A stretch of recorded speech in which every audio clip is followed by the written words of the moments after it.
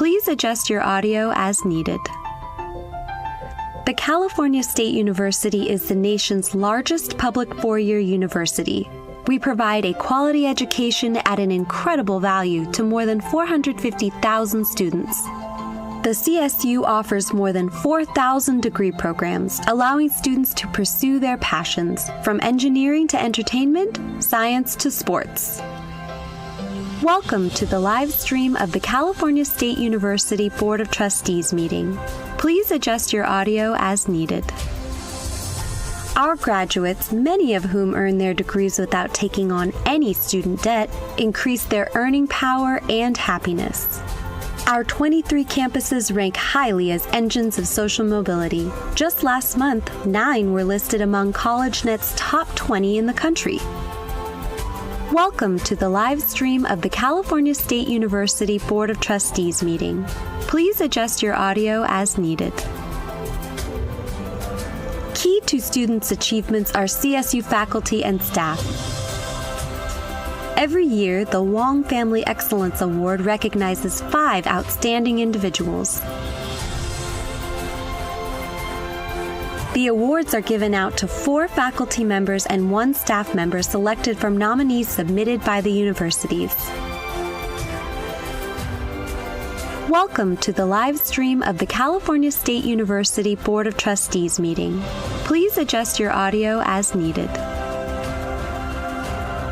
They are applauded for advancing the CSU mission through excellence in teaching, scholarship, and service. Each honoree will receive $20,000 from the awards established in 1998 by CSU Trustee Emeritus Stanley T. Wong. Congratulations to our 2024 awardees.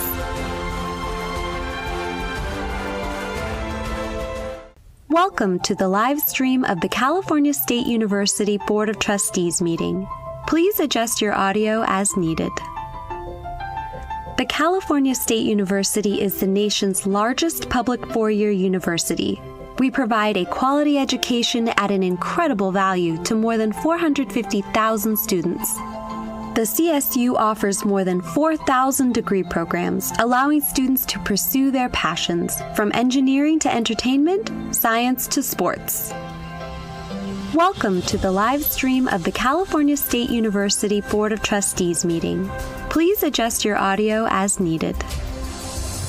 Our graduates, many of whom earn their degrees without taking on any student debt, increase their earning power and happiness.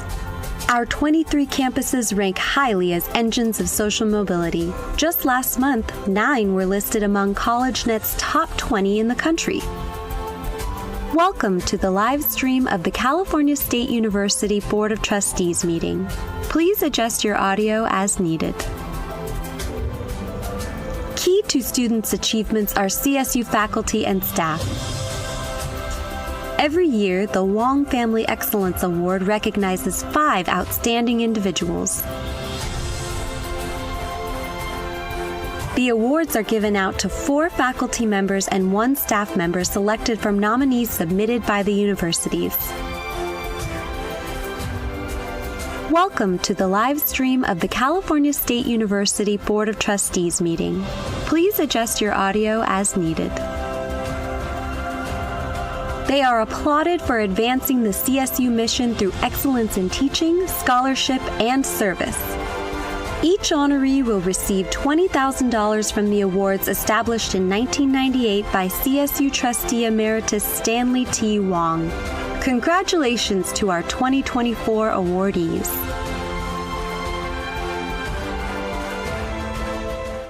Welcome to the live stream of the California State University Board of Trustees meeting. Please adjust your audio as needed. The California State University is the nation's largest public four-year university. We provide a quality education at an incredible value to more than 450,000 students. The CSU offers more than 4,000 degree programs, allowing students to pursue their passions, from engineering to entertainment, science to sports. Welcome to the live stream of the California State University Board of Trustees meeting. Please adjust your audio as needed. Our graduates, many of whom earn their degrees without taking on any student debt, increase their earning power and happiness. Our 23 campuses rank highly as engines of social mobility. Just last month, 9 were listed among CollegeNet's top 20 in the country. Welcome to the live stream of the California State University Board of Trustees meeting. Please adjust your audio as needed. Key to students' achievements are CSU faculty and staff. Every year, the Wong Family Excellence Award recognizes 5 outstanding individuals. The awards are given out to 4 faculty members and 1 staff member selected from nominees submitted by the universities. Welcome to the live stream of the California State University Board of Trustees meeting. Please adjust your audio as needed. They are applauded for advancing the CSU mission through excellence in teaching, scholarship, and service. Each honoree will receive $20,000 from the awards established in 1998 by CSU Trustee Emeritus Stanley T. Wong. Congratulations to our 2024 awardees.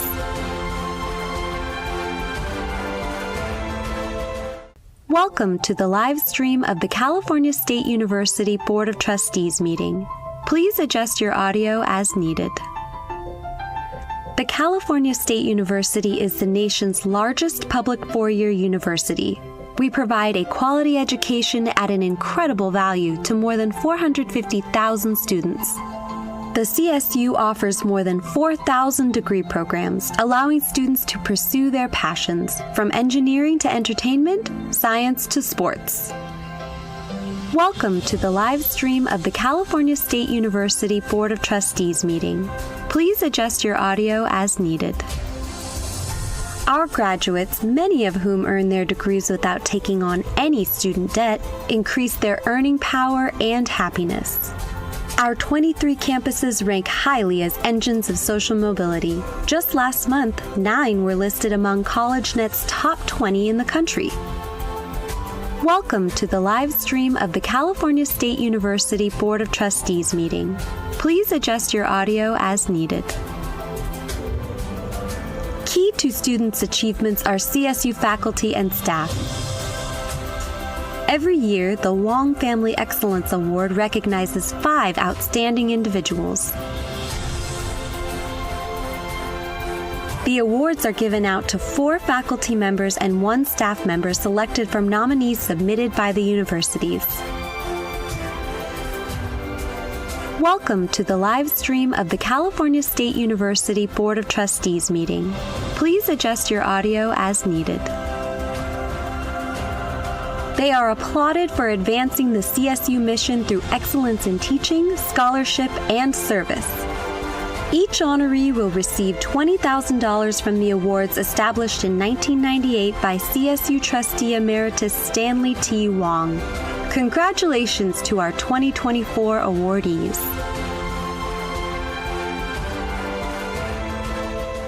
Welcome to the live stream of the California State University Board of Trustees meeting. Please adjust your audio as needed. The California State University is the nation's largest public 4-year university.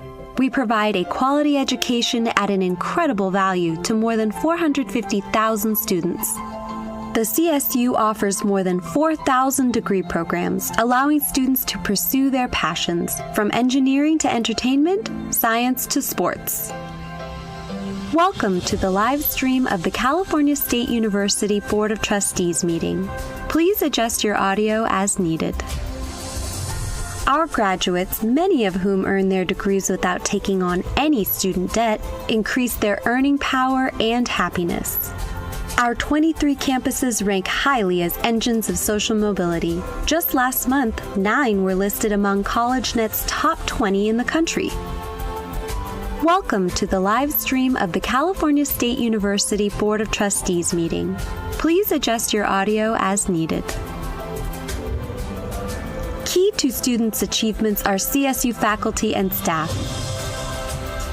Every year, the Wong Family Excellence Award recognizes 5 outstanding individuals. The awards are given out to 4 faculty members and 1 staff member selected from nominees submitted by the universities. Welcome to the live stream of the California State University Board of Trustees meeting. Please adjust your audio as needed.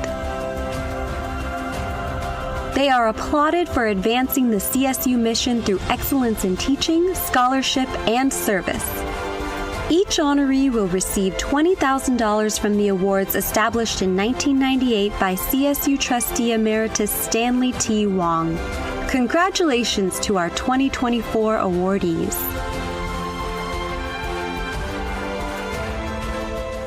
Welcome to the live stream of the California State University Board of Trustees meeting. Please adjust your audio as needed. The California State University is the nation's largest public four-year university. We provide a quality education at an incredible value to more than 450,000 students. The CSU offers more than 4,000 degree programs, allowing students to pursue their passions, from engineering to entertainment, science to sports. Welcome to the live stream of the California State University Board of Trustees meeting. Please adjust your audio as needed. Our graduates, many of whom earn their degrees without taking on any student debt, increase their earning power and happiness. Our 23 campuses rank highly as engines of social mobility. Just last month, 9 were listed among CollegeNet's top 20 in the country. Welcome to the live stream of the California State University Board of Trustees meeting. Please adjust your audio as needed. Key to students' achievements are CSU faculty and staff. Every year, the Wong Family Excellence Award recognizes 5 outstanding individuals. The awards are given out to 4 faculty members and 1 staff member selected from nominees submitted by the universities. Welcome to the live stream of the California State University Board of Trustees meeting. Please adjust your audio as needed. They are applauded for advancing the CSU mission through excellence in teaching, scholarship, and service. Each honoree will receive $20,000 from the awards established in 1998 by CSU Trustee Emeritus Stanley T. Wong. Congratulations to our 2024 awardees.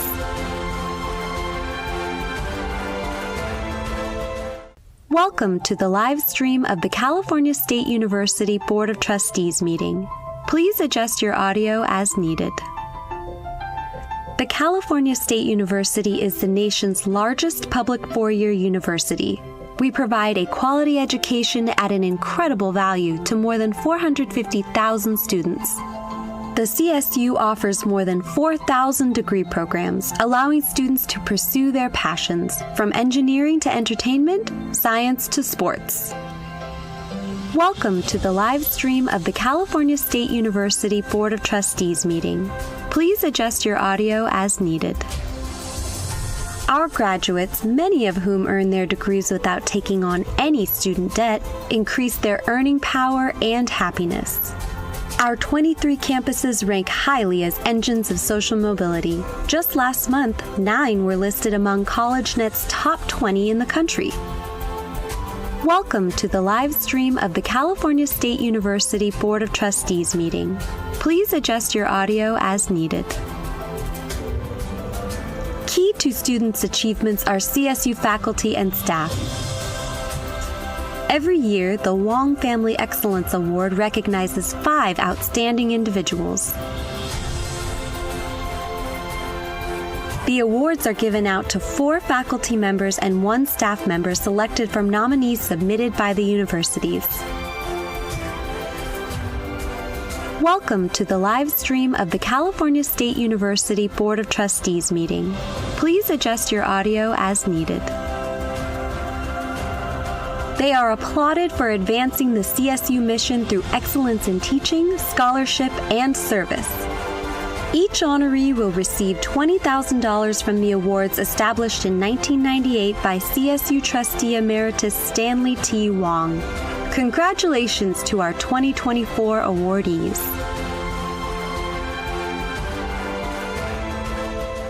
Welcome to the live stream of the California State University Board of Trustees meeting. Please adjust your audio as needed. The California State University is the nation's largest public four-year university. We provide a quality education at an incredible value to more than 450,000 students. The CSU offers more than 4,000 degree programs, allowing students to pursue their passions, from engineering to entertainment, science to sports. Welcome to the live stream of the California State University Board of Trustees meeting. Please adjust your audio as needed. Our graduates, many of whom earn their degrees without taking on any student debt, increase their earning power and happiness. Our 23 campuses rank highly as engines of social mobility. Just last month, 9 were listed among CollegeNet's top 20 in the country. Welcome to the live stream of the California State University Board of Trustees meeting. Please adjust your audio as needed. Key to students' achievements are CSU faculty and staff. Every year, the Wong Family Excellence Award recognizes 5 outstanding individuals. The awards are given out to 4 faculty members and 1 staff member selected from nominees submitted by the universities. Welcome to the live stream of the California State University Board of Trustees meeting. Please adjust your audio as needed. They are applauded for advancing the CSU mission through excellence in teaching, scholarship, and service. Each honoree will receive $20,000 from the awards established in 1998 by CSU Trustee Emeritus Stanley T. Wong. Congratulations to our 2024 awardees.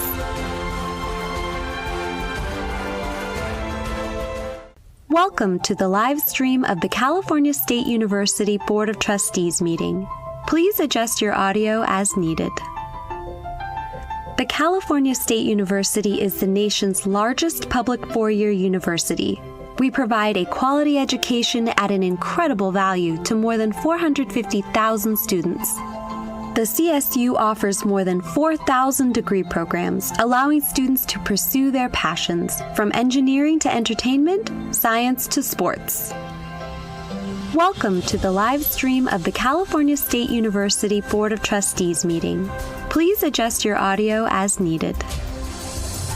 Our graduates, many of whom earn their degrees without taking on any student debt, increase their earning.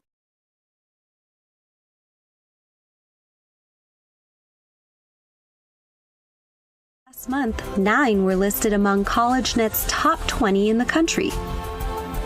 Welcome to the live stream of the California State University Board of Trustees meeting. Please adjust your audio as needed. Key to students' achievements are CSU faculty and staff. Every year, the Wong Family Excellence Award recognizes 5 outstanding individuals. Good morning and welcome back, everyone. Trustee Lopez, will you please convene the Committee on Finance? Thank you, Chair Fong. Will the meeting of the Committee on Finance please come to order? We have a consent agenda with 4 items. Does any committee member want to remove the item for a separate discussion? If not, can I have a motion to approve the consent agenda? So moved. Second? Do I have a second? Second. Thank you. Do we need a roll call? Please take a roll call. Trustee Lopez. Yes. Trustee McGrory. Yes. Trustee Adamson. Trustee Fagan. Yes. Yes. Trustee Ghilarducci. Yes. Trustee Gilbert-Lorry. Yes. Trustee Ortiz-Morfitt.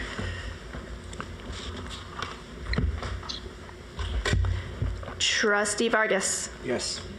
Trustee Melikar. Yes. Chair Fong. Yes. Chancellor Garcia. Yes. Motion passes. Thank you. So the consent agenda has been approved. We now move to the discussion items. We have 3 discussion items.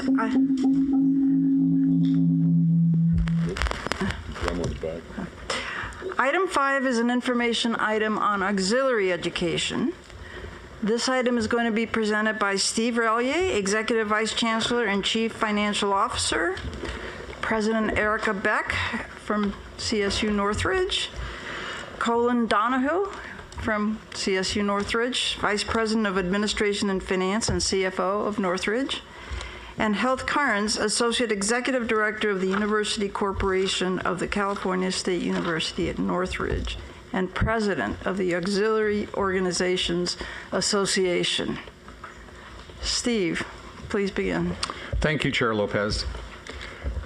So here we go. Today's presentation describes the role of auxiliary organizations in the California State University. Currently, we've got 88 auxiliary organizations that help support the CSU mission and its financial needs. They provide essential services and activities that are vitally important to ensuring the success and achievement of our students. These organizations perform a wide variety of functions and operate in close coordination with our universities and the system, providing essential services to our students. Auxiliaries exist as separate legal entities, each with their own governing board. And due to the flexibility of our auxiliaries, they are there when the CSU takes on large and vexing challenges, and they do step up when they're called upon. So I will again introduce the folks who are with me today who will be presenting. Heather Carnes is closest to me, and she is the president of the Auxiliary Organizations Association, and Heather also is the associate executive director of the University Corporation at Cal State Northridge. Next to Heather is Colin Donahue. He's the Vice President for Administration and Finance and the Chief Financial Officer at CSUN. And of course, we have President Beck right on the other side of Colin. So with that, I'm going to turn the presentation over to start with Heather to talk a bit about the purpose of auxiliary organizations within the CSU. Heather? Good morning. Thank you, Steve. CSU auxiliary organizations are separate legal entities created under the Education Code to support our universities, their missions, students, faculty, and staff. Most auxiliaries are 501c3 nonprofit public benefit corporations, but are part of the CSU system and therefore subject to its applicable laws, regulations, and policies. Most importantly, auxiliary organizations exist to support student success by providing leadership opportunities in student government organizations, opportunities to serve as auxiliary board members, gaining a valuable understanding of organizational leadership, meaningful work on research projects with faculty, on-campus employment, which is convenient and syncs well with class schedules, and paid internships in their major or field of study. Auxiliary organizations also provide and support essential services and activities for our students through associated student body organizations, student unions and recreation centers, student dining and housing services, bookstores, child care centers, and more. Auxiliaries also administer licensing and facility rental programs, which includes commercial filming, cell sites, and more recently on some universities, sponsorship partnerships. They administer externally funded grants and contracts supporting faculty and student research. Universities and communities benefit from auxiliaries managing and operating real estate development projects, such as San Diego State's Mission Valley development. Auxiliaries innovate relentlessly to support students' basic needs, such as at Cal State University Northridge, where the student union is partnering with the university to develop a basic needs suite, which will house the food pantry, cold food storage and food preparation facilities, as well as basic needs offices with care coordinators to connect students with other resources related to food insecurity, emergency housing, and financial support. In addition, most philanthropic activities, such as endowments and gifts, are typically managed by an auxiliary on behalf of the university. My colleague Colin Donahue will cover how auxiliary organizations work in collaboration with their universities. Thanks, Heather. As mentioned earlier, each auxiliary organization has a governing board that directs its activities and affairs. The auxiliaries board's voting membership often includes students, staff, and non-university community members. Most auxiliary boards also include the university president and university CFO, which provides a greater connection between the university and the auxiliary while providing additional oversight. Auxiliary board members are required to perform their governance function complying with the organization's policies and using due care in decision-making. The board guides overall planning for the auxiliary, approves the budget and expenditures, and oversees investments, among other duties. Auxiliary organizations work cooperatively with the university to provide services requested by the university. Each university president is responsible and accountable for ensuring the fiscal viability of these organizations and compliance with applicable CSU policies by executing an operating agreement that authorizes functions performed by the auxiliary. Annually, auxiliary organizations submit their budget to the university president for review and approval to ensure that the auxiliary operates consistent with the university mission. The university chief financial officer is the primary university official responsible for administrative compliance and fiscal oversight of university auxiliary organizations. University chief student affairs officers provide essential guidance to many auxiliary organizations to help maintain good standing status, which includes compliance with policies, social responsibility, and good business practices. Ongoing partnership and oversight are also provided by the Chancellor's Office. Auxiliaries participate in audits conducted by the Chancellor's Office to ensure compliance with policies and procedures. To help manage risk and maintain transparency, auxiliary organizations are required to provide annual financial audits performed by an external independent CPA. The results of these audits are reported annually to the Board of Trustees as part of the CSU system-wide financial statements. Program audits of auxiliary organizations are conducted by the CSU and auxiliary internal auditors, and pursuant to the Nonprofit Integrity Act, each auxiliary organization establishes an audit committee if annual revenues exceed $2 million. Each auxiliary files an annual IRS information return that provides the public with key financial information, and these documents are made available on the auxiliary organization's website. Lastly, the Auxiliary Organization Risk Management Authority, a component of the CSU Risk Management Authority, provides insurance coverage for CSU auxiliary organizations. To provide a sense of the scope of activities that our auxiliary organizations carry out, in fiscal year 21-22, auxiliary organizations on the 23 universities and the Chancellor's Office managed assets valued at $6.4 billion, collected revenues totaling over $2 billion, and administered $641 million in federal, state, local, and private contract and grant activities. Auxiliaries are an integral part of the CSU financial picture and contribute significantly to achieving the mission of the CSU. So now I'd like to turn over to our CSU Northridge President, Erica Beck, and she will talk about the value of auxiliary organizations at our university. Yeah, thanks, Colin, and good morning, trustees. I really appreciate the opportunity to reinforce the vital role that auxiliaries play in supporting the mission of the CSU and its 23 universities. Their financial contributions are instrumental in meeting our goals, particularly in the resource-constrained environment that we all face. So let me expand on just a few key contributions our auxiliaries are making at CSUN. The University Corporation has acquired 44 single-family and townhomes surrounding the university that are leased to faculty and staff at below market rates. With the high cost of housing within the region, this resource is really important to our retention and recruitment efforts. Heather touched on the incredible $20 million basic needs suite, the project that the USU is developing in conjunction with the university. Upon completion of the project, the USU will fund and manage the ongoing operation of this crucial student success.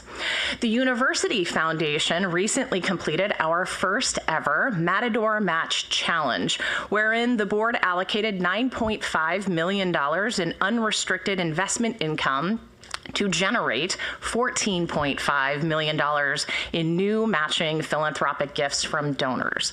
In short, this 12-month initiative generated $24 million in philanthropic support dedicated to short-term and current use priorities identified by the deans and campus leaders.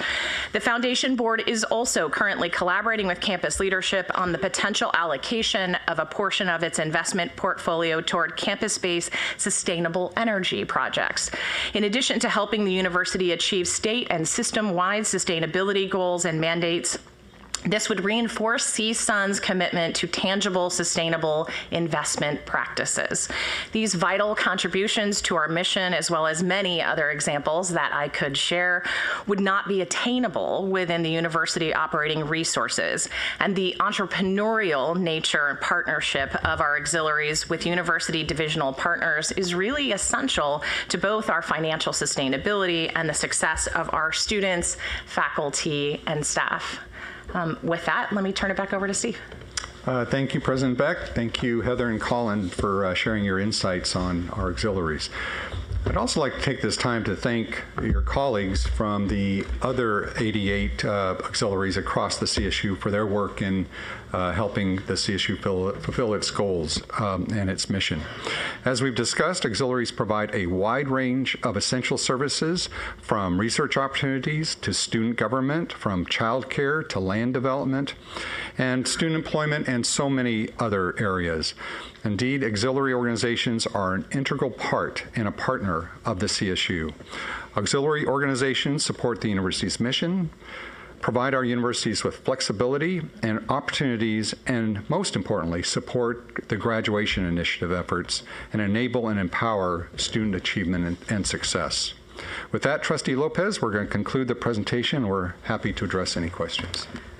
Thank you very much, and thank you, Heather. Obviously not health, which must have been an autocorrect typo here on my script. So really very appreciative of all the work that all the auxiliary organizations, and clearly they are an essential part of our mission and our work.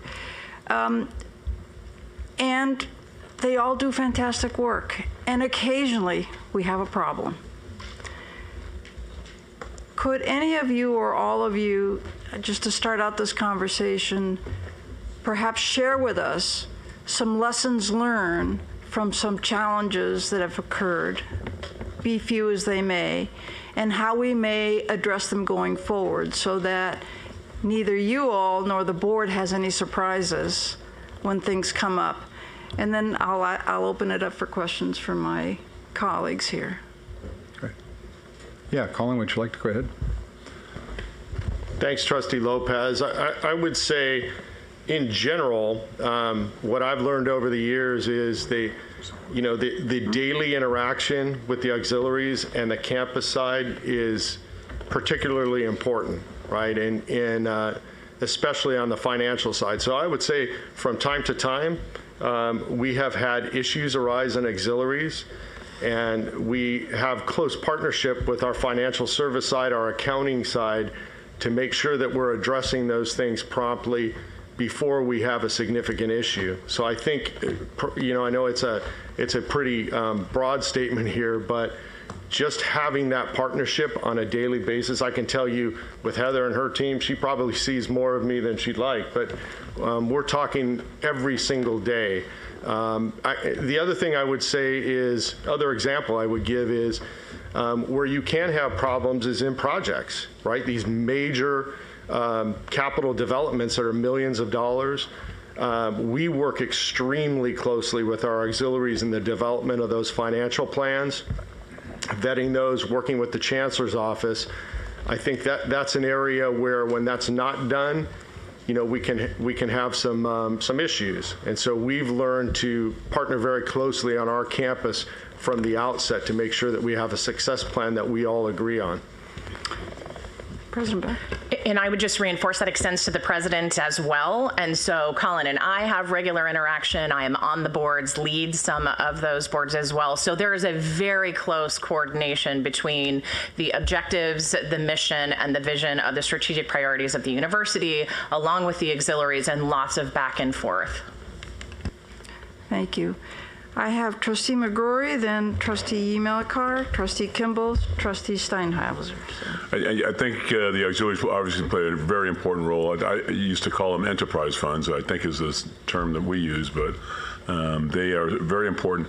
The concern I have is when we have issues, it seems like the general funds on the campuses are under a brighter microscope in terms of accounting practices than the auxiliaries. And I just want to make sure, and I think I've mentioned this to Vlad a few times before, that we have a really rigorous auditing and review of what's going on inside the auxiliaries. And frankly, not to pick on Luke, but he inherited this, but I would like to see a forensic report on how we ended up in the situation we ended up with NPR at Sacramento State. Somebody didn't catch something. There must have been red flags going off, but we need to make sure we are really tight in terms of our review of the auxiliaries, and they are independent, but they need to be under the same microscope as the general funds. Trustee McGrory, if I could just jump in. First of all, thank you for that question. I know that forensic analysis is going on with the example that you just gave. I don't want to speak for Vlad, and Vlad, feel free to jump in here, but I know that based on our experience, Vlad, I think now allocates somewhere in the neighborhood of 15 to 20% of his all of his resources towards auxiliary reviews and audits. In addition to what Colin had described earlier with our requirement that there be an external audit of each of the auxiliaries, we also have our major university external auditor, KPMG, do a consolidation of all those external auditors and do another review of that. So we will still have from time to time those issues come up, and we have to do the kind of analysis that you're talking about. Thank you. Glenn? Just to confirm, yeah, we allocate 15 to 20% of our audit resources to auxiliary audits every year. When we have sort of a meaningful, negative report like this, we take a look back and we'll look at the forensic review. We'll look to see, did we miss something? Can we enhance our risk assessment process to try to get ahead, ahead of these issues before they kind of become a much larger audit problem? Thank you. Trustee Melikar? Thank you, Trustee Lopez, and many thanks to EVC Rallier and the CSU team for their presentation. It was very informative. I'd just like to piggyback on my colleagues' comments and ask you a little bit more in-depth information about the financial transparency that's ensured for the auxiliary organizations. Yeah, thank you, Trustee Melikar. As President Beck and Vice President Donahue were mentioning, the presidents do have the ultimate authority and responsibility to examine the finances and approve the budgets of each of these auxiliaries. And as President Beck indicated, they oftentimes also sit on those auxiliaries to ensure that. If you go to the CSU Financial Transparency website, which I believe, I've said this before, I continue to believe it is the best university financial website in the United States, I think, in terms of its functionality and its transparency. But if you go to that, you can also drill down on auxiliaries as well and see financial information there. And then the other thing I'll just mention is, because these are nonprofit, essentially they're usually 501c3s, they do have the requirements of filling out the Form 990 information and the other documents like that. Thank you. I will follow up. Thank you. Thanks. Thank you. Trustee Kimball? So thank you, everybody, team, on explaining the auxiliaries, particularly to the new trustees. I know that when I came on the board for a few years, I don't think we had a presentation, and I would hear about them, and I did not realize how they worked. I have a question about I guess it would be the different, some of the campuses, you have the 88 auxiliaries. Some campuses have maybe 3. Others have as many as 6. And I'm wondering, particularly for the ones like Student Union, they're often spelled out as the Student Union Auxiliary. And then you've got food services. The ones that are not showing that, is that because it's not an auxiliary that's running that? Or is it somehow under an umbrella auxiliary with another name? Yeah, so there's some differences campus to campus, and Steve, you can fill in anything I miss here. But for example, at Cal State Northridge, we have 5 auxiliaries. 2 of those are student auxiliaries. We do have associated students, as most campuses, or that most call them ASI. But then we also have our student union as a separate auxiliary, which is not always the case. And then we have 3 other, Heather's, for example, is really the business side. They do all our real estate. They do our post-award work. They do all of our commercial services. So it does vary a little bit. And I know some campuses, for example, for us, Trustee McGrory mentioned housing, right? Our housing operation is a true enterprise. It is not an auxiliary. It's not a 501c3. It's a campus-side enterprise operation that is fully self-supporting. But there are, I think, a couple of campuses, Steve, that have auxiliaries for housing. That are auxiliaries for housing. That's right. So I'm sorry, because you mentioned you call them enterprises, and you just Trustee McGrory called them. You said we call them enterprises, and then you said that it's an enterprise, not an auxiliary. I think it acts like it acts. It's an auxiliary that acts like and is an enterprise fund. An enterprise fund means that the expenses in that particular activity are offset by revenues that are collected against it.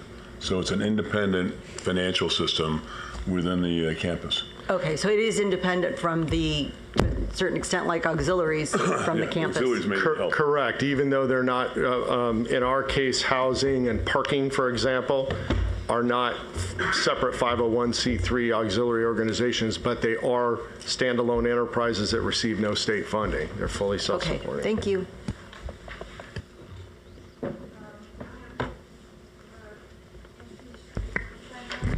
Thank you, Trustee Lopez, and thank you for your presentation.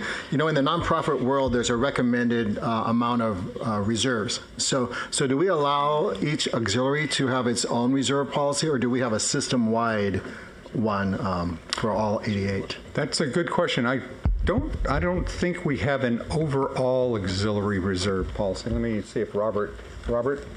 Yeah, Robert says no. I think each campus does establish the reserve policy. Because the auxiliaries are so varied in size and scope, we allow them to do that. Now, we do have certain rules that if an auxiliary, for example, is going to propose a capital project, then we'll say, okay, well, to do this project, we want to see 1.5x the amount of revenues and balances to cover future debt service and all that. So we'll have guidelines for coverage factors and reserves on particular activities, but the campus will set it for the overall auxiliary requirement. I have Trustee Brar, Fagan, and then Gilbert Lurie. As a new trustee, and I thank Trustee Kimball for bringing this up, I'm learning as we go, and I was under the assumption that, for example, when we talk about the rec center or food services, that was under the umbrella of the CSU as far as the funds are concerned. So what I'm understanding here from the auxiliaries is that's completely separate, and they're running them, and that money isn't coming back to the CSU. Would that be a correct statement? Can I, let me just, thank you, Trustee Brar, for that question. You're right, but I would also qualify it that when we say they're separate, but with a lot of control and governance by the university. So as you heard from President Beck and Vice President Donahue, they oversee, who is on the board of the auxiliary. They approve the budget of the auxiliary. They are responsible and have the authority to do whatever they need to do with that auxiliary. So it's separate because it's a 501c3 organization. It files a separate tax form, but it has a lot of control and oversight by the campus. Okay, and I guess I'm just thinking with my business hat on, we always want to run everything in-house, quite frankly, and so I guess it's something I have to learn a little more about. And I would wonder why we wouldn't just run it, but that's just me. So thank you. Trustee Breyer, it is a good question. So please feel free, and we can talk more about this if you want to go into more depth. The most recent auxiliary that we created not too long ago was one to oversee the Mission Valley project in San Diego that Trustee McGrory and I think, co-chair an advisory committee on the Mission Valley project. And that project is so complex and has so many moving parts. We just, after a lot of, we looked at this for a few months. We decided, let's put this in an auxiliary, a separate 501c3, because it'll give us the additional nimbleness and ability to move quickly on opportunities that arise, as opposed to some of the bureaucracy that's tied with the university. But again, President De La Torre closely oversees that auxiliary and it improves its budget, oversees the governance of it. So what we're trying to do is get our cake and eat it too, right? We want the independence so those auxiliaries can be flexible, nimble, quick, take advantage of opportunities. But at the same time, we want to exert enough control over it so that we make sure that it benefits the university to the optimal amount.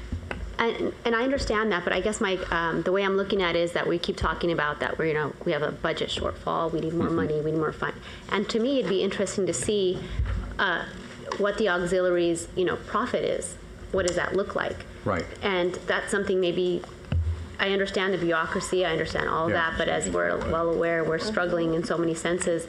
And if there is an opportunity for us to maybe look at things where we can take it under our umbrella and be more profitable and help us, I think that's something to think about and look at. It's a really good point. And one of the things I know every single one of our presidents think about is to what extent can those auxiliaries contribute to the bottom line of the university? And all of the auxiliaries, they really have a couple of functions. One is to support the academic mission of the campus, support student success, support our students, but also to provide revenue to the campus.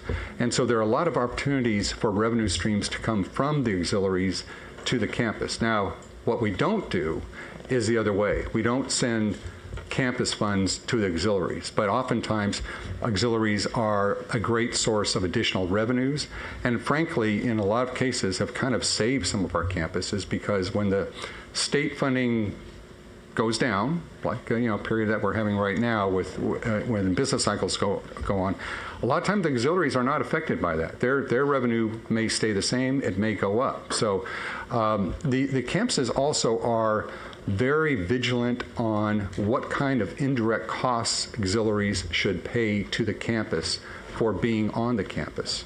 What are the types of services that by just being on the campus, a campus provides to auxiliary, and the auxiliary then has to repay or fund the campus for those types of indirect costs. And that's a big financial help to the campus as well. Thank you. Thank you. Trustee Fagan?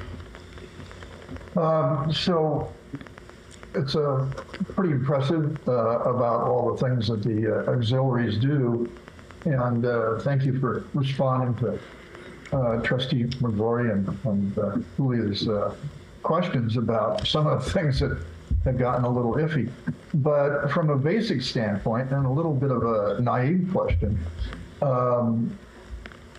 could you explain a little bit, Steve, you and President Beck have touched on it a little bit, but could you explain a little bit more about why auxiliaries exist at all?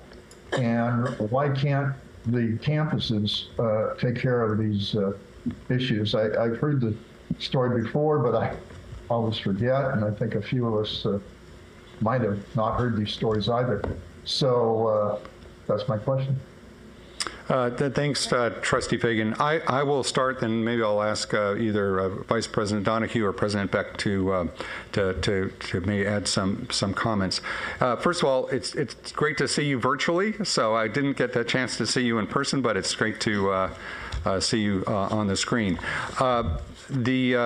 It's a very good question, and before we create an auxiliary, we do take a lot of time, and oftentimes it's months. And I'll use again the example of the most recent one, which is the Mission Valley auxiliary. And we'll look very carefully on, does this make sense? Why would we do this when it could be done within the university? Can it be done with the university? And we'll use kind of a litmus test of, what would be the benefit of it being a separate 501c3? Does it help us in terms of risk management? One of the things that Vice President Donahue mentioned is auxiliaries have their own, it's kind of like their own insurance company that covers all 88 auxiliaries. It's the initial is AORMA, Auxiliary Organization Risk Management Association. Did I get that right? Which is a big organization, but because we consolidated all risk into one big insurance company for the auxiliaries, which is associated with essentially the insurance company that we've created for the rest of the CSU, it allows us to manage risk, and sometimes having an entity in a separate 501c3 creates a kind of a risk insulation from the campus, and that can be a use. Oftentimes, auxiliaries, because of the way they're structured, can move faster, can take advantage of opportunities quicker, particularly in capital, in retail, and things like that, which universities, governance structure sometimes just slows down.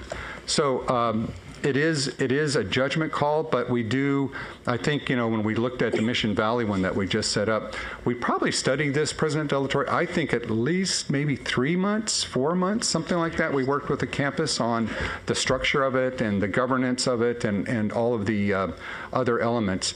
And oftentimes we will do that analysis and say, no, it's not worth it. Let's not do it. Well, it really is, looking at all of these elements to see, does it make sense in today's environment? Is there more gain than is lost by having it as a separate 501c3, but one that we do have a lot of control over? Steve, can I add also, yes. Just reinforce something you said? Really, efficiency is a huge issue for us on the campus, and the auxiliaries are, and I'll use Heather's auxiliary as an example, the University Corporation.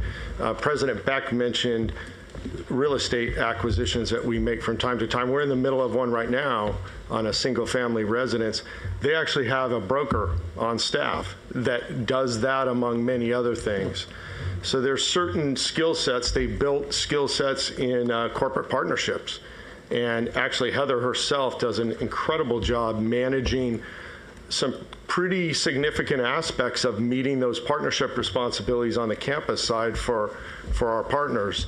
Those skill sets have been built over the years, and they're able to be pretty nimble in areas that we don't have staff that is designated on the campus. So that's a great efficiency for us. And I just go back to what you said about just the structure in Ed Code of these auxiliaries, right? They're self-supporting entities. So there is a significant risk shift from the campus where the general fund doesn't absorb risk in areas like in food service. I can give a good example. We actually self-operated our food service for many years. We don't now.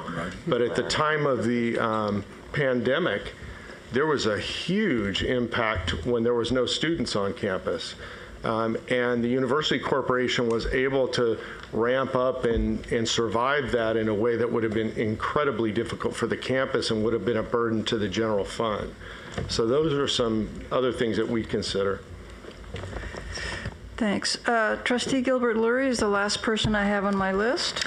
Thank you, and thank you for the presentation. As a newish board member, this is all new and interesting to me.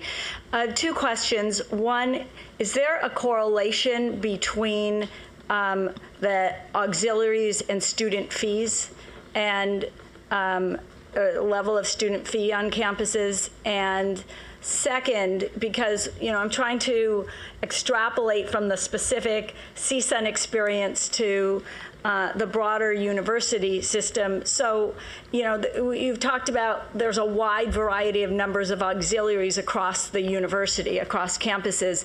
And so what do we glean from that? Are we are campuses that have more auxiliaries more financially nimble? Or like, is that something we would push for? Are there ideal numbers? Are there certain types of auxiliaries based on your experience that every university should have at this point? Like, what are we supposed to, what have we learned from your situation that we communicate to the other universities in terms of best practices? I'll take that one. I would, in response to the fee question, right, that would primarily be with the for set fees with the student organizations, right? So with Associated Students and with, in our case, the USU, those auxiliaries have fees just like all campuses. If you look in the financial statement, all the campuses are going to be listed and all the fees are shown in a table there, some of which are auxiliaries, some of which are not. So, but do higher student fees tend to be correlated with campuses that have more auxiliaries? I don't think so. Yeah, I would not say so. In fact, I was just looking at the financials a few days ago for the system on the auxiliaries, and I would say we do not have higher fees at Cal State Northridge. We're pretty much on the average, and we do have the auxiliaries for both those. President Beck? Just sort of tangentially related, but I think important to sort of bring the conversation back is that the auxiliaries exist to serve our faculty, staff, students, and broader community, right? They exist to support the university and the work that we do. And we're always asking ourselves to be more entrepreneurial, to be more innovative, to be more responsive. The auxiliary structure allows us to do that in a way that, as Colin indicated, allows us to ramp up and ramp down in the real estate space, which are so important for affordable student housing, and lots of other regards. So they aren't entities just unto themselves. They exist to support the educational mission of the university. And I just thought it was important to sort of reinforce that point. I think that's a fine way to end this conversation. Thank you very much. Thank you, trustees, for excellent questions. Let's move on to item 6. Which is the first report on our 24-25 operating budget. And Steve Relier and Ryan Storm, Assistant Vice Chancellor for the budget, will present this. And then we're going to hear from a couple of presidents, President Lynn Mahoney and Richard Yao, to talk about what's going on in their campuses vis-a-vis the budget. So, Steve? All right, thank you, Chair Lopez. I'm just, there's President Mahoney. I was just looking for her, and I see she's gathering up her stuff. So as Chair Lopez said, this item provides the latest developments in the governor's proposed budget that he announced on January 10th, so just a few weeks ago. And we're going to talk about its impact on the CSU budget plan for the 24-25 fiscal year. So I'm going to just start with the bottom line, and that is essentially that the governor's budget proposal includes a one-year funding delay for the CSU. It is to be reimbursed at the beginning of the following year with a one-time and ongoing funding allocation by the state of California.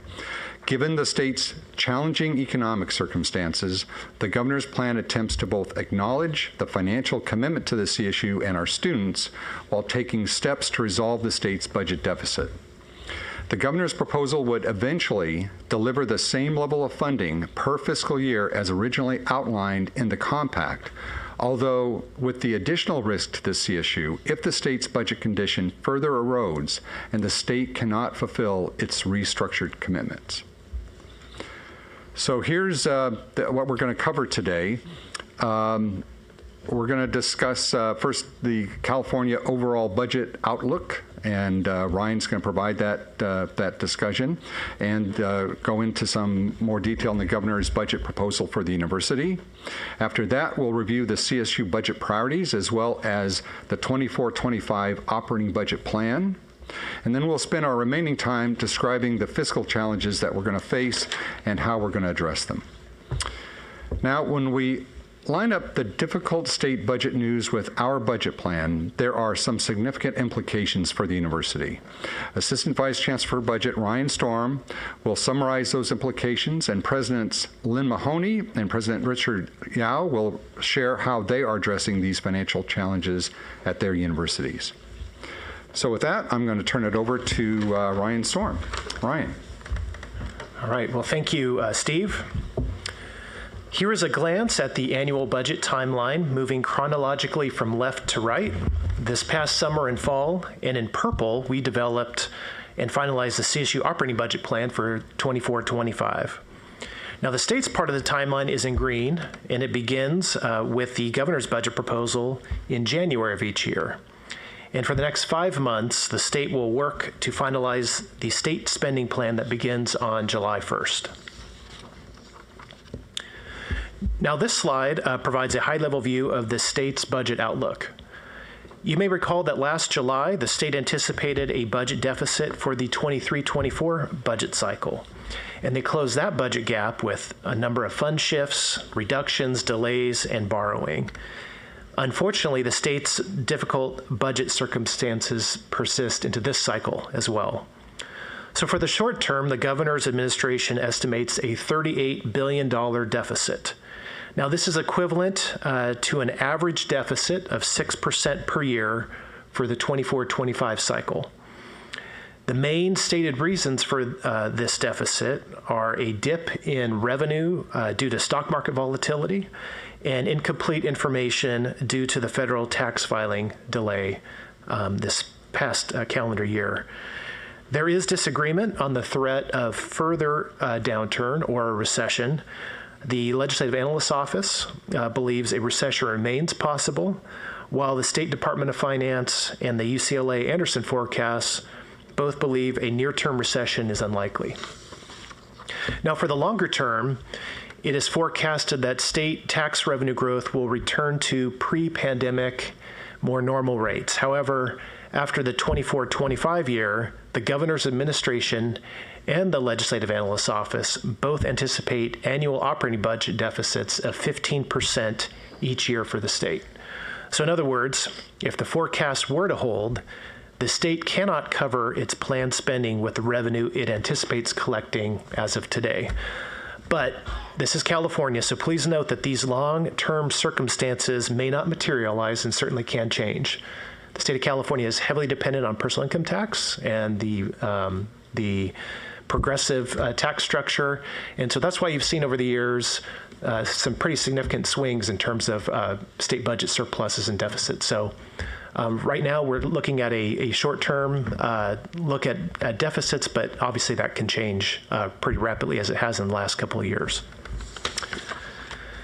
So with that important glance at the state's budget, let's now turn to the specific gubernatorial proposals for the CSU. So as Steve mentioned, there are no new ongoing or one-time funding proposals for the CSU in 24-25.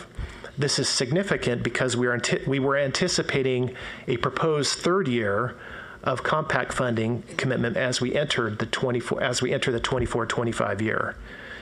Instead, the governor proposed a one-year deferral of the compact, given the state's economic circumstances. Now, there are several details associated with this proposal, and one of the best ways to describe it is what happens each fiscal year. So let's start with 24-25. That's the upcoming fiscal year. For that year, the governor's administration suggests the CSU would spend approximately $240 million in one-time funds in support of the compact goals and the CSU's budget plan. How that is to be accomplished would still be determined by the CSU. For 25-26, there are a series of steps the state would take. First, the state would reimburse the CSU with that $240 million of one-time funding. Second, the state would appropriate $240 million of ongoing funding to fulfill year 3 of the compact commitment. And then third, the state would appropriate $252 million approximately of ongoing funding to fulfill year 4 of the compact commitment. So the bottom line is this. The governor's proposal would deliver the same level of funding per fiscal year as originally outlined in the compact, demonstrating both in word and deed the administration's continued commitment to the goals of the multi-year compact. Next, we'll review the budget priorities and the plan for the CSU. Now, due to the challenging state budget picture and the governor's modification of the compact, we believe it important to walk through our funding priorities so that you can see what we continue to advance and potentially what is at stake. On the screen are those funding priorities that reflect the values and mission of the university. So they are academic and student support, basic needs and mental health, Title IX implementation and ongoing costs, infrastructure, including new facilities and ongoing maintenance, compensation to attract and retain outstanding faculty and staff, as well as increased funding for the State University Grant Program. Now, these items here tie to the expenditure priorities articulated in the 24-25 operating budget plan, which you can see right here. So this table shows those funding priorities I just described from the operating budget plan approved by the trustees this past September. While there are a lot of details on this screen, I am showing you this slide to make a general point. We have many budget priorities as evidenced here. You can see here a column that that's titled tuition and within compact. And that column visually shows that the tuition rate increase from last fall plus compact funding would help advance many of our priorities. And that hasn't changed since this fall because of the governor's proposal. But you can also see the second column titled above compact. This column indicates that we could do more in many of the priorities if, and only if, the state's fortunes were to take a significant turn for the better, and the CSU remains a priority of the governor and legislature this spring and into this summer. We will continue to share the CSU's message in the state capitol this spring and summer through our advocacy efforts.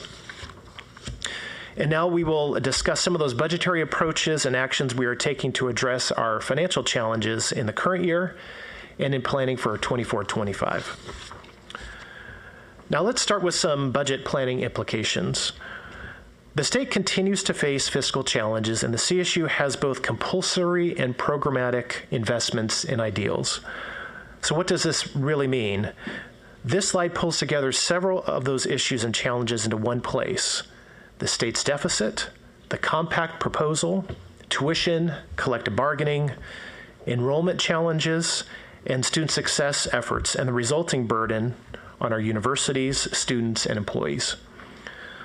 So first, the compact, or you could probably call it the modified compact, and the tuition rate increase. Both of those together are critical to the CSU's financial success. Second, the compact and the new tuition will still support many, but certainly not all, of the trustees' budget priorities included in this latest plan. Third, the state is very limited in what it can do on the budget. We must be realistic about the current situation, as well as the out years, but also realize that we are at an early stage in the budget cycle, and there is the possibility for some improvement to the state's budget picture. Fourth, we are now rebalancing university budgets beginning in the 24-25 year so that universities with the capacity and demand have the resources to grow their enrollments. Resources will be moved to where the students are going. Fifth, there continues to be a gap between new operating budget revenue and anticipated new collective bargaining costs. Generally, the assumptions that we shared last September have not changed. Our 23 universities had to cover a $138 million shortfall this fiscal year, and we anticipate at this point a $110 million shortfall in 24-25 and about a $74 million shortfall in 25-26. This will require challenging trade-offs and decisions by each university, and we will talk a little bit more about that later.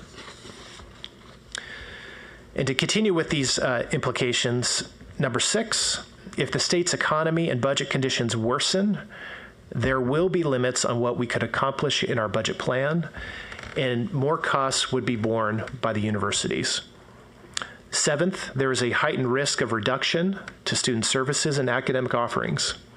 In some cases, reductions in services reductions to services and offerings are already underway. And eighth, there will be no immediate clarity with many of these implications. In fact, due to the compact deferral, the timeline now is longer than usual.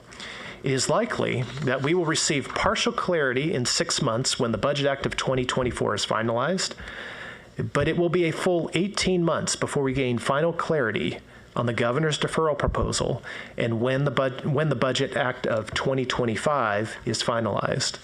This makes planning a little bit more difficult.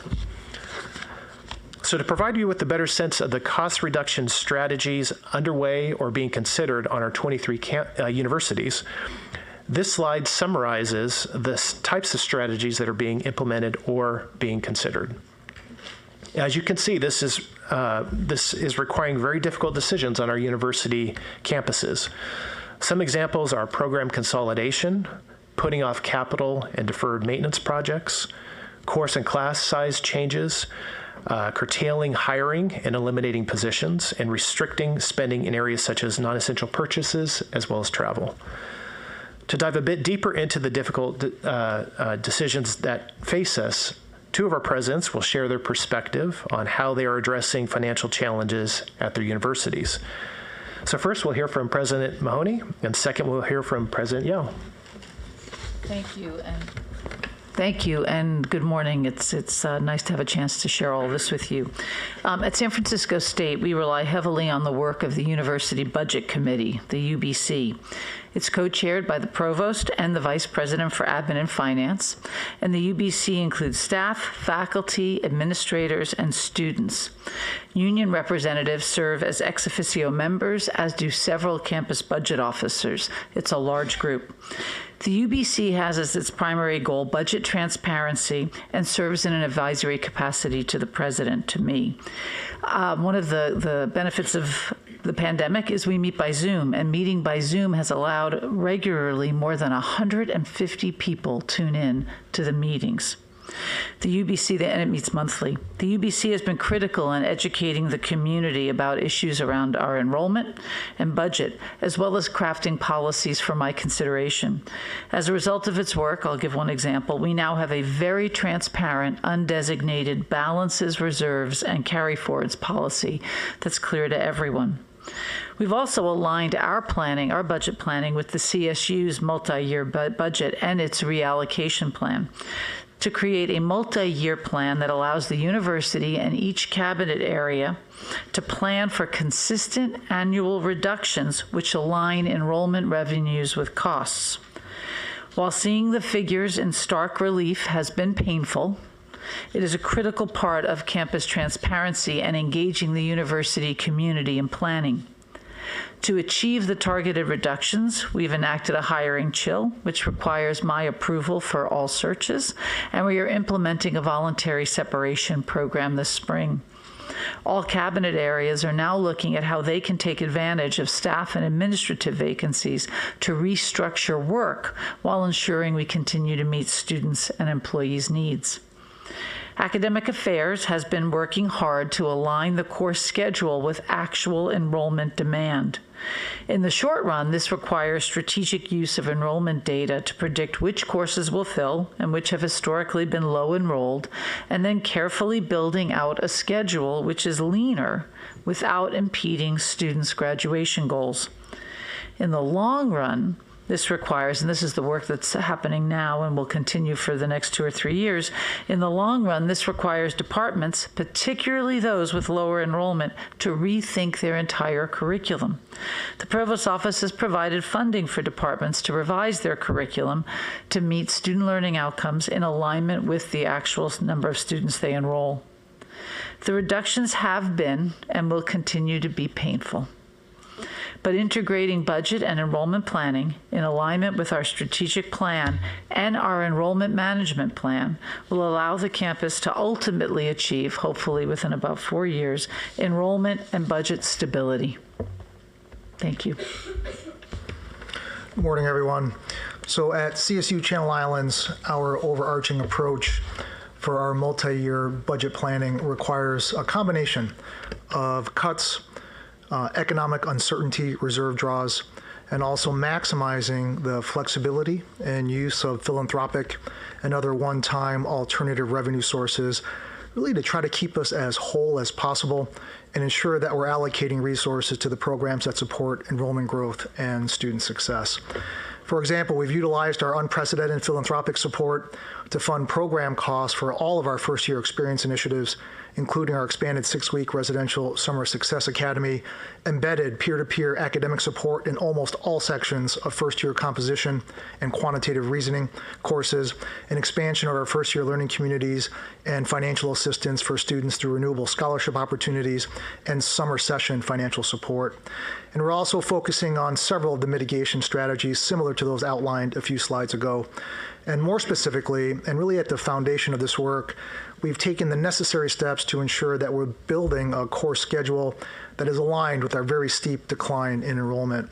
And unfortunately, the impact of this adjustment is felt most directly by our lecturer faculty, many of whom are among our most valued colleagues. And since 2021, we've reduced the number of weighted teaching units, or WTUs, by well over 1,400, which equates to approximately $3 million in savings. It's important to note, however, that we've lost some degree of efficiency in this process, as evidenced by a decrease in average WTU for non-tenure track faculty, a slight increase in cost per non-tenure track faculty WTU, and an increase in nominal cost per student credit hour, all of which are related to the compensation increases over this time, as well as a decrease in student to faculty ratio. And at the heart of this discrepancy is the need to balance a reduction in instructional costs with honoring our commitment to students, especially with regards to ensuring that they have the courses that they need and when they need them. And this example illustrates the more nuanced dynamics and some necessary trade-offs associated with reducing costs while ensuring we continue to promote students' timely degree completion. So moving forward, this integrated approach will serve as a bridge for the next 2 to 3 years to allow for our enrollment plan to take hold and campus engagement, strategic planning, and revisioning in direct response to our changing regional needs, system-level considerations, and higher education landscape. I'll turn it back over to Ryan. Well, thank you both, President Mahoney and President Yao. I appreciate it very much. Now I'll turn it over to Steve. He will wrap up the presentation by sharing the CSU's perspective and approach in light of the latest state budget developments. Okay, thanks, Ryan. And again, a special thanks to Presidents Yao and Mahoney. So let me start by sharing that the multi-year budget compact is important to the CSU, and I think is very important to the state of California, especially for our financial sustainability and predictability. The compact will not fund all of the university's needs, but it is a critical safety net to continue to protect the university from economic fluctuations today and over the medium and long term. It would be our preference for the compact to be prospectively funded, as it has been in each of the last few years, because it provides essential resources and generally it helps with planning while mitigating a lot of uncertainty. It is because of the state's fiscal challenges that the governor's administration proposed the deferral of the compact funding for this upcoming fiscal year. The governor's administration has supported and continues to signal future support for the California State University and its compact. But the proposed deferral raises significant concerns, and we must proceed with fiscal prudence and caution. More risk has been introduced by deferring all compact funding until this next year, the following year. New factors such as timing, the economy, and potential state-level decisions introduce more risk into our budgetary planning. So consequently, we will seek additional assurances from the state going forward. We will advocate for the compact, whether that is in its original form or as proposed by the governor on January 10th. And across the system, we are implementing an enrollment target and budget reallocation plan by shifting funding among our universities to increase access where there is the greatest demand. And as mentioned in previous board meetings, an initiative is underway with Deloitte Consulting to identify longer-term collaborative opportunities among our universities that will further reduce our costs.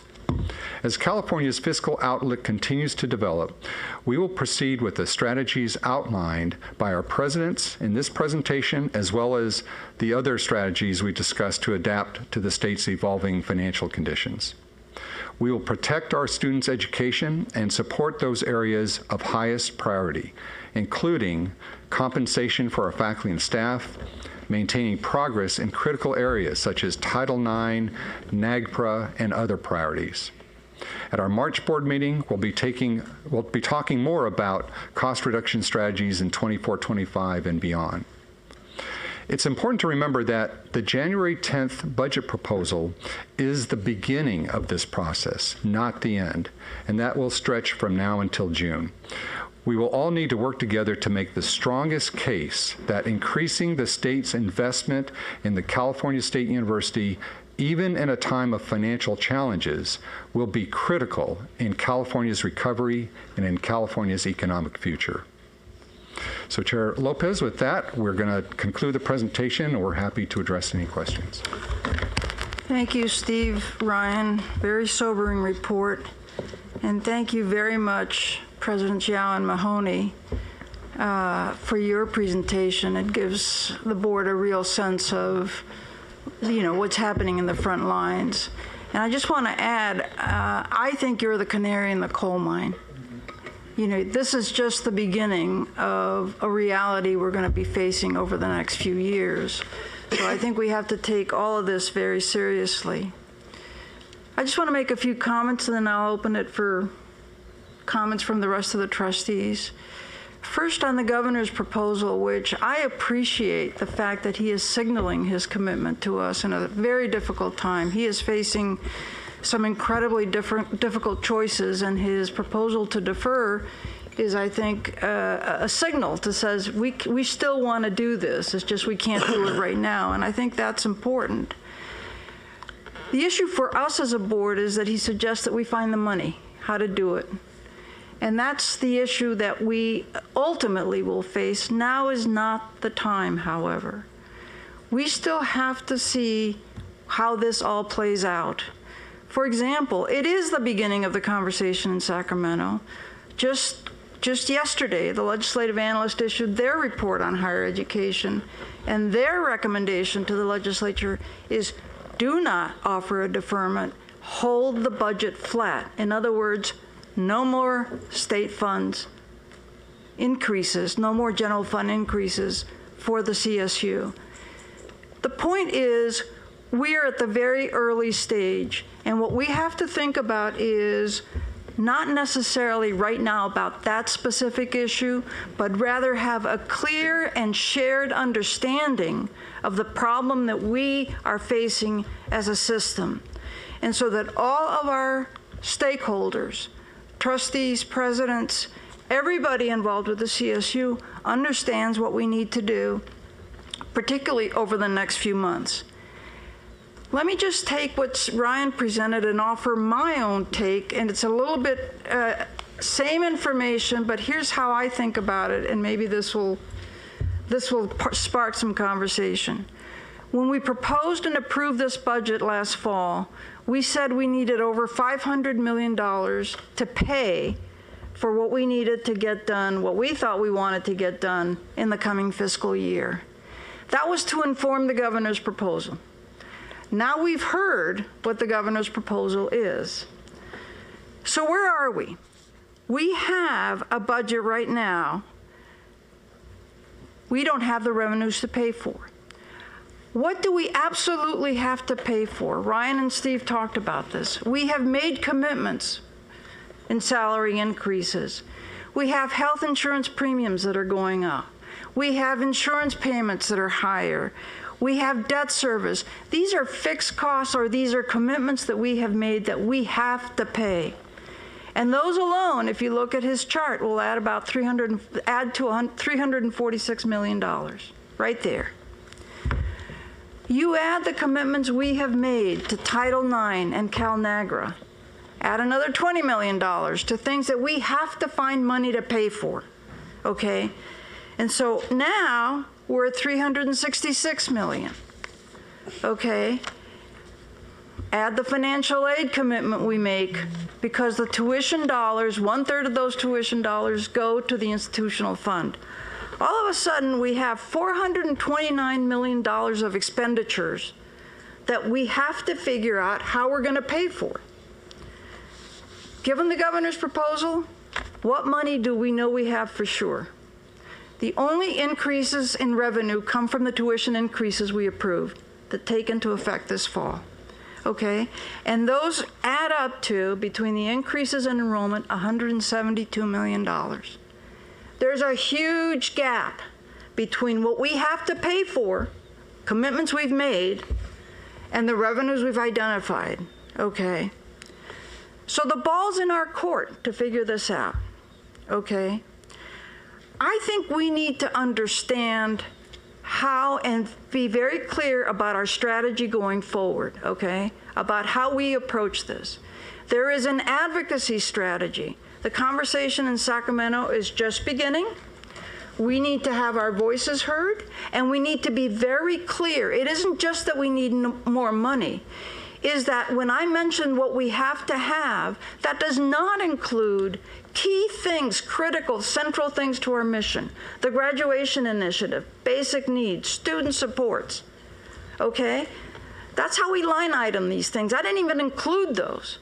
We need to think and have very clear understanding of how we prioritize whatever revenues we get at the end of this process.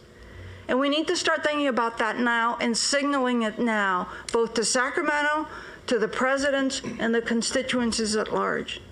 I'm hoping that the constituencies will help us advocate for the money we need. We had a spokesman from CSUIU, the staff union, yesterday, commit to going to Sacramento and advocating for us. I hope everybody does that. But in the meantime, we really have to think and take care to be clear among ourselves, but importantly to communicate what our priorities are, what we will be able to fund with that ultimate dollar figure that we get. As Ryan said, even with what we asked for, we were still going to ask the presidents to take another $110 million cut next year. Okay? It's not the way to operate. That's how we got into this problem that I talked about last fall, this $1.5 billion deficit gap that I talked about. This year, the presidents are absorbing $138 million. So that gap's grown to 1.638. And we keep doing that. We cannot continue to do deficit budgeting for the long term. And so it's up to us to be clear about our priorities, what we can do, and how we're going to fund them. And yes, there will be days and times when we have to do but we cannot do it as a matter of course. So I just want to put that out there for this board to think about how we have this conversation. How do we begin to shape and inform a strategy that we can use for our advocacy, to be clear on our priorities, and to be clear to everybody what the consequences are of the budgetary situation we face. With that, I have a number of people that want to speak. Trustee McGrory is going to start off, and then I'll take everybody's name. I'll just be brief. You said it all, Trustee Lopez. We have a big problem, a huge fiscal challenge in front of us. We know we've already pushed down $1.638 billion to the campuses over the years to deal with unfunded priorities that we said were a priority and told them to go find the money. There just isn't that much magic left in the system. We are going to have to deal with real cuts, and as we talk to the presidents, they're dealing with real cuts. I mean, the courses, the number of students that we have to deal with, it's just the priorities are important. I think today's session, we don't want to get into the details. We are going to spend the next 2 months working as a finance committee with the chancellor and with Steve Relier and Ryan to try to look at all the alternatives. You know, some of the alternatives say we should rely on what's going to happen in the following fiscal year. The LAO comes out with a report saying there's going to be a $30 billion deficit in the following fiscal year. I mean, we've got to look at the political realities multi-year of what we're going to be dealing with, and I'm afraid that lends itself to a realization that the cuts are going to be serious, and we've got to deal with that. We dealt, I think, responsibly on the tuition side, which is 40% of the general fund. We made the tough call. It was painful. But we did it, and now we've got to deal with the other 60% of the budget, which is the state appropriation, which doesn't look good at all. We do have to revitalize our advocacy this spring to tell the legislature exactly what's going to happen. Not that we're just going to deal with it. Know that there are courses that are going to be cut, that there'll be employees that are going to have to be cut, and the reality of what we're dealing with. And I don't think we've done a good enough job of that, and I think this spring we have to tell them exactly what we think is going to happen based on the experiences of the 23 campuses.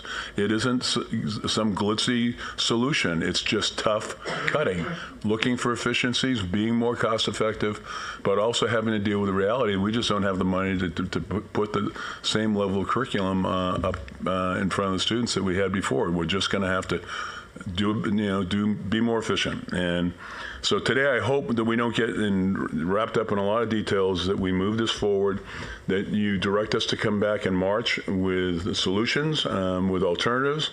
What are the assumptions going to be? What are the assumptions multi-year that we want to assume in this budget? And that will directly affect how much we're going to have to cut. And I think it's a tough year, but we've done the right thing, I think, in terms of the tuition. We did the right thing by our employees, and they, I think, support that, and we now have to deal with the impact on our budget. Thank you, Trustee McGrory. I have Trustees Steinhauser, Rodriguez, Gilbert-Lurie, and Aguilar-Cruz. Thank you, Trustee Lopez, and I agree with all the comments that have been said. I just have a comment that I want to make. We have 7 universities right now that are dealing with severe under-enrollment challenges, which means, and we saw, and thank you for your comments, what's going to happen. And as we've heard, this isn't a 1-year problem. This is anywhere from a 3 to 4 to 5 year problem. But I want it to be publicly said that these universities are in this situation because of decisions that the Board of Trustees did not make in the past, okay? So we own this, and we have to own this. And thank you to new leadership. We are going to go in the future and do things differently, and you're right, we're gonna have fewer programs system-wide, and that means that we're gonna have faculty mad, we're gonna have staff mad, we're gonna have parents mad, we're gonna have students mad. My ask of this body is that we must support our presidents and our chancellor. You're new too, so we have to support these individuals, because some people believe that we can go forth without making any of these reductions. This is impossible. It's going to be painful, it's going to hurt, but we have to stand as a united body to get through these challenges. And I just want that to be publicly said, and to our, the pain is gonna vary from campus to campus, and some are gonna be in serious pain. But we have to do this for the right reason. And as one trustee, we won't let this happen to anybody else again. I believe we have good processes in place to ensure that this won't happen. But it's a new day for the CSU. This is the greatest higher ed system in the world. But right now we're gonna go through some very painful years. And I just implore my colleagues that when we hear the noise, and we will hear the noise, that we must be supportive of our colleagues. Thank you, Trustee Rodriguez. Thank you so much, Trustee Lopez. I want to thank our presidents for the reality and how it's impacted your campuses and your universities. And I just wanted to agree to the comments that I know this is only my 2nd year on the board that I've completed, but the message needs to be stronger. And we need to really concentrate on what those consequences are and the realities are. And that's the messages that we need to take up to our legislature and share with them what has happened in their districts, in the districts that represent your institutions. So they need to know the impacts that are being made to their constituencies. So we just need to really carry such a strong message and have so much more presence, like our chancellor has said and like our chair has said. But some of us do encounter connections with some of our electeds on various occasions, so we need the message sooner than later. Because I know that I'm actually going to be meeting with some of our assembly members next week, as a matter of fact. And if I actually have, even if it's not as detailed, but a message that I can take to them, I need that. I need that, and I need to know exactly what we need to say as a unified system. And we need to have more presence. Diana's. Yeah, I've got Trustee Gilbert Lurie and then Aguilar Cruz. Thank you.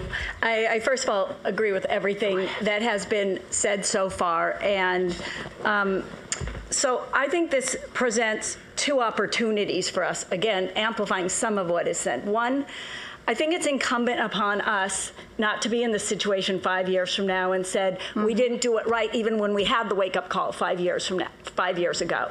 So I think we have to look at the way we do advocacy, right? So it's not just a matter of we're going to Washington, or we're going to Sacramento 3 in the spring one day. It's a matter of using each of us as ambassadors and figuring out what is each of our advocacy plan, our talking points, to whom we're talking. We need to get creative and think what we've been doing hasn't gotten us to where we need to go. So one, I think there's a real importance for us to advocate, and obviously part of our advocacy is to convey deep appreciation for the governor's support and promise going forward, but also a reminder of how critical the CSU's success is linked to the state's success. Second, though, I think the opportunity is to look at collaboration. I'm very interested to hear what our collaboration plans are, because, I think the one thing when I hear we're going to cut courses and that, we're looking at how to make it less difficult for students to reach their graduation goals on time, with having to cut courses, I think, well, who is not cutting those courses, and how do we say to our students, we're not offering it here, but we're going to make it really easy for you to Zoom that course over here. I think we just have to start to look at the gems of the 23 campuses, but where we share and collaborate, because our guiding light is still no harm to the students. So we all have to suck it up a little bit and say, we're not going to offer it here, but how do we make sure to make it really easy for the students to get it over there? And that's the benefit. There has to be a benefit to having 23 campuses. We can't just say we're great. We have to be great. So I think there's an opportunity for new ways to collaborate, new ways to do advocacy, and finally, I think new ways to have our committee, so that when we talk about the Finance Committee is going to come back in March with a plan, the Finance Committee has to actually meet to be able to come back, not just, one person. I would think about ways to use our board to get us where we need to go, to kind of wake us all up to meet this emergency. Thank you. Thank you. Trustee Aguilar Cruz. Thank you. So I have a question, but I kind of want to answer one in regards to system-wide and the other one from our presidents. So my question is regarding, we talk about the cost reduction strategies and the planning that's going into that, and I understand that we don't have a structured plan yet. However, my question is there a communication plan that it's currently being worked in, that we're currently working on? How are our presidents communicating not only with elected officials, but also with the student body population, with the faculty, and also is there a system-wide plan to do this as well? Because I think it is very important to not only communicate to the entities that we serve, but also to the community members that might be involved within our universities, just because we want to make sure that we don't create, that there's no false information out there that can create more fear in the communities and can eventually lead to mistrust. So I just wanted to hear from our presidents and system-wide. So at Channel Islands, and similar to President Mahoney, the primary communication strategy is through our Strategic Resource and Planning Committee. That's our University Budget Committee. And so it's one of the things I'm very proud of at Channel Islands. We've been very, very transparent in terms of our budget model and sharing that out. We've expanded on our budget model to include, obviously, the permanent cost, but also one-time dollars as well as our enrollment projections, and so and one-time expenses. So it's very transparent, and similar to President Mahoney, doing it via Zoom allows for a much greater engagement and back and forth and questions on that. And that's something that we always go back to. So if I'm in Senate then providing an update, I told our faculty I'm not going to debate budget on the Senate floor. That's what the budget committee's for. But I will report out from that. Same thing with student government and staff council, and encourage as much engagement there as possible. So the transparency is key. And we do much the same thing. One of the things that we did do was last year, a team from budget, from admin and finance, from academic affairs, and from enrollment management did 20 budget roadshows, budget enrollment roadshows. So they hosted lots of opportunities. They did college-based ones. They did one just for staff. They did one just for students. And so once the dust settles on census this year, we have a new plan, though, to send out more campus-wide emails as well. So our senior enrollment management person after census will send out an email about where our enrollment stands, and our vice president for admin and finance will also send out an email subsequent to that on the impact on the budget. Just like President Yao said, we have to do this in any forum we can and hope that we reach as many people as we can. And do we have a system-wide plan for communications plan? Thank you, President. We are working on that system-wide plan. I know that Nathan Dietrich and the communications folks in the external relations and development group is developing that plan. This is, the next 5 months are going to be absolutely critical for us. And so we'll be developing that plan and look forward to working with the trustees in developing that. I think the other thing that I would add is that the feedback, the presentation that we provided here today is kind of the foundation for that work, telling the story, how it's impacting us. But also one of the aspects that we wanted to incorporate was the feedback from the board today into that, what that communication plan looks like. We could have a tone of significant aggressiveness, we could have a tone of significant meekness, but we wanted to get a sense from the board today about how best to approach that, right? And so that will be part of the communication plan as well, how much to go forward. And I think, And I think then to go off what you just said, the ASI and AS presidents from student government, they have been very vocal in trying to communicate with me when it comes to the budget cuts and the cuts that the universities will be experiencing. And a lot of times, for what I'm hearing, is that they're not very well informed about what's going on, because I don't think that the right information is being provided to them. So I think that part of the communication plan should be involve the student government and student leaders throughout the campuses, so that they can spread that information to the student body at large, because I think that as a student, it is more digestible when you hear from other student members, and it also creates trust, because I rather hear it from a fellow student than an executive or an administrator. But that's just food for thought. Thank you. Good point. Thank you.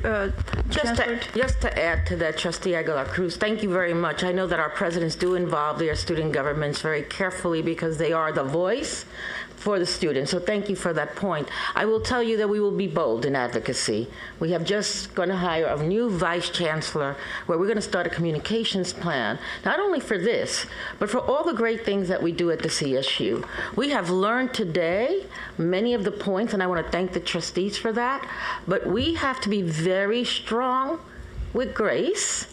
Yes, we thank the governor completely, but we also have to tell him the difficult times that the CSU is going through and what these presidents are facing day in and day out. And I want to thank this board for supporting the Office of the Chancellor, but more importantly, the presidents who are on the front line dealing with this on a day-to-day basis. And so we have to work together to make sure that we put together this plan, the strategic financial plan. You will see a chancellor much more engaged with the finance committee than you've ever seen before, because we have to make sure that this system really reaches all of the things that we've committed to, and to make sure that our students graduate with everything they need. That you have my commitment. Thank you. Okay, I have Trustee Arambula, Trustee E. Malakar, and then Trustee Brar.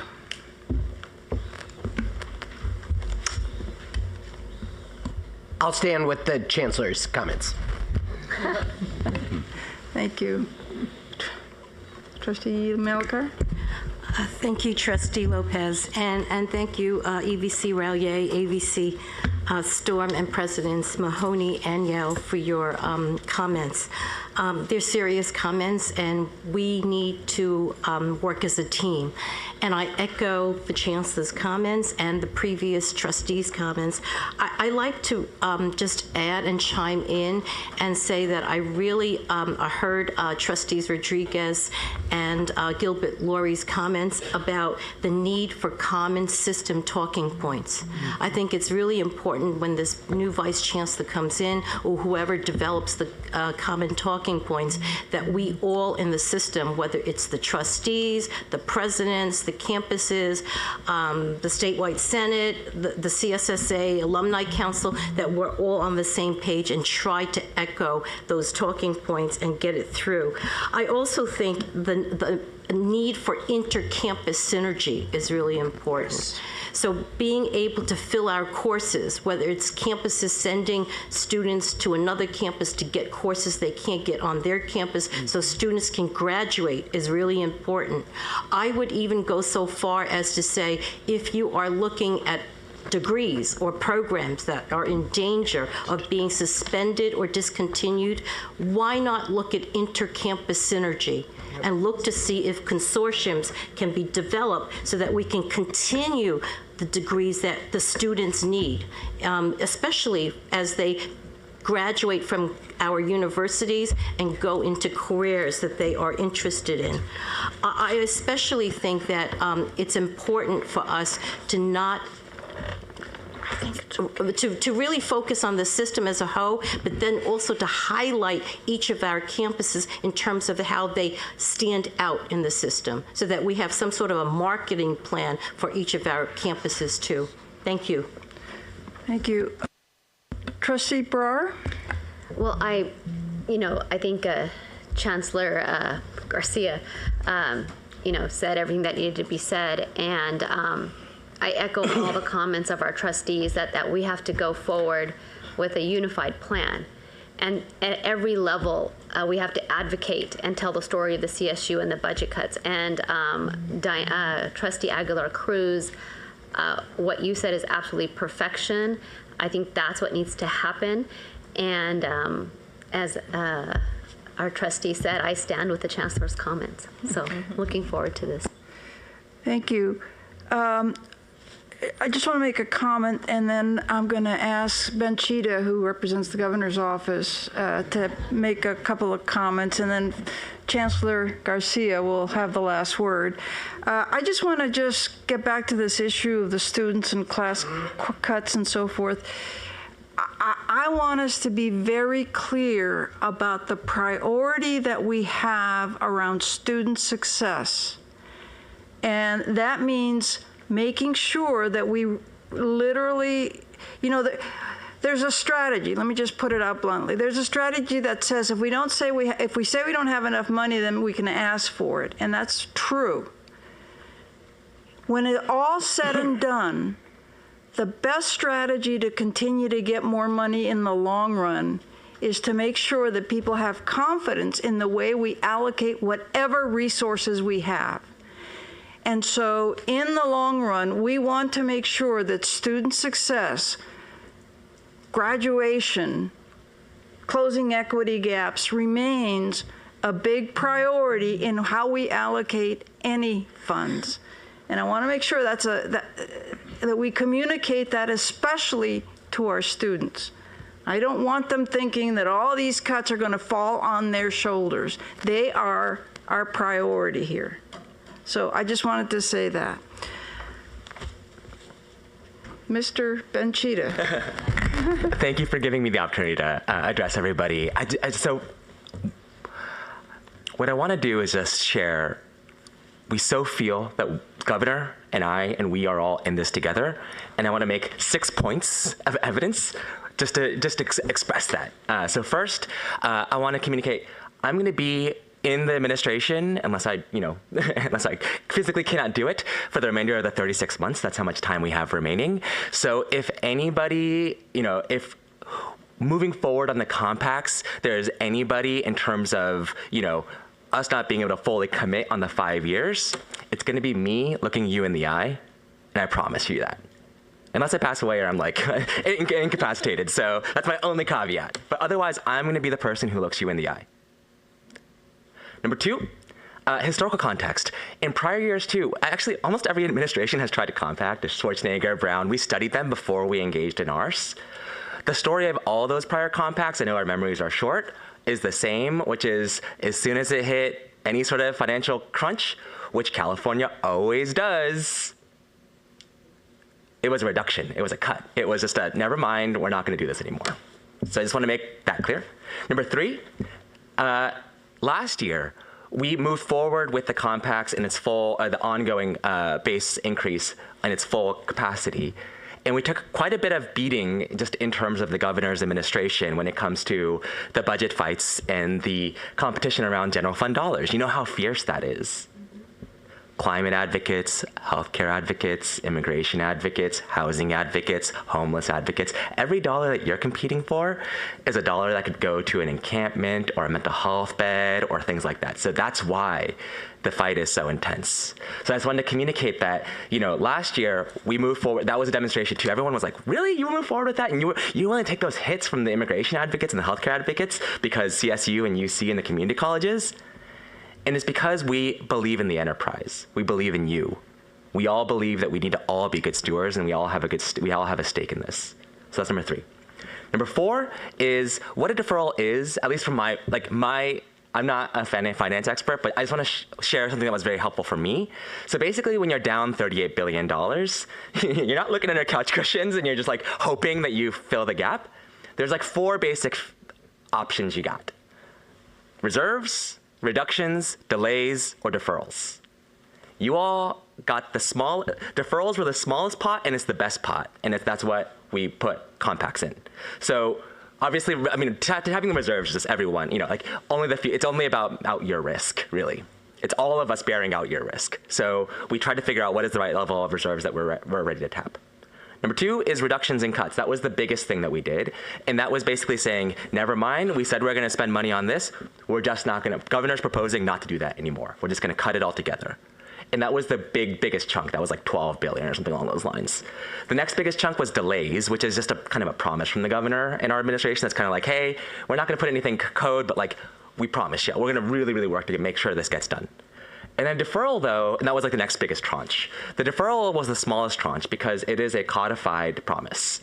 We are going to put where we have in trailer bill, if it had dropped already, basically saying, we propose to say that CSU is going to get this money as a matter of law. That's a big difference. That also means that markets treat you differently in terms of if you need to, get liquidity against that. That's very different when you have a state of California code versus a promise or just a hope. That's my next piece. My 5th point, I believe is where I am, is governor's statement on January 10. So if you hadn't seen, the governor specifically was talking about the compacts. And I'll tell you, internal conversations, but also in the governor's presentation, both internally and outwardly, he is signaling, communicating. This is a top priority for us. And I just want to say, there is great risk. Usually I don't do this, because guess what happens when I say it's a big priority for us? Gets taken hostage. We get leverage up the wazoo, which we do every year on these dollars. We pay for it. We negotiate for it. We horse trade for it. That's how Sacramento works. We all, I mean, come on, everybody. So that's all to say that he is communicating that out, and we're putting it out there because we want to make that very clear. Don't come for this. But that means that the reason why you're not going to hear us constantly say that is because every time we say it, it takes away, it makes it harder and harder for us to land. Every time we say we really want it, it reduces the chances of getting it that much. So that's why we're going to be a little bit, publicly. But just, I mean, the governor said it himself, right out of his mouth. So that's point 5. Point 6 is, as Julio was saying, the LAO report. LAO came out with a report just yesterday. And it was all about higher ed and the governor's proposal on higher ed. And the top line was, don't spend so much on higher ed. Community colleges, CSU, and UC. LAO has already said, legislative side has already basically said, this is not what we think is a right thing to put money into. And so that's the state of play. That's why we need you all to advocate as well. But I just wanted to make sure I was reinforcing all of that. And the last thing I want to say is, it kind of relates to Diana's point, I think, which is, don't lose your moral authority. Be human. What I mean to say is we all saw what happened in the congressional hearings with some of our colleagues on the East Coast. And their problem was they were like robotic. They couldn't, it was weird. I'm worried that when you go in front of students and others, you might become robotic too.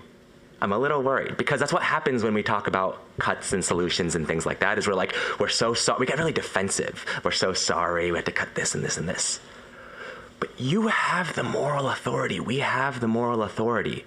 We are doing the right thing.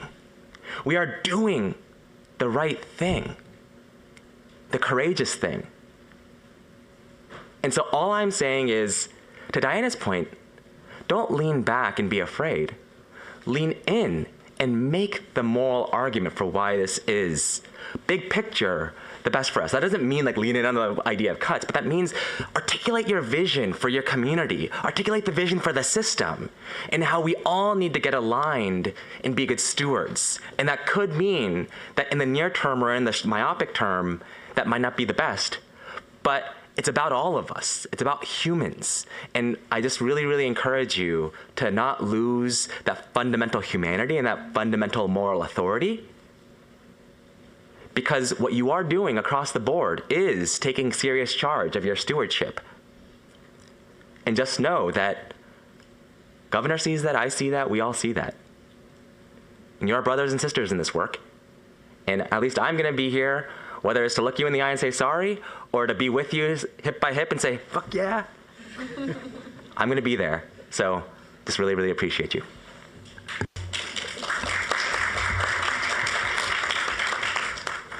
Thank you, Ben. I have Trustee Vargas would like to make a comment, and then I am going to go to the Chancellor to close us off so we can go to the last item on the agenda that we have. I guess one of my first comments is I hope that Greg Sachs is really enjoying these last days before he starts, if he's listening to this. And maybe this is belaboring the point, but I remember what it was like to be at SF State and telling them I have to graduate in June because I have an internship and it can't wait. So I know you said you don't have the class. I don't know what I need to do, but I have to take a class and I have to graduate, right? I think being a student-centric, as we need to be and we must be during this period, is of absolute importance. It means creativity, it means collaboration, it means figuring out how we get ahead of this in terms of communicating to our students, here are the problems, but here are some proposed solutions, and how you can be a part of the solution. You saw the AB 540 people come here yesterday. They were all wearing T-shirt that says, save, AB 540.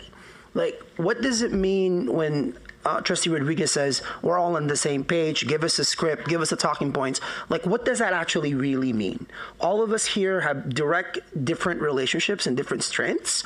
And now I actually think an analysis of that amongst all of us, who are the ones that can call specific assembly members that I know that I've done favors for quite a few of them. I will not name who they are, but now is the time to cash in on those favors, right? What does that really look like for us?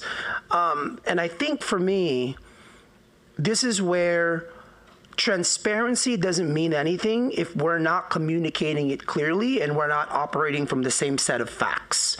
I know that we face a lot of mis and disinformation, even from our own students, about the fiscal reality that we face.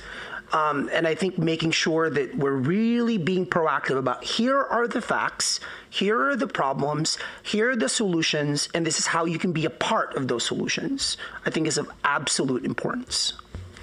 Thank you. Chancellor Garcia? Let me begin by saying thank you to Trustee Lopez Magori and the Finance Committee for bringing this very important conversation before us with authenticity and clarity of where we are today. I will share with you, as I said earlier, there will be a strategic financial plan where we will get together and do this as collaboratively as we can, starting with the Finance Committee. Let's remember always, and I will say this about our presidents and everyone that is even on this board, their heart is with our students. They are here because they believe in the power of transformative education for the new majority of America. And they will work collaboratively together to get to where we want to go. As for advocacy, yes, Greg Sachs will be busy, but we're also hiring a vice chancellor in charge of communications, who that will be their sole thing to pay attention to. Yes, using facts and evidence with heart, making sure that everybody has the talking points, making sure that we're using our board and anybody we can, quite frankly, to talk about the power of the CSU. We have to underscore that the CSU is an investment. It's not an expense. That our students graduate and become the workforce and leaders of the state of California, and that is the economic vitality of this state. And we have to continue to underscore that and talk about that. You have our commitment, not only mine, but this board and all these presidents, to make sure that our students get the best education possible, graduate, and go on to their next level, may there be a career or a graduate school, to do what they have to do. That is why we're here. That is why this board is here, and you have all of our commitment. Thank you very much. Thank you. Thank you to everybody. I thought that was a great conversation.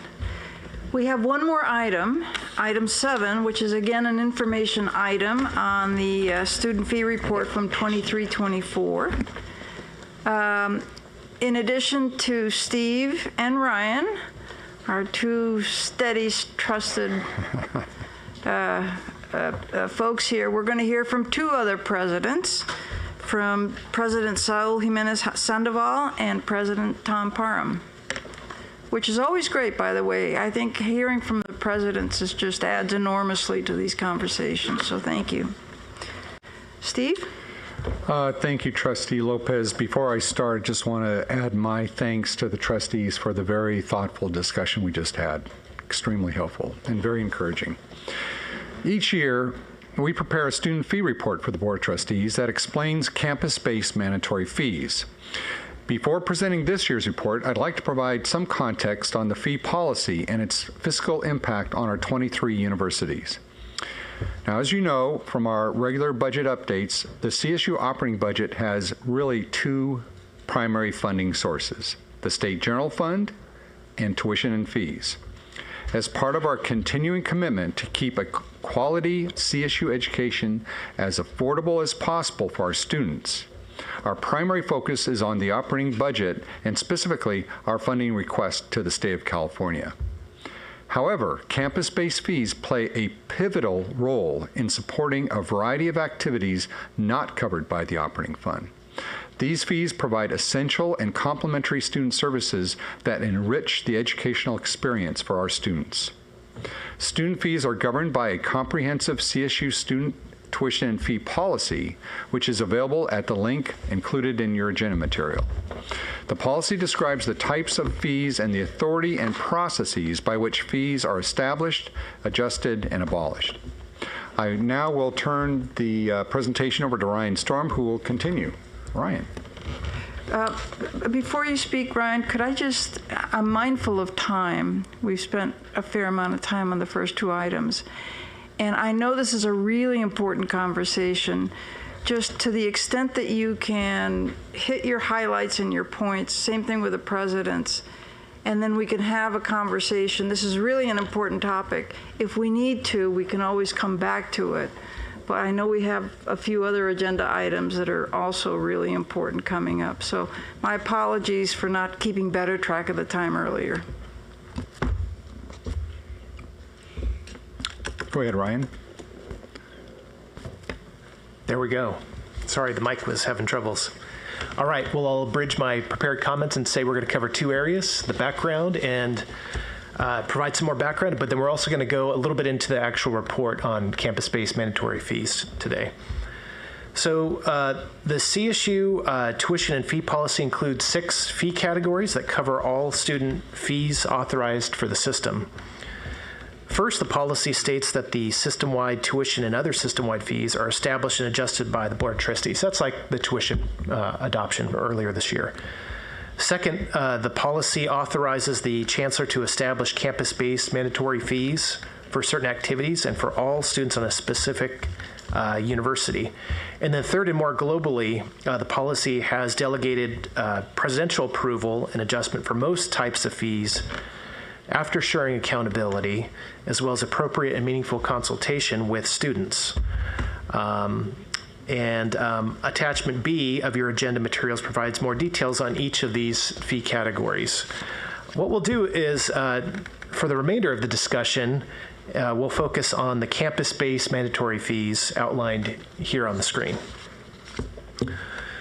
Now, the tuition and fee policy authorizes the creation and adjustment of campus-based mandatory fees through a consultation or referendum process. Just as each university has individual fee rates, program opportunities, and facility needs, there are varying reasons and approaches each university president considers when evaluating changes to their mandatory fees. Now, the next slide provides an overview of the process to ensure appropriate and meaningful consultation and some key differences. But let's first define a few terms.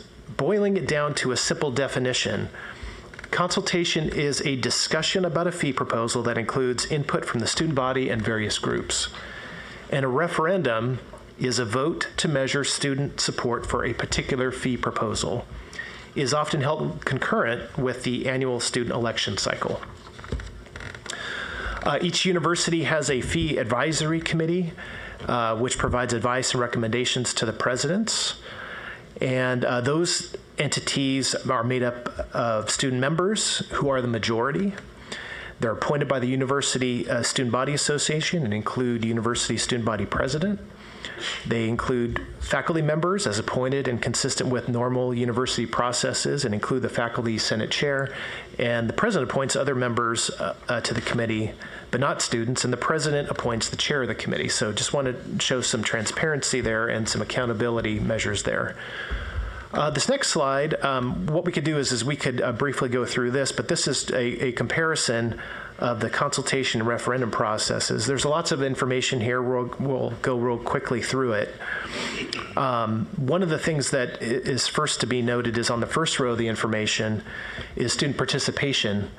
Student participation is more comprehensive in our consultation process. Students are involved in focus groups and forums, and there are many ways that students are contacted about proposed fee changes.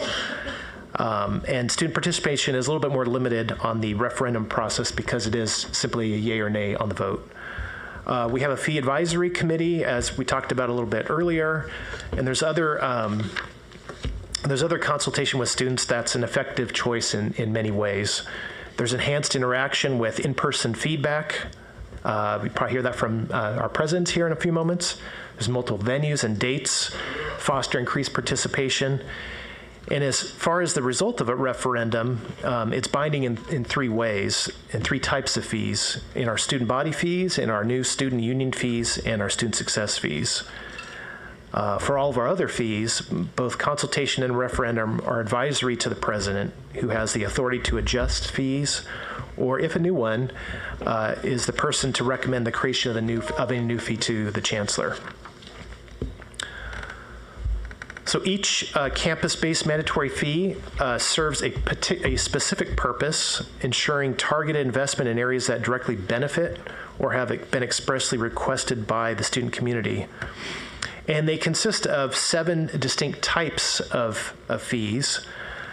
These are for health facilities, health services, instruction-related activities, student body association, and student body centers. Student success and material services and facilities fees. These types of fees support programs, employees, facilities, services beyond the scope of tuition and state support. And the revenue generated, we'll talk about that a little bit later too, is directed toward student-centered initiatives that enhance the educational experience of our students. Now, to provide you with specific university perspectives, I asked President Jimenez Sandoval from Fresno State and President Parham from Dominguez Hills to comment on their campus-based fees. We'll start off with President Jimenez Sandoval. Thank you, Ryan, and good morning, Chancellor and Trustees. Fresno State has kept one of the lowest fees in the system and has approved 2 student fee increases in recent years. In 2019, Fresno State increased its Student Health and Counseling Center fee by $52 a year, which began in fiscal year 2021. The fee also included a 3% annual escalation.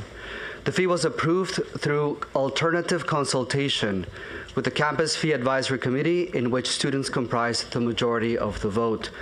The Student Health and Counseling Center conducted numerous meetings and presented 2 proposals with campus student organizations, held open forums, developed a fee proposal website, and created an online survey for feedback on these 2 main proposals. Over 91% of the respondents supported a fee to increase the number of staff that directly support students. On the survey, out of the 2 proposals that were offered, 77% of the respondents supported proposal number 2. This included funding to ensure the fiscal sustainability of this self-support operation and to hire an additional case manager and 2 counselors. The Campus Fee Advisory Committee unanimously agreed to support this proposal and recommended approval to the campus president. This alternative consultation method was effective and provided appropriate transparency and feedback from our students. The fee increase generates approximately $1.2 million annually to support these services and operations of our Student Health and Counseling Center. While not the preferred mechanism when increasing student fees, the option of alternative consultation should be considered only when absolutely necessary for unforeseen operational deficits or when the timeline for a referendum may not be feasible. It should be implemented only if there has been adequate outreach and feedback obtained from students and student leadership. Fresno State has a second recent student fee. In March 2018, students voted on a fee referendum that included a fee increase of $149 per semester for the design, construction, and operation of a new student union. The referendum passed with 67% with 2,728 yes votes. This was the largest voter turnout in ASI history. The referendum was 100% led by students and was student funded as well. Our original student union was built in 1964 when our student population was only 10,000 students, and we are currently at 24,000. Local student union reserves were used to finance the cost for the design and bidding process as part of the 10% campus required contribution. The fee generates approximately $7 million a year that covers annual debt service of $2.7 million and annual operating expenses of $3 million, with the balance directed to student union capital repair and replacement reserve fund. The project also included a $10 million naming rights agreement with a wonderful foundation in honor of Linda and Stuart Resnick. This support upgraded equipment and building finishes and created a quasi-endowment primarily for programmatic support. Even with the approved $149 per semester fee for the Resnick Student Union, Fresno State has the third lowest campus mandatory Category 2 fees in the CSU system, with only 2 campuses currently lower than us. This fee referendum was the appropriate mechanism for a significant fee increase of this level. I will now turn it over to my colleague, President Parham. Thank you, President Jimenez Sandoval. Good morning, Chancellor and trustees. Adjustments to student fees is not something any campus takes lightly, and it is a strategy that is used sparingly, particularly at a campus like CSUDH, where we have a high degree of students who are Pell eligible and families who are economically challenged. There are circumstances, however, that demand that this strategy be employed in order to meet student need. At Dominguez Hills, that is precisely what occurred within the past 3 years in 2 separate projects. First, conversations for a health services fee alternative consultation process began in the fall of 2020 and continued into the spring. So if you think about a timeline from fall to spring in consultation with students, that's how it worked. The fee was last raised to $75 per semester in 2006, some 15 years before. It was not indexed to adjust for the rising cost of health services. So as student enrollment increased, demand for student health and mental health services also increased, as did the acuity. I'm talking about the severity and the complexity of mental health problems. All of that in the service we provided resulted in a $4.5 million deficit to that service on our campus. The second project, based on observations not only from our campus, but from members of the Legislative Black Caucus while visiting the CSUDH campus on multiple occasions, they provided us with a $20 million grant, which served as a down payment for a new health, wellness, and recreation center during the 21-22 academic year. The total cost to build this new facility was estimated at some $86 million. So the need for students to consider increasing the student center fee arose. Given that that was a new facility, we decided that a campus referendum was the best way to assess and measure student support for the adjustment to the fee. So when there is a need to adjust a Category 2 fee, as illustrated in the 2 examples, students are provided with maximum amounts of time and opportunity to participate in a transparent process that ensures appropriate and meaningful consultation. That need arose, again, in these 2 separate instances over the last 3 years. Under the leadership of Vice President for Student Affairs and in consultation with our Vice President for Administration and Finance, conversations were had with this president, the Student Fee Advisory Committees, and the associated students. All parties agreed on how alternate consultation and referendum processes would unfold. Conversations began during the fall semesters, continued into the spring. The Vice President for Administration and Finance worked closely with her team to assess and propose increases in the impact of the HEPI index. Her team, in consultation with the Chancellor's Office Finance and Treasury Group, also crafted details pro formas. So we ensured the process were transparent, inclusive, reliable, trustworthy, and not rushed. Concise but detailed presentations were created and presented campus-wide. After each presentation, ample time was provided for discussion. Online and hybrid options were designed to give a majority of commuter population the greatest opportunity to have their voices heard. Most importantly, we engaged to engage and have extended conversations with some 20, let me underscore that, 20 campus constituent groups, included among them our Associated Students Incorporated Board of Directors, Executive Cabinet, Academic Senate, every resource and affinity center we have, student clubs and organizations, Student Athlete Advisory Council, Residential Housing Association, Resident Assistants and Students, Graduate Council, and United Greek Council included among them. So again, open forums were also held, including evening and hybrid accessible sessions. After a robust alternative consultation process in May of 2021, this president approved the fee increase of $260 per academic year, or $130 a semester, with an annual increase in HEPI. The referendum vote occurred on April 25 through 29 of 2022 for the Health, Wellness, and Recreation Center, and the majority of the student body approved the fee increase, which this president subsequently signed. The facility is anticipated to be open for use in 26-27. In the fall of 2026, the student center fee supporting the new Health and Wellness and Recreation Center will increase by $430 per academic year, or $215 per semester, with an annual increase in HEPI.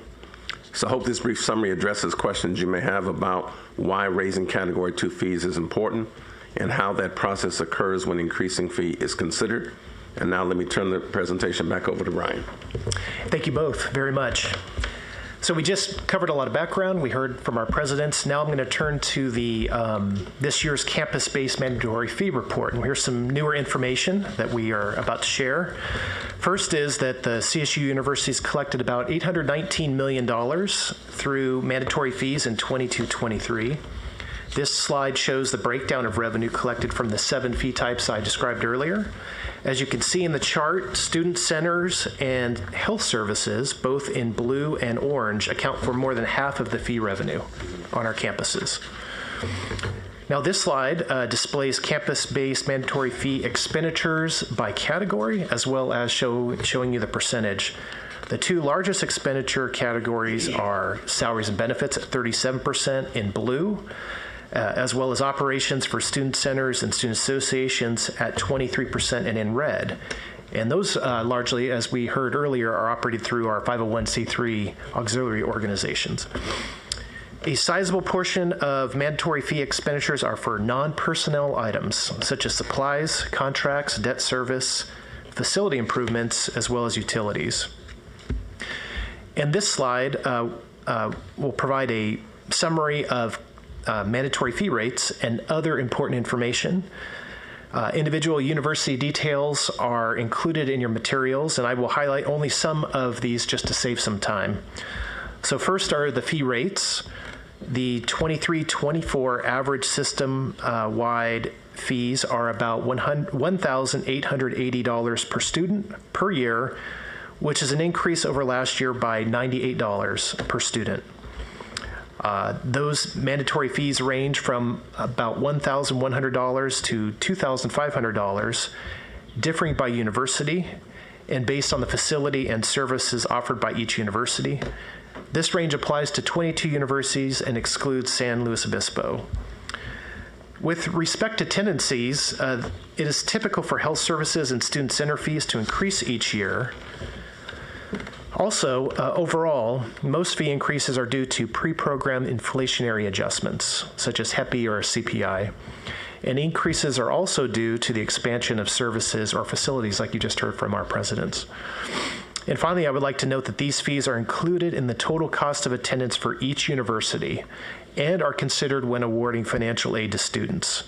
Stable tuition and small average fee increases, coupled with financial aid programs available to CSU students, make CSU a more affordable option for students from all socioeconomic backgrounds. And Steve has some closing comments.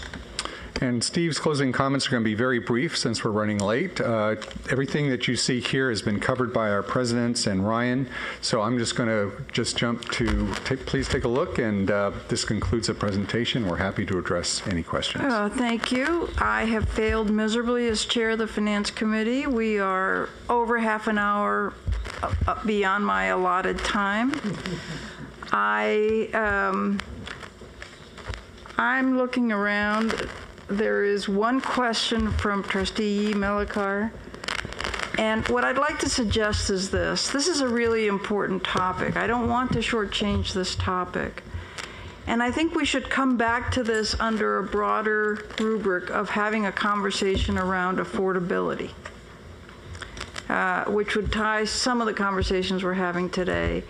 And maybe we can talk to the chancellor and staff about how we can do that at a future meeting, because I think this is a really, really important topic, and you provided us with a lot of rich information, but I'd like to suggest that and give Trustee Melikar an opportunity. But does that make sense? All right, thank you. I will try to be very quick, and that is I have a question about the table on page 4. The information there shows that campus-based mandatory fees change from a decrease of $240 at San Francisco State to an increase of $500 at Maritime. When comparing the data for 2 years, 2022 and 23. So what factors contributed to these, dramatic changes? I can answer that real briefly. So at San Francisco State, there was a decrease in what they call the Gator Pass, which is a transportation pass that was approved for all students. They have to all pay that fee. That's due largely to a drop in ridership. Obviously, COVID has many impacts, and that's one of those. And so that fee is pegged to the amount of rides. And so because ridership is down, so the fee went down as well. At Maritime, the biggest thing technically with this was that we discovered, working with the campus and at the chancellor's office, that it is more appropriate to include the uniform fee as a Category 2 fee, and it had been classified more as a administrative fee that students were having to pay. What it did by reclassifying that, it obviously increased the cost of those fees, categorized here by $350. It doesn't change the overall price that students pay on that campus. The nice thing about this, though, is that because it is a Category 2 fee, as we've currently defined it, helps in terms of those who have financial aid. So it financially can cover now the cost of those uniform costs more directly than it would have more as an administrative fee. So it's more of a technical change, but so there's no net change really for the Maritime on that particular fee. And there was at Maritime as well an increase in health services fees, as you've heard already before. So. Thank you, and that's very helpful to the students too, so thank you.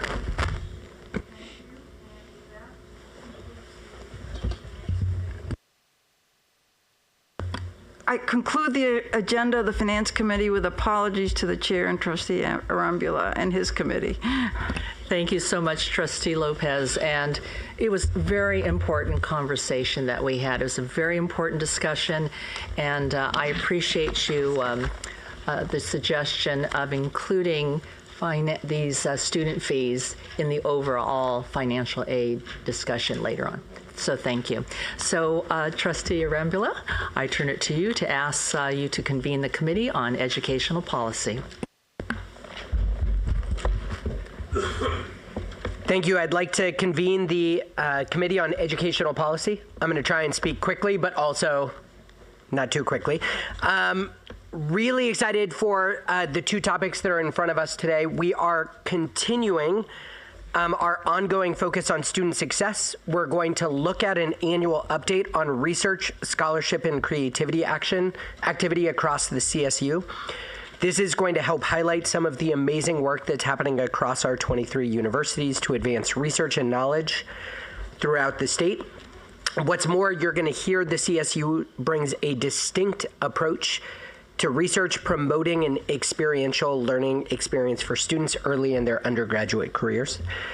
Next, we're going to come back to a conversation as an information item regarding the implementation of the Student Transfer Achievement Reform Act of 2021, also known as AB 928. By way of reminder, we talked about this at our last board meeting. We're discussing it today as an information item. We will come back to this at our next board meeting for a decision. Today's conversation is going to be critical so that staff knows what to bring back to us at our next meeting.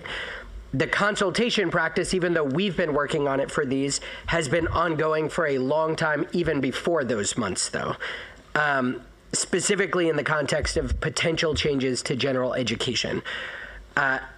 I've been on this board for 3 years. This work began even before I was on this board, starting with the General Education Task Force that was commissioned by the ASCSU, I believe that's right, by the Academic Senate back in 2017.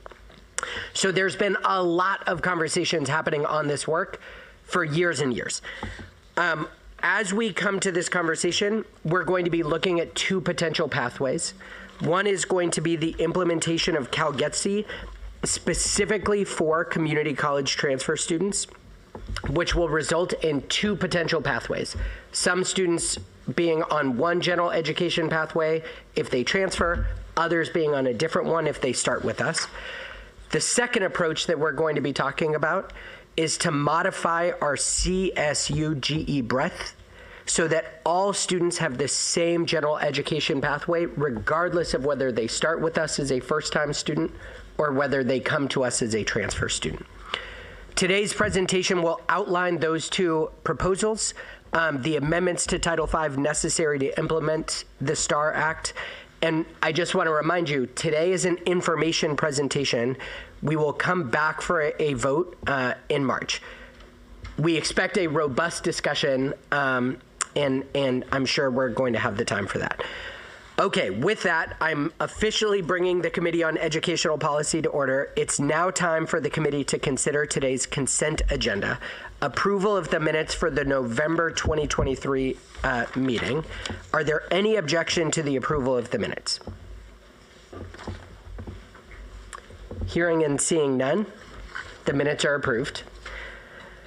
Okay, on to our two items for today's discussion agenda. Item number 2 is an information item regarding research, scholarship, and creativity activity in the CSU.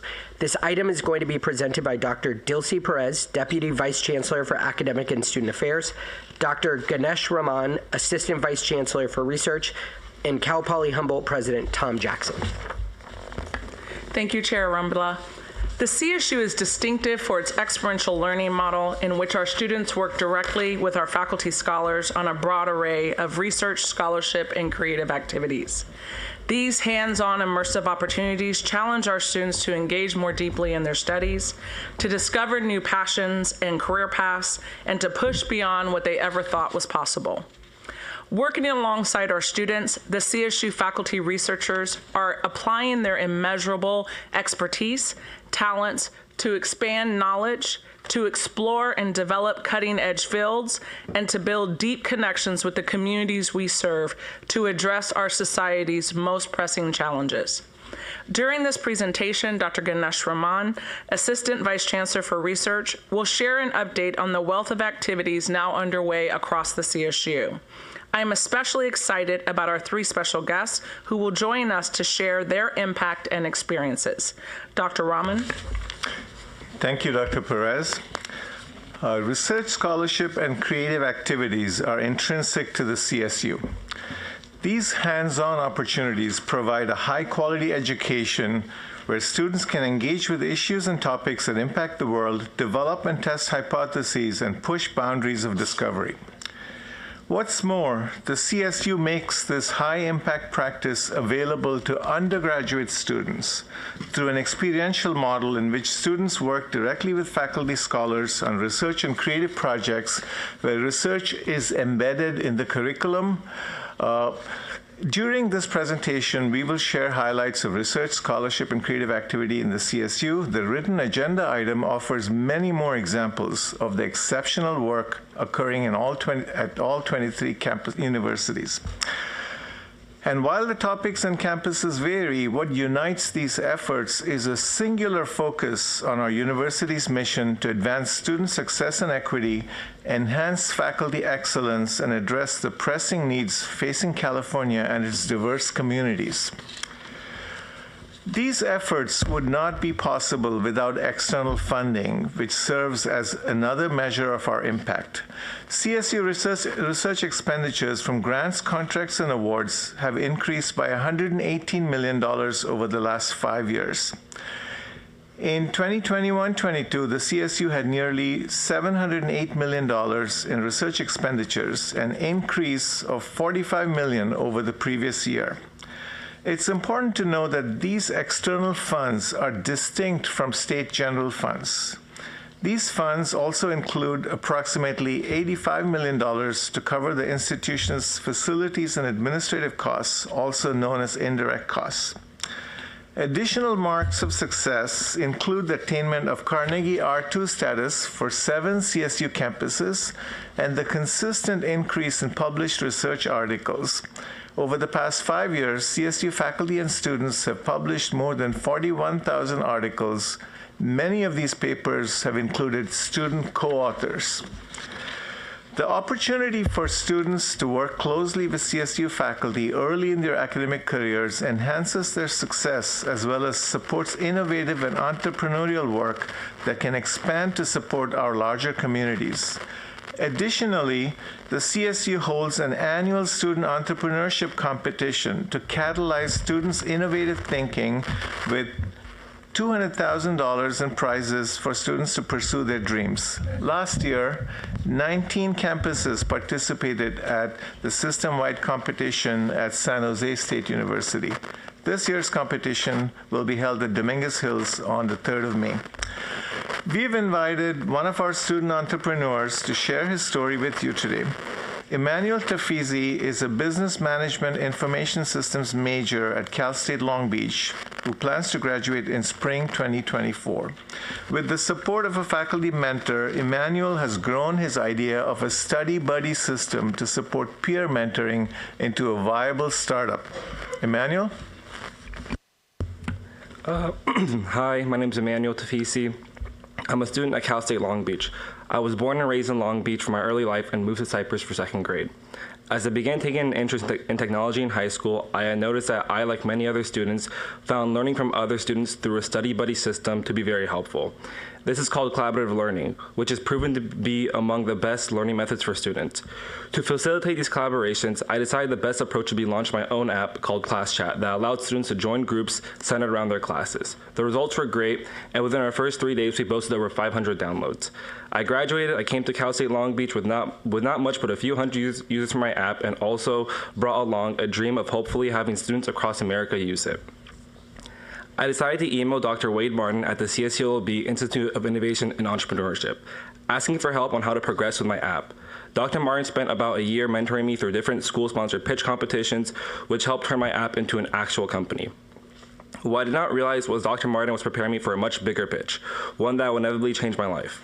Months went by after I applied to the Long Beach Accelerator, and coincidentally, on my 20th birthday, Dr. Martin gave me the heads up that I was admitted into the Accelerator as the youngest founder in history. I was shocked and humbly accepted. Within 6 months, we expanded to new user groups and even earned our first paying customer, the Anaheim Union High School District. The Accelerator also provided me with great connections that led me to my next big success, which was being funded by Mucker Capital. ClassChat is currently revenue positive and growing throughout SoCal. I am telling this story because, firstly, had I not gone to a CSU, none of this would have been possible. The CSU taught me that successful leaders are the ones who know when, who, and how to ask for help. Thank you, Emmanuel, for sharing your story, and congratulations on obtaining venture capital funding.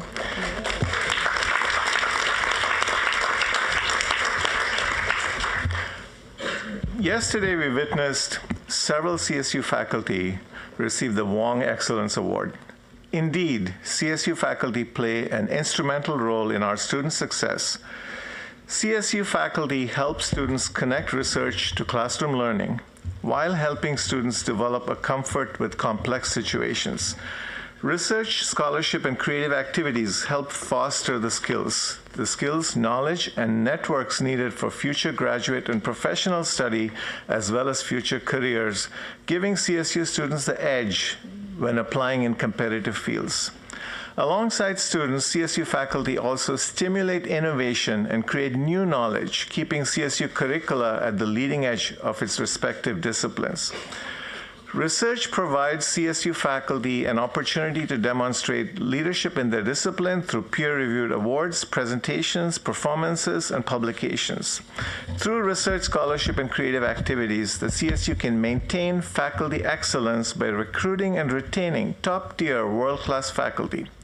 Highlights of faculty achievements are included in the written agenda, showcasing the many ways they are contributing to our communities across the state and nationwide. However, community impact is not limited solely to science and technology. For example, Assistant Professor of Art Teresa Avila at CSU Channel Islands partnered with Ilian La Buffy Tolteca, a graduating senior majoring in art and Chicano studies and student government president, to curate an art exhibition focused on the heritage of agriculture in Ventura County. Entitled Stories of Labor from the Fields of Ventura County, the art exhibit featured a variety of media, including paintings, graphic works, and mixed media sculpture that provide a local perspective on a traveling Smithsonian exhibition on American civil rights, on American civil rights activist Dolores Huerta. In part, the exhibition illustrated the interaction between art and social justice. Beyond individual faculty and student contributions, research scholarship and creative activities at the CSU also includes multi-campus collaborations that lead research on a breadth of topics. The CSU is home to 10 multi-campus consortia addressing some of the most pressing issues in California and its communities, including agriculture, biotechnology, STEM education, and social sciences, and water. Through these partnerships, CSU students and faculty are advancing our understanding of the world while meeting the needs of California and beyond. This year, we'd like to highlight CSU's Agricultural Research Institute, ARI, that conducts applied research and benefits California agriculture, natural resources, and food systems while cultivating the next generation of agricultural leaders.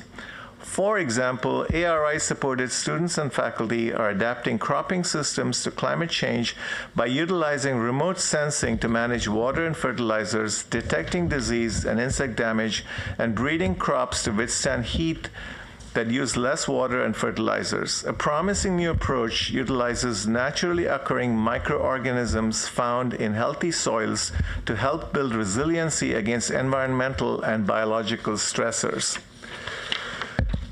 Collaboration and research can also be found outside of the CSU and with our University of California partners. The California Climate Action Seed Grants and Matching Grants, for example, is administered by the University of California system with funding to 11 CSU campuses. CSU campuses received a total of $22 million in competitive funding from the state for climate action. 5 CSU campuses, Cal Poly Humboldt, Chico, East Bay, Cal Poly San Luis Obispo, and San Diego State University received Prime Awards. Sub-award recipients include Northridge, Long Beach, Monterey Bay, Sacramento State, San Francisco State, and San Jose State. We have invited one recipient of this award to speak today on her work and its impact. Dr. Megan Jennings of San Diego State University received a $7 million grant for a proposal entitled Collaborative of Native Nations for Climate Transformation and Stewardship. Dr. Jennings? Thank you, Dr. Roman.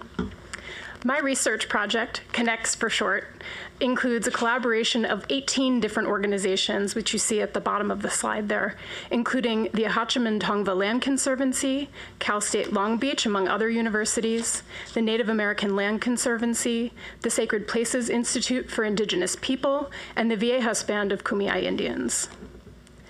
The suppression of indigenous landscape stewardship and fire practices since colonization have been identified as a root cause of many of the present-day issues that we're now facing associated with ecological health, climate resilience, and community fire risk in California. To address these issues, our project takes a community-based approach, leveraging local networks and reflecting both the cultural and biological diversity of Southern California. Our collaborative model embodies equal evaluation of indigenous and academic knowledge. Together, through the avenues you see depicted, woven in the yucca strands in the middle of the graphic, we're advancing indigenous management practices and stewardship and innovating shared learning opportunities for CSU and UC students, as well as community members. This approach represents a paradigm shift in how climate action is visioned, led, and implemented, putting tribal communities at the forefront to guide the co-production of research, take action on the ground, and engage in workforce and economic development opportunities. Thank you, Dr. Jennings. for sharing your remarkable work with us today. We've also invited President Tom Jackson of Cal Poly Humboldt to speak today regarding his faculty's collaboration with the Wiyot tribe in Northern California. President Jackson. Thank you, Dr. Rahman, and good morning, members of the board. Cal Poly Humboldt takes pride in hands-on learning and in connecting with indigenous nations and integrating traditional knowledge into our curriculum. Grant funding secured by Dr. Lori Richmond of Cal Poly Humboldt enabled a historic 46-acre return of ancestral homelands to the Wiyot tribe in Northern California. This project is a first-of-its-kind collaboration among state agencies, a university, and tribal people working together to repatriate ancestral lands. The land is located in the ecological and culturally significant Wiyot place of Marasharok, or the Wolf's House, on Humboldt Bay. Under tribal stewardship, the land will be prioritized for restoration, including the development of a monitoring and ecological management plan that draws from traditional ecological knowledge and Western science. The work will support water quality, coastal habitat, and cultural sustainability on the site and in the surrounding region. It has also been a pleasure for me to lead a group that aims to optimize student success and preparation for the climate workforce across the CSU. We have a multidisciplinary, multi-sectoral approach that includes faculty, student research and projects, mentoring, and active engagement. This activity aligns with the Governor's Executive Order N-11-23 that calls on the CSU to promote career pathways in education, climate, and technology. Lastly, through this activity, we hope to create strong partnerships with California communities, government agencies, nonprofit organizations, the private sector, and philanthropists. We will expand the application of research in climate change adaptation, the climate action research and education to support community actions and technological solutions, policymaking, and workforce development and training. Dr. Rahman. Thank you, President Jackson. Cal Poly Humboldt represents the many ways research and community needs intersect. I will now turn the presentation back to Dr. Perez for her concluding remarks. Thank you, Dr. Rahman. As the CSU community zeroes in on our Graduation Initiative 2025 goals, and as we boldly reimagine our future efforts to achieve student success and equity, experiential experiences for our students are integral. Research, scholarship, and creative activities help to strengthen engagement and retention, and these high-impact practices are often key in helping our students see themselves as scholars, innovators, problem solvers, and ultimately as college graduates and leaders in our communities. Chair Arambula, that concludes our presentation. Our speakers and I would be happy to answer any questions the board may have. Thank you, Dr. Perez. Dr. Rahman, am I saying your name correctly? Great. Thank you also to our guests, President Jackson, Professor Jennings, and Emmanuel. Tell us the name of your app one more time. I'm just trying to get you a little bit more shine on this stage. Class Chat. That's great. I have 2 middle schoolers who would absolutely love that app, by the way. Thank you. They already do it on their phone, just calling someone. So if they had an app, that'd be even better. Thank you. I know that we are trying to quickly move through. I'm just going to say this is incredibly exciting. Dilsey, to the point you just made, it is deeply beneficial to our students, both in the actual skills they are developing for success in life and to ensuring that they are moving towards graduation. And based on the financial conversation we had before, the $700+ million that we are bringing in for research is yet another creative way. And gosh, what would it look like to double that number? And what might we do, and what opportunities would that provide for faculty, for students across? So just deep appreciation for all of the work, and huge congratulations to everyone for these great examples. Are there any comments or questions? Julia. Thank you. I want to add my thanks and excitement about this. And just to make a quick comment that in addition to everything that's been said, I think this is an opportunity to also let the world know that the CSU does research, but not in the traditional way. It is practical. It is focused on problem solving, right? It is really about working solutions, which is what the world needs more of. And I think the way we're going to double the resources is by really, in a sense, creating a sense that when you have a really tough problem, we have 23 universities who individually or in some combination thereof can really help move that issue forward. And it's just as important as having our students be the future of California. I think this is the knowledge for solving the problems of the future in California. I'm going to echo that. My wife used to work at Stanford. Almost the only set of students who got to do research were graduate students. Almost every example we hear that comes before this board are undergraduate students working hand in hand with our faculty to do this research. Imagine the transformative effect that has on an undergraduate student. Our grad students need it as well. But gosh, just the ability to develop those skills, to have that sense at that level is tremendous, and I think is something we should be talking about more. Yes, Leslie.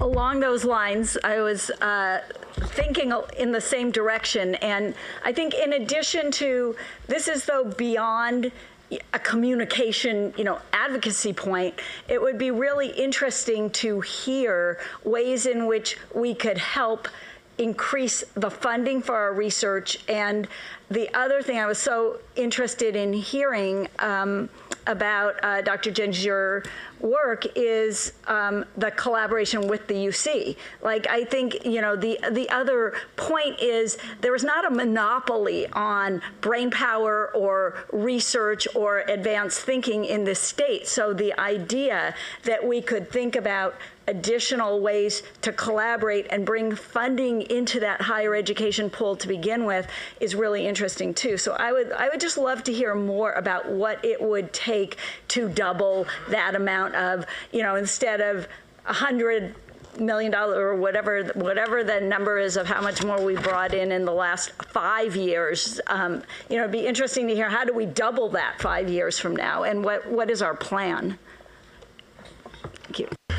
Yeah, so if I could respond to that briefly, some of the things. So one of the first things we have done over the past few years is to create a culture of research and create a culture of fund seeking where folks are actively seeking extramural funds. There are competitive opportunities where you have to be willing to write proposals, be willing to be disappointed on proposals that are declined, and be relentless in submitting these proposals until you get funded. And to do that, the Chancellor's Office has had many mentoring programs. We have organized peer mentoring programs and working with the campuses, provided proposal reviews prior to submission, and all of these things, because the institutional investment really needs to be magnified significantly, and that's what we're seeking to do, pursuing these competitive opportunities. Some of these with the National Science Foundation, they have a 5% selectivity, some of them have 2% selectivity, and so we're beginning to get these awards. Some of these are very prestigious, like the National Science Foundation Career Award. Some years ago, we didn't get many of them. Now, almost all campuses are getting multiple awards from these agencies. So, in addition, we also have, we pursue a number of training grants. And while that may not directly represent research, it subsidizes the learning environment, because we bring in lots of additional funds that contribute to what we do to educate young people. And we also pursue a number of workforce development grants that actually prepare our students, to work, in California. This includes things like the 2045 decarbonization initiative, things like that, connecting to the hydrogen economy, the climate adaptation. So there are a number of opportunities. I think there are endless opportunities. We just need to pursue them very relentlessly. So Trustee Gilbert-Lurie, I appreciate your question and charge. When I first met with Dr. Rahman, he said to me, you know, we're about at 708, he said 700 million, and I think $1 billion is reasonable for us to get to in the next few years. And so we accept your challenge to double that and increase that amount. And as you can see, he has many great ideas and look forward to partnering with the board as well as with the universities to increase the numbers. Thank you so much again to our special guests, to President Jackson, to the team driving on this. And just as a reminder for us as a board, we just, there was an award just yesterday for a staff member who is driving on this at San Diego State, and the amazing work is happening across our campuses. So thank you so much. We are now going to transition to item 3. This is an information item regarding proposed amendments to Title V regarding the implementation of the Transfer Student Achievement Reform Act of 2021.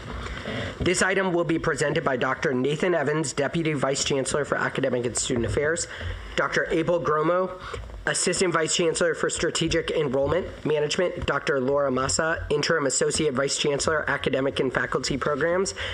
I needed to take a breath. That was a lot of folks. And our Academic Senate of the CSU Chair, Beth Steffel. Take it away. Thank you, Chair Rambula. Following the November meeting, this presentation marks the second in a series of 3 items meant to inform the board about the CSU's ongoing efforts to implement Assembly Bill 928, the Student Transfer Achievement Reform Act. The bill was signed into law in 2021 in response to a legislative select committee on transfer and student experiences in California. As you may recall, Assembly Bill 928 simplifies the transfer pathway to a 4-year degree for California's community college students by creating a single lower division general education pattern that will satisfy transfer admission requirements for both the CSU and the University of California.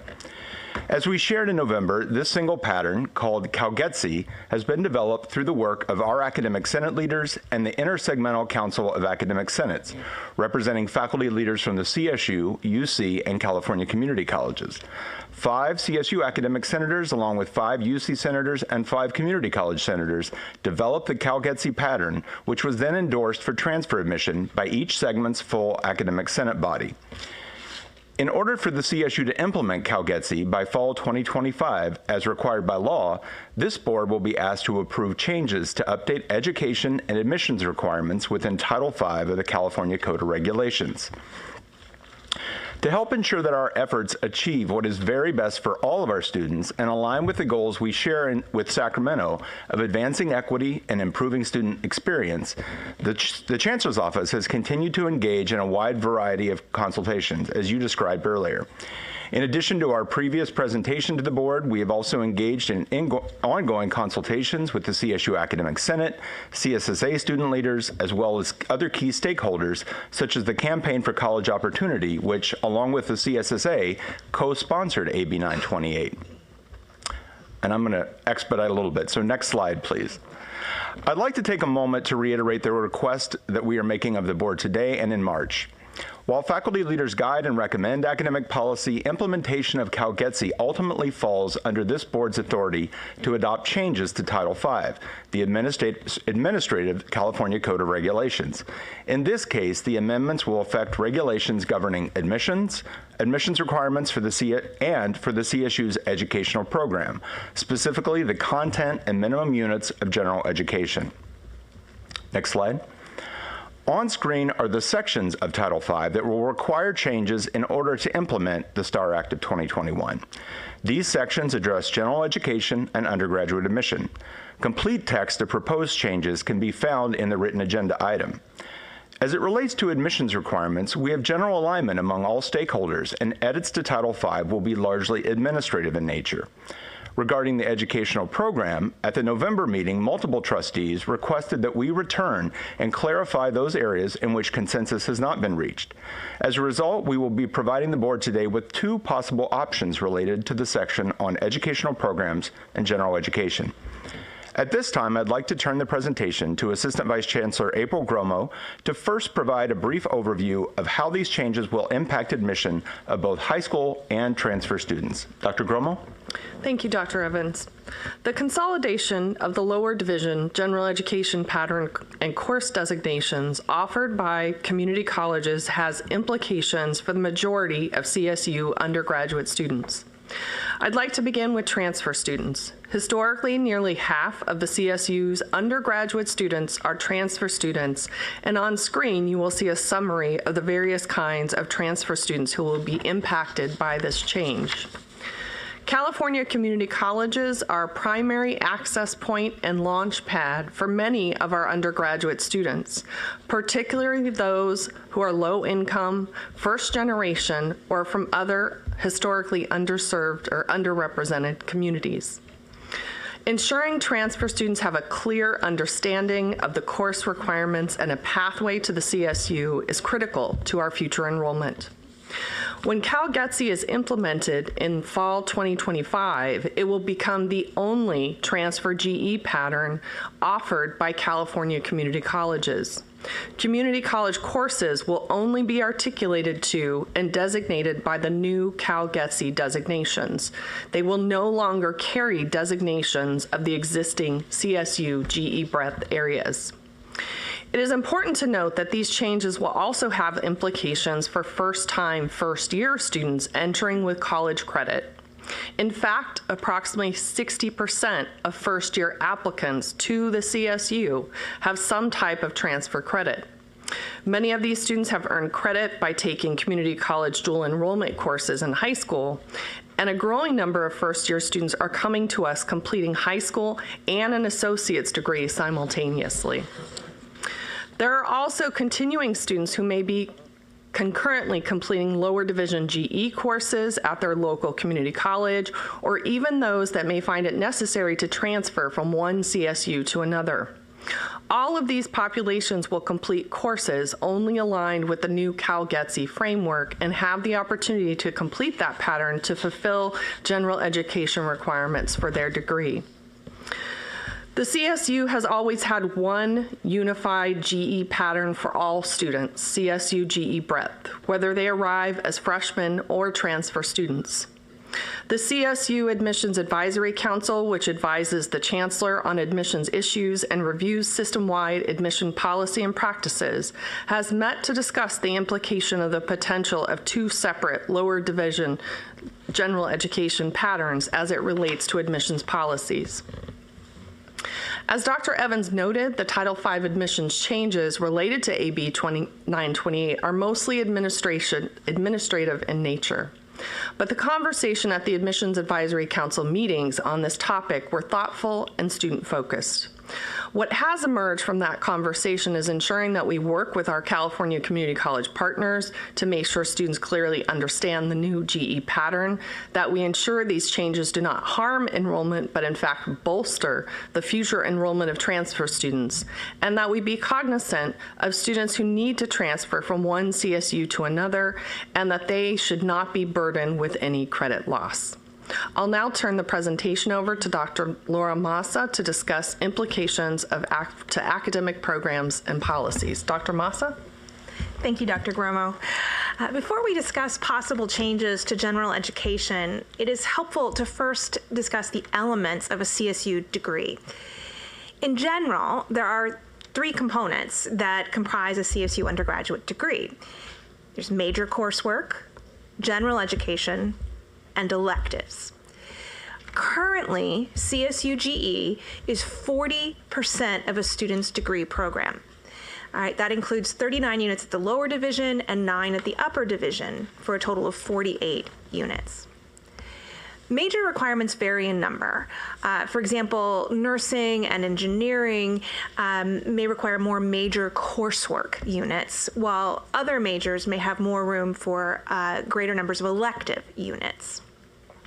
120 units is the required standard for bachelor's degrees. On screen are the current CSU general education breadth subject areas, the 6 of them. CSU GE was last updated in December 2020 with the inclusion of Area F, an ethnic studies requirement. The remainder of the pattern has remained largely unchanged for more than 40 years.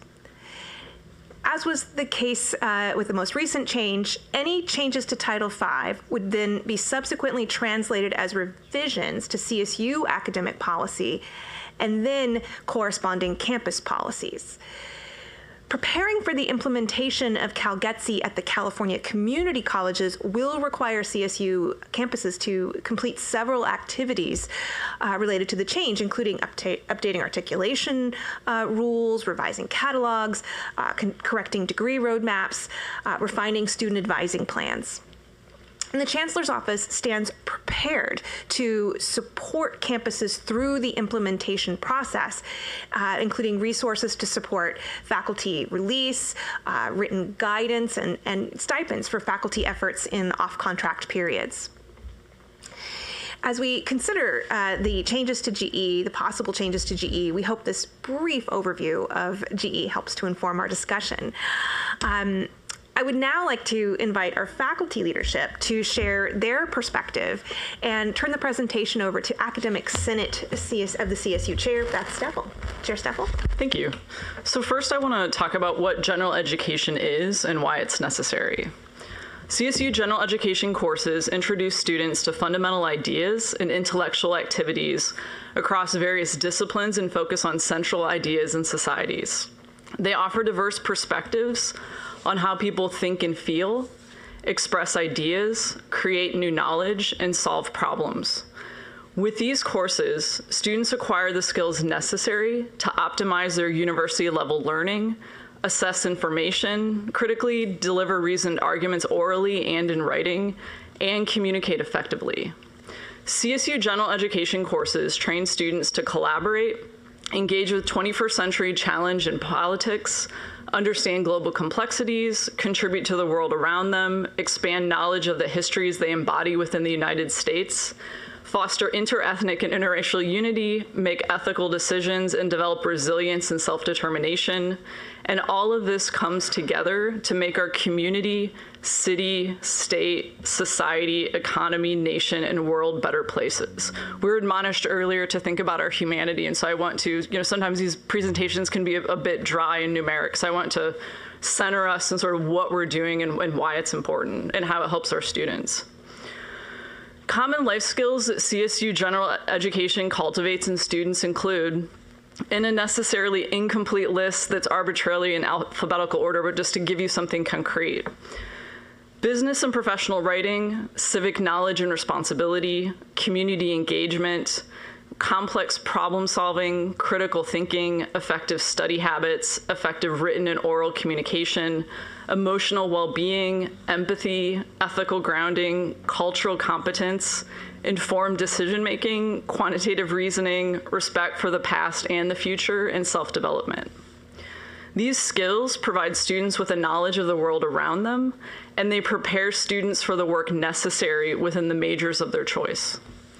While general education life skills and competencies apply to students' lives in general, it's also important to note that they coincide with the skills and competencies that help university graduates find gainful employment across all sectors of the economy.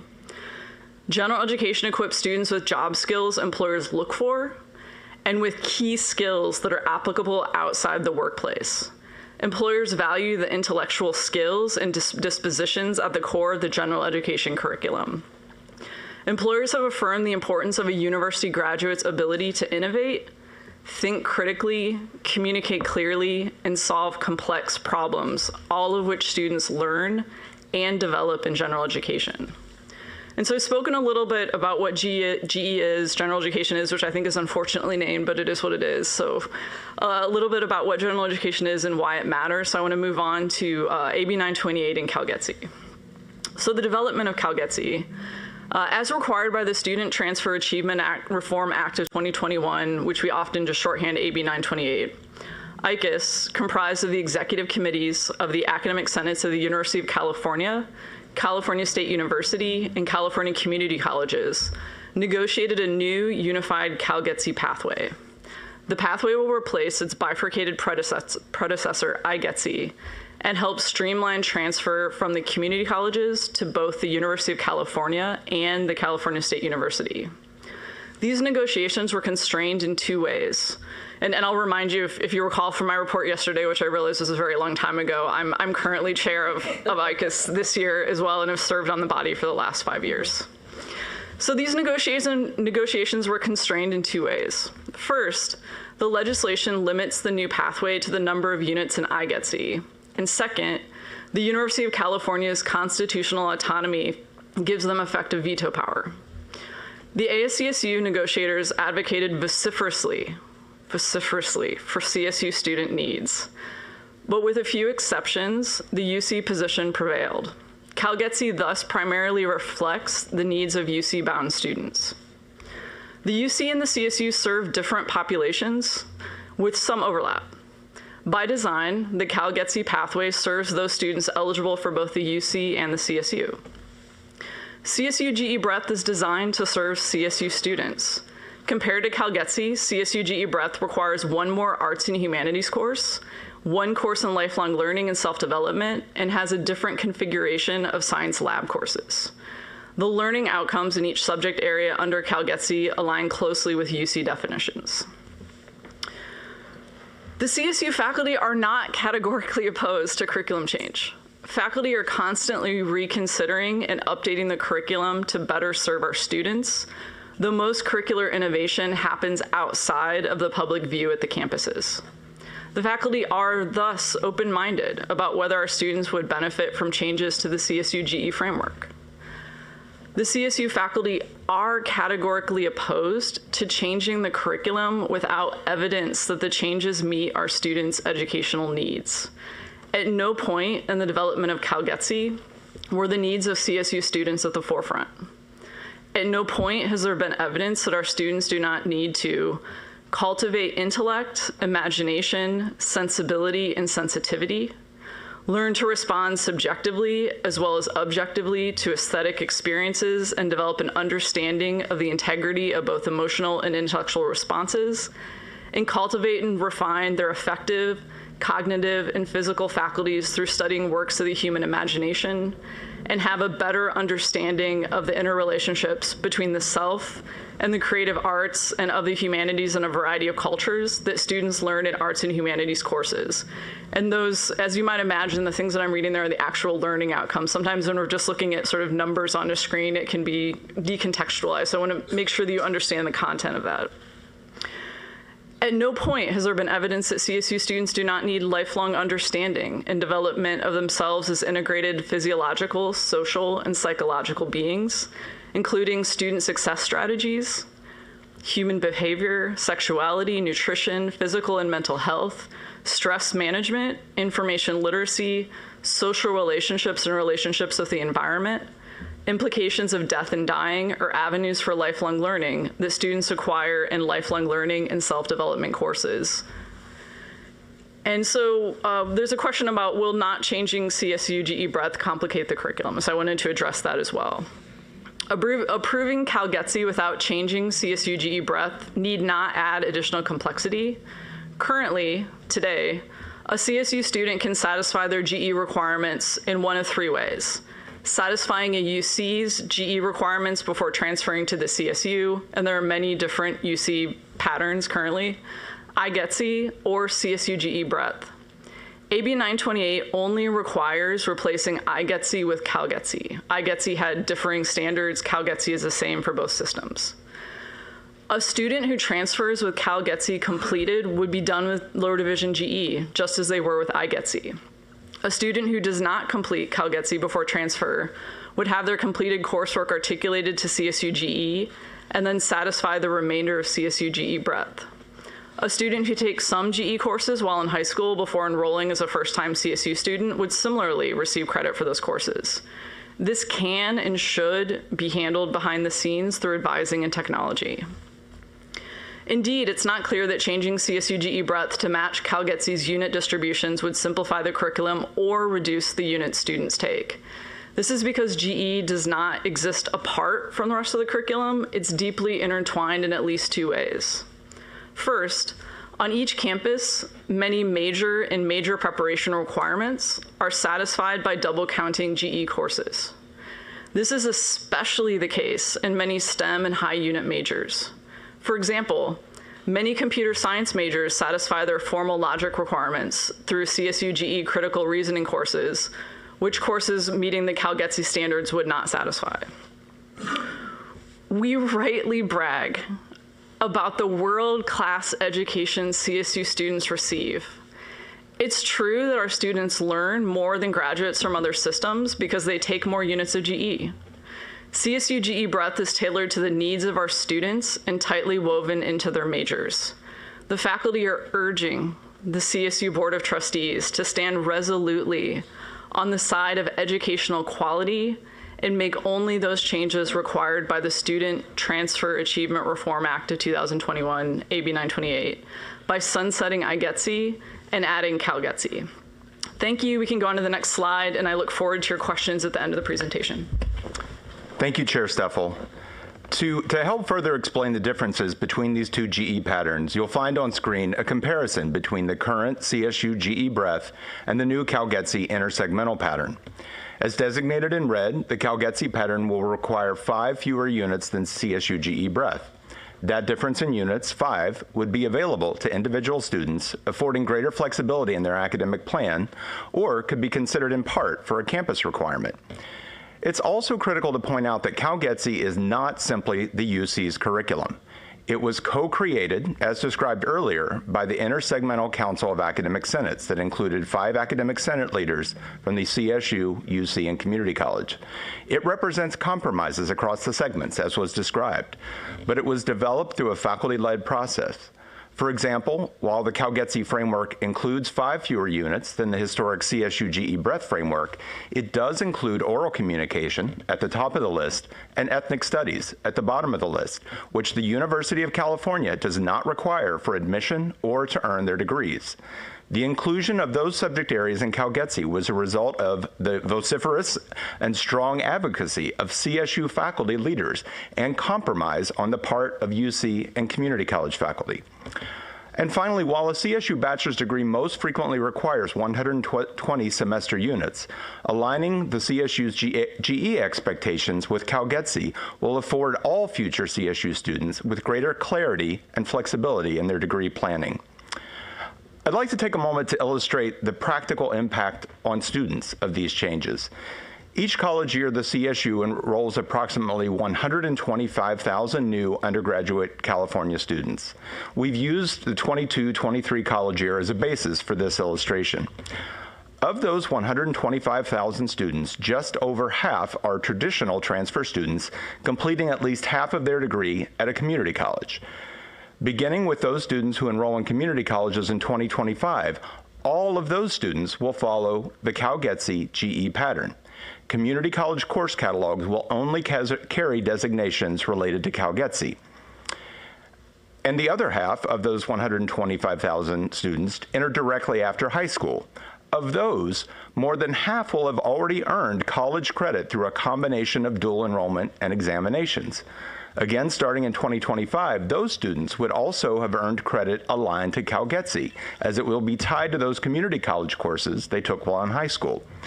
That scenario leaves only approximately 25% of all new undergraduates that might follow the traditional CSU GE breadth. The students that did not have an opportunity in high school to earn college courses and came directly to the CSU would have to complete a larger GE package, resulting in less flexibility in their degree plan. As requested in the November board discussion on the implementation of the 928, today we present 2 approaches to general education for your consideration. The first option is to only implement changes related to the new CalGETC pattern for transfer students, subsequently creating 2 separate GE patterns for our transfer students and some first-year students. The second option, recommended by staff, is to create a unified GE pattern for all CSU undergraduate students by amending CSU GE breadth to align with CalGETC. Under that scenario, CSU GE breadth would mirror the subjects and units in CalGETC so that all students would follow the same educational framework and number of units, 34. Under that unified option, the most crucial elements of GE, the learning outcomes for the framework and determining which courses satisfy those areas in the CSU, would still be determined by CSU faculty through existing campus GE committees. The CSU is under no obligation to simply use the UC standards for our own courses. Through their most recent resolution, the Academic Senate has signaled that they only support changing Title V to add CalGETC for transfer students and oppose other actions at this time.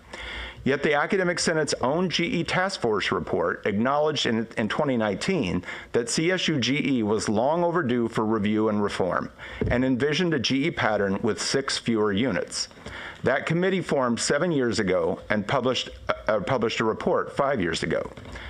To provide both an equitable approach to GE for all future CSU undergraduates and to simplify what can often be a challenging process for students in crafting their degree plan and transferring credit, the Chancellor's Office strongly recommends the adoption of a single unified GE pattern that is aligned with CalGETC, illustrated in option 2. The question before the board will be what action is required to both meet the impetus and intent for this legislation and best serve all future CSU students. It's our belief that this topic must consider the broader context that led to AB 928, a need to simplify the complexity of student and credit transfer and earning bachelor's degrees. While AB 928 was grounded in improving the traditional transfer process, advocacy by the sponsoring organizations such as the Campaign for College Opportunity and our own CSSA, as well as the CSU's own support for AB 928, is based on centering student access, mobility, and timely degree completion. If we do not continue to focus on those priorities, there will likely be additional legislation, as was the case with ethnic studies. As we conclude our presentation, I'd like to deeply thank Chair Steffel, Dr. Gromo, and Dr. Massa for providing additional insights into the broad-ranging conversations that led us to this point. I'd also like to acknowledge and appreciate the authentic engagement by multiple stakeholders, most prominently the leaders of our Academic Senate of the CSU in their regular monthly meetings, as well as 5 off-cycle 928 specific meetings that we've held since last fall, to ensure we have and will continue to explore opportunities in the service of our students. So based upon the board's guidance today, we'll return with an action item on the proposed amendments in March. Again, it's the staff recommendation that we strongly consider the unified option. Chair Rambula, this concludes our presentation. We welcome any questions the board may have. Thank you, Dr. Evans, Dr. Gromo, Dr. Massa, Chair Steffel, for your presentation. This is where Julia stealing 30 minutes is really challenging. That's on all of us, not just on her. As was mentioned, this is an information item today. And this is a time where staff is looking for direction from us. No decision is getting made, but they are looking for direction. There are times when many of us approach this with questions. If you have clarifying questions that you need to ask them. But also, if you have a point of view, even if it's your early thoughts, please share it on these 2 pathways and which way you think staff should bring back for a decision that we will collectively take in March. With that, I'm going to open the floor for questions and perspectives. I will move around the room in this order. Trustee Yee Millikar. Thank you, Trustee Arambula, and many thanks to DVC Evans and team for your presentation. In reviewing the 2 options, I did a SWOT analysis and considered things like benefits, concerns, cost efficiency, cost effectiveness, opportunities, and questions for further clarification as we all aim to best serve our undergraduate students in the CSU. I did this by re-reviewing the 2 information items, the 12 ASCSU resolutions, the various campus Senate resolutions, various emails, phone calls, and you would not believe the number of Zoom meetings I've had with faculty and students throughout the system about this matter. So since time is short and I know we need to go to lunch, this is what I learned, my perspectives I like to share and two questions I like to ask for further clarification. So option one, the 2 GE pathways. Benefits. This option allows for more tailored educational experiences, respecting the unique academic and cultural environments of each CSU campus. It supports faculty autonomy in curriculum design, potentially leading to more innovative and specialized course offerings. This diversity in pathways can cater to a broader range of student interests and career goals. And what I have heard from some students, where they have expressed the appreciation and the value of Area E lifelong learning courses, such as first-year experience and civic and community engagement courses, in helping them to better navigate their specific campus, their curriculum, extracurriculum, networking, and internship opportunities, and transition from college to career. The concerns about this option one is the dual pathway system might create disparities in transfer student experiences and outcomes. It could also lead to a lack of uniformity in educational standards, complicating the transfer process and potentially creating inequities among students in different pathways. Then I looked at option two, the unified GE pathway. Benefits. A unified pathway could provide a more consistent and streamlined educational journey for our students, potentially reducing confusion and barriers in the transfer process. This is what AB 928 really is about. It could lead to more equitable outcomes by ensuring all students meet the same foundational educational requirements. It addresses the stated and inferred intent of AB 928. However, some students have expressed the benefits of being able to take fewer GE courses so that they may enroll in more courses in their specific major field of study, particularly those who are enrolled in high unit majors, such as business, engineering, STEM, and other courses and majors. The concerns about this option is that it might limit the opportunity of individual campuses to tailor their curriculum to their specific local or cultural needs. So if you're a campus and you're trying to work with your community and trying to serve them, it might limit it a bit. There's a risk of diminishing the diversity of educational experiences available to the students, potentially impacting the breadth of skills and perspectives that they may gain. But what was interesting is, in speaking to a former ASCSU committee chair, he made this central observation, and that is that it needs to be made, is that in this particular situation, system-wide alignment actually may enhance the principle of faculty purview relative to the local campuses. This is because alignment reduces the imposed system-wide graduation requirements.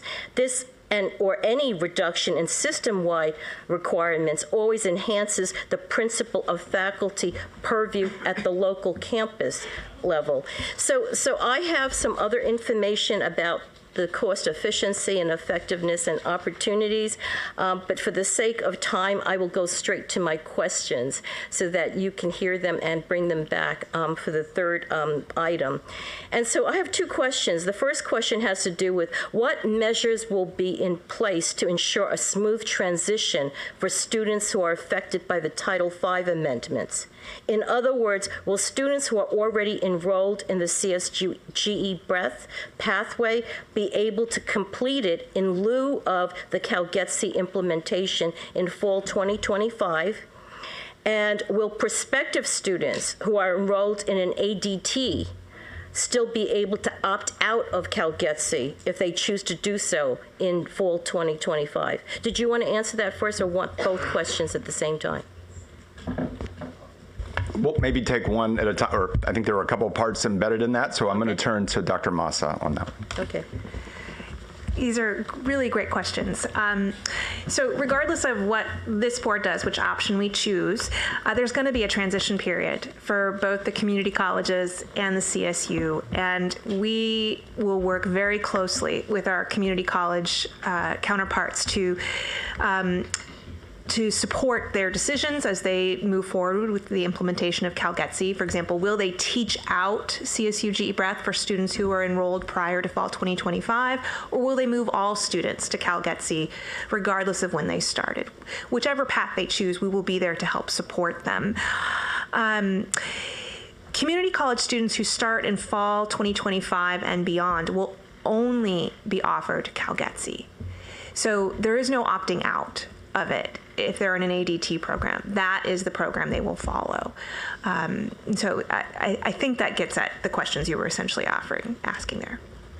I think in the legislative bill, AB 928, it said something about opting out up to, throughout 2024, but I wasn't quite sure what it meant after 2024. So thank you for the clarification. And just to clarify, the bill requires, beginning in fall of 25, students to be placed on an ADT pathway if one exists in the major, but a student can opt out of the ADT if they would like to at the community college, is what we're talking about. Thank you for the clarification. My second question has to do with AB 928 does not call for process or summative evaluation of the new CalGETC pathway. Would it be feasible for us to collect and analyze data on the efficacy of the CSU GE Breath pathway and or pilot the CalGETC pathway to determine the impact on student access, enrollment, persistence, retention, degree completion, time to degree, student success, and other C2C or college to career metrics and outcomes? This recommendation would provide us with evidence-based data for either or both options. So I was just curious if that would be feasible. No, thank you very much for that question, Trustee Malakar. I'm going to actually turn to Dr. Massa again for some initial feedback on that. Yes, I think you're correct. It's not in the law, but evaluation of our curriculum, evaluation of these things is a best practice, and it is the CSU practice. So we will absolutely conduct analyses comparing relevant metrics for students who are under different patterns to understand the impact and be able to adjust accordingly. For example, we might look at disaggregated data on time to degree for students who came to us as first-time freshmen versus transfer students, which is something we already are looking at, and look at the impact of the change in curriculum on those kinds of things. So that certainly is something we will do. And if there's an interest by the board, we can include an analysis plan when we come back in March.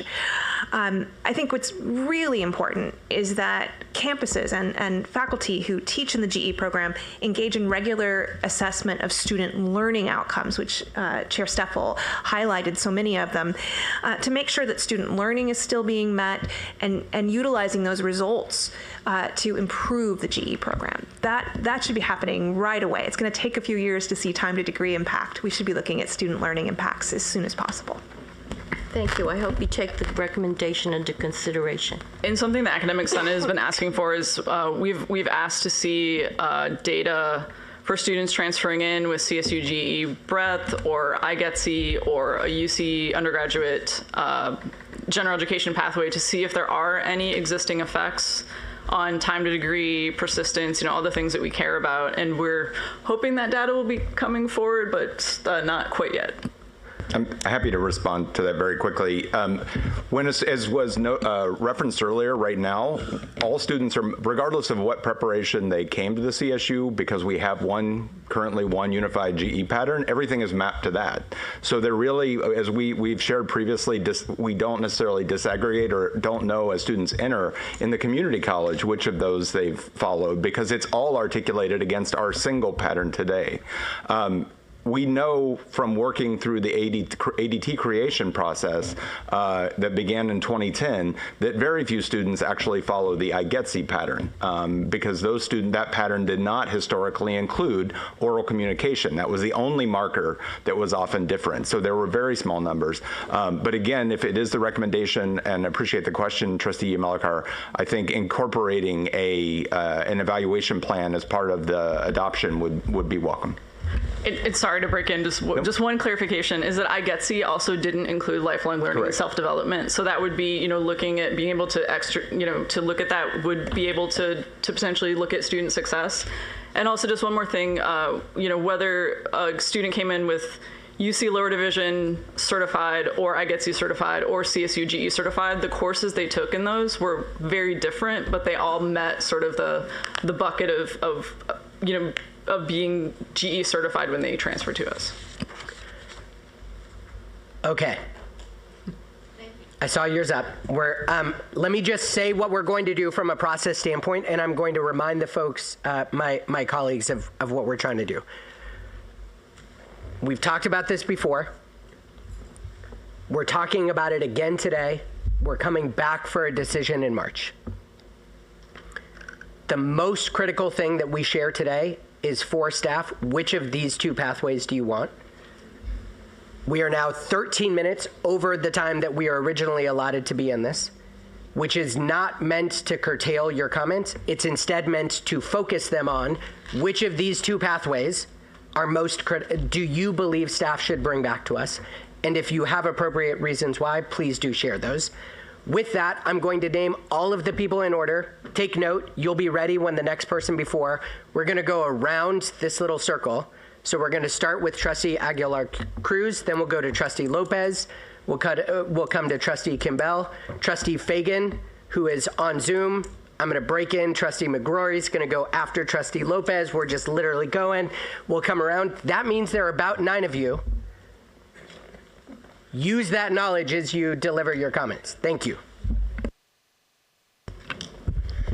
Oh my God, pressure. Okay, as a student, it's very difficult to kind of come to a conclusion of which one will be more beneficial for students in the long run. I think that as of right now, considering all aspects and with the information Trustee Darlene shared with us, I still think that option 1 would be beneficial for students. And the reason why I bring that, it's because I have a list of option 1 is the 2 general education pathways. And I say that because there's very valuable courses in that area, such as community involvement and personal growth, basic life skills, health and well-being, introduction to psychology, stress management for health living. And I think the other part of the comment that I want to highlight is that the reason why it is being so difficult for me to really weigh the benefits and the disadvantage of this is that I think we're finding that there's issues on the ways that our unit loads are distributed to our students, because I think about STEM students, engineering students, or students who are planning to pursue graduate education, and some of them, the ones that want to go to medical school, for example, they have to take their regular unit load plus the prerequisites for medical school, plus if they were placed in remedial courses, which a lot of our students do get placed in remedial courses, then they have to take all those units, so it just keeps adding. However, I think it is very difficult to say that the courses that are being provided for students in option 1 are not valuable, because I think that those were some of the most valuable courses I had in my development and my success as a student in higher education. So I think it kind of opens the door for us to have a more in-depth conversation in the future about how we release some of the stress when it comes to unit load for students. But yeah, I think this is a very complicated topic. But yeah, and I have two questions. So number 1 is, do y'all have an estimate of the average of units that students take in the CSU? Is it that 120? So we do have that. I don't have it at my fingertips, but would be happy to share that. And I'd be happy to entertain your other question. We can share that with the board in terms of what average unit load, what average units at degree the totals are. They are greater than 120, but that number has been decreasing, but be happy to share the most current one. Okay, thank you. And the second question, and this is just clarification. So if we were to adopt option 1, then how many students will be part of the G breadth? How many students will fall under that? So I'm trying not to do math on the fly and go back to the actual slide. So it would represent a quarter of our first-year students coming in. Sorry, this is not moving. So that would be about 30,000, a little between 30 and 31,000 students annually versus over 94,000 students potentially following CalGETC. So we'd have a minority of our incoming students, those students that did not have the opportunity to take college courses, that did not have access to college courses while in high school, would be held to a larger GE pattern. And if I may add sort of one item of information regarding the comments on lifelong learning, I don't think there's any disagreement about the value of courses that satisfy lifelong learning. What I would share, there are hundreds of universities across the nation that deeply believe and invest in first-year experiences. They don't necessarily do that through a lifelong learning requirement. They have embedded first-year experiences. In fact, ask you where Chancellor Garcia most recently came from. Supported campuses, including some CSU campuses, in an exploration and sort of reimagining the first-year experience and how the exact things you noted in terms of exploration, connection to career, self-efficacy, all those things that are embedded in that one course. In most other institutions, those are embedded throughout general education, not solely in just one unique course. So that opportunity would certainly be available, as a number of our other campuses are doing today, even with their summer transition program. So I offer that it doesn't have to be an either or. It's about aligning the GE framework for simplicity and clarity for all students. Okay, and apologies, Diego, but I have a follow-up question to that.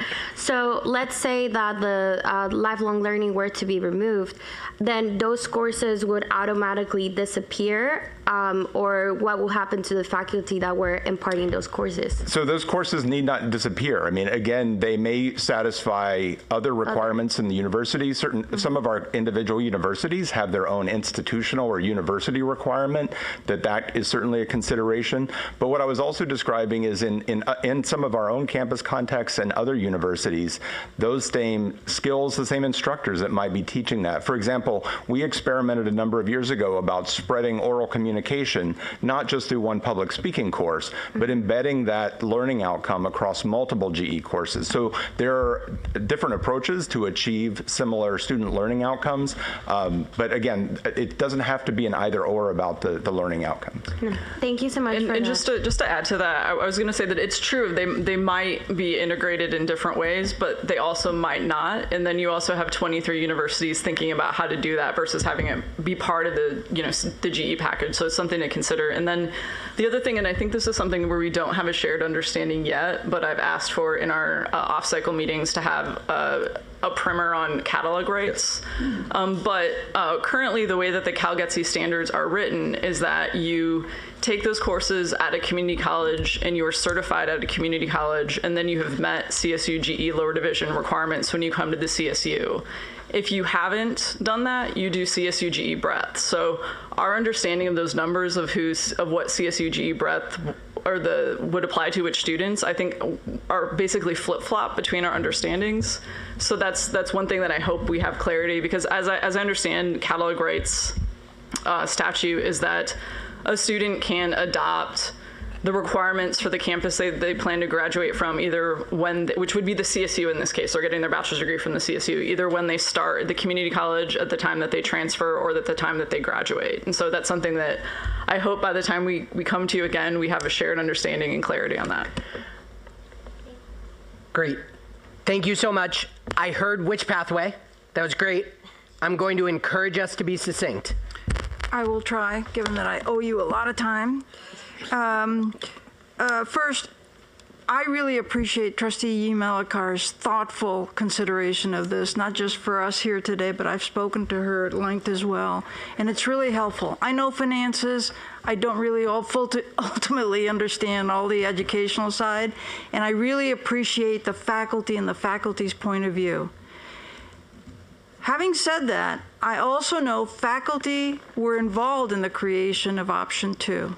So Option 2 is also a faculty-led process. And when I understand the very compelling articulation that you made, Chair Stuffle, about GE, I don't think that's just a GE thing. I think it is really, truly an experience for all students in the baccalaureate experience. So how that gets arranged is what concerns me. And so when I think about how do we make it easier for students, all students, to have a shared experience, what I can't get over is having a tiered system, whether 25, or I'm not even going to argue the number, 25% or 40%, that we have one set of students having one set of academic experience, and another set who are transfers are going to have another experience, but ultimately they get the same degree, and there's no distinction when they go out into the workplace or whatever as to what we taught them. The other thing, and this is just really a personal thing, I always get concerned when we have these distinctive conversations between our education and the community colleges or the UC. What we're trying to do here is say that we are all going to offer a quality, wonderful education. And for those who choose to start at the community colleges, they'll get that. Those who choose to come to us, they will get that. And we have worked collaboratively as a system to ensure that that's there for all of California. My option at this point is, let's simplify it. Option 2. We've got them up on the board now, too. Okay. Yes, the unified pathway, please. Great, thank you. Jack? Yeah, over the break, I've read a lot of articles about why higher education isn't competitive anymore, why it isn't doing what it should be doing, why it isn't attracting students, and we're seeing it here. And so now we have a general education requirement that's been around for 40 years. Students 40 years ago aren't the same students that are here today. It's a whole different mix. I taught for 25 years as an instructor in the system. I don't pretend to be a curriculum expert. I just have a little bit of common sense. It is absolutely nonsensical to have 2 sets of general education requirements for our students. How does that make any sense in the world? And once again, curriculum is one of the hardest issues we seem to face. We played around with quantitative reasoning for 3 years. We even included home economics as quantitative reasoning. We went all over the place. We delayed implementation for 7 years to make it work. And then in the end, we dropped it. The staff came in and said, oh, we don't need that anymore. What in the heck happened there? And then we played around with ethnic studies for 3 or 4 years. And then we get all mad because the legislature, in the face of ethnic unrest across the United States, decides to impose a requirement themselves because we can't act. We don't act. We just sit there and we let the status quo govern. Why? Becky Eisen, emeritus, chaired a task force. They looked at GE. They came back and said, we have way too many GE requirements. Let's lower the number to something in the mid-30s. We sent it to the faculty senate, and it's been there 5 years. I don't think, we just shouldn't think in terms of these cycles that are this long. We have to respond and react. And here again, the legislature waited for probably us to do something with GE, and now have decided to do it on their own again. And it makes sense to me. And I would totally agree that this is the way we should go. We have too many GE requirements. Every time we go to a campus visit, students come up and say, well, it's great that you have the GI initiative, but we can't get it done in 4 years because we have 48 units we have to take. It's like we don't trust the students to pick their own courses. At some point in time, they're entitled to intellectual curiosity. They shouldn't have these courses jammed down their throats. And to have these courses in upper division is nuts. That's when you're focusing on your major. That's when you're doing serious work to get ready for your vocation, not playing around with 3 more mandated courses. I just think the system is messed up. This is a move in the right direction. It ought to be simple. We make the system so complicated. Remember my guiding principle, KISS. Keep it simple. And this is not something, having 2 of these options is not simple. There ought to be one option, and it ought to be the Cal Getsy. Trustee Kimball. Well, I think Jack said it all. I agree with option 2. I was around when Becky was, started this whole look at, units. I think I'd also, in light of our last conversation about finances, would like to know what the cost savings would be for us and for students. And also, just quickly, you mentioned DVC Evans, that 5 years ago, the Senate actually proposed reductions in units. And I'm just curious how Chair Stoeffel, how you would respond. Is that true? Say one more time. Nathan said that 7 years ago there was a committee to look at, I guess, units completion that needed to be completed, and 5 years ago, Senate proposed reducing units. The Senate did not propose. There was a GE task force that was, and I looked into this based on a question that we had at the last board meeting, but my understanding was there was a task force that was commissioned, a lot of discussion over a period of years. Unfortunately, during the process of the task force, there was a unilateral change to the policy by the Chancellor's Office leadership at the time, who are all now gone, to change some GE policy, which I think deeply, affected some of the trust in that process. And when the report came out, the Senate did not find the recommendations in the report compelling and didn't take it forward, is my understanding. And then just one other thing that I wanted to say, just sort of in context for the board, is that you're right that CalGETC was faculty driven, but it wasn't CSU faculty driven. It was a minority of CSU faculty putting that together, and it was truly to ease transfer. It was truly to figure out what the best way was to get students from the community colleges to both the UC and the CSU. And so it's necessarily a compromise solution. And then the other thing I just wanted to share is that the CSU currently has the most unified GE of any of our three systems of public higher education. And if we do make these changes or change these units, that the likely outcome is that we will have 23 much different GE patterns at our 23 universities, because each campus will think about sort of the what changes they might want to have or what unique things we want to have. So it may actually create a fracturing. And the last thing was the community college system has three different GE patterns. One for their associate's degrees for transfer, which is CalGETC, one for their local bachelor's degrees, and one for their local associate degrees. And the University of California system has, I couldn't figure out how many, but every college and school has a different one. So there are 9 undergraduate UCs. So it's somewhere 18 plus N number of different GE patterns at the UC. It seems, though, that this would remove, if we went with option 2, would remove one layer of complexity from those that you mentioned. And then I just wanted to go back to my question about cost savings. I don't know if you have any preliminary numbers on that, Nathan? Don't have that at hand, but would be happy to bring that back as part of the next discussion. Great. Trustee Fagan. I'm conflicted. I'm a big supporter of general education classes, its benefits, and its requirements.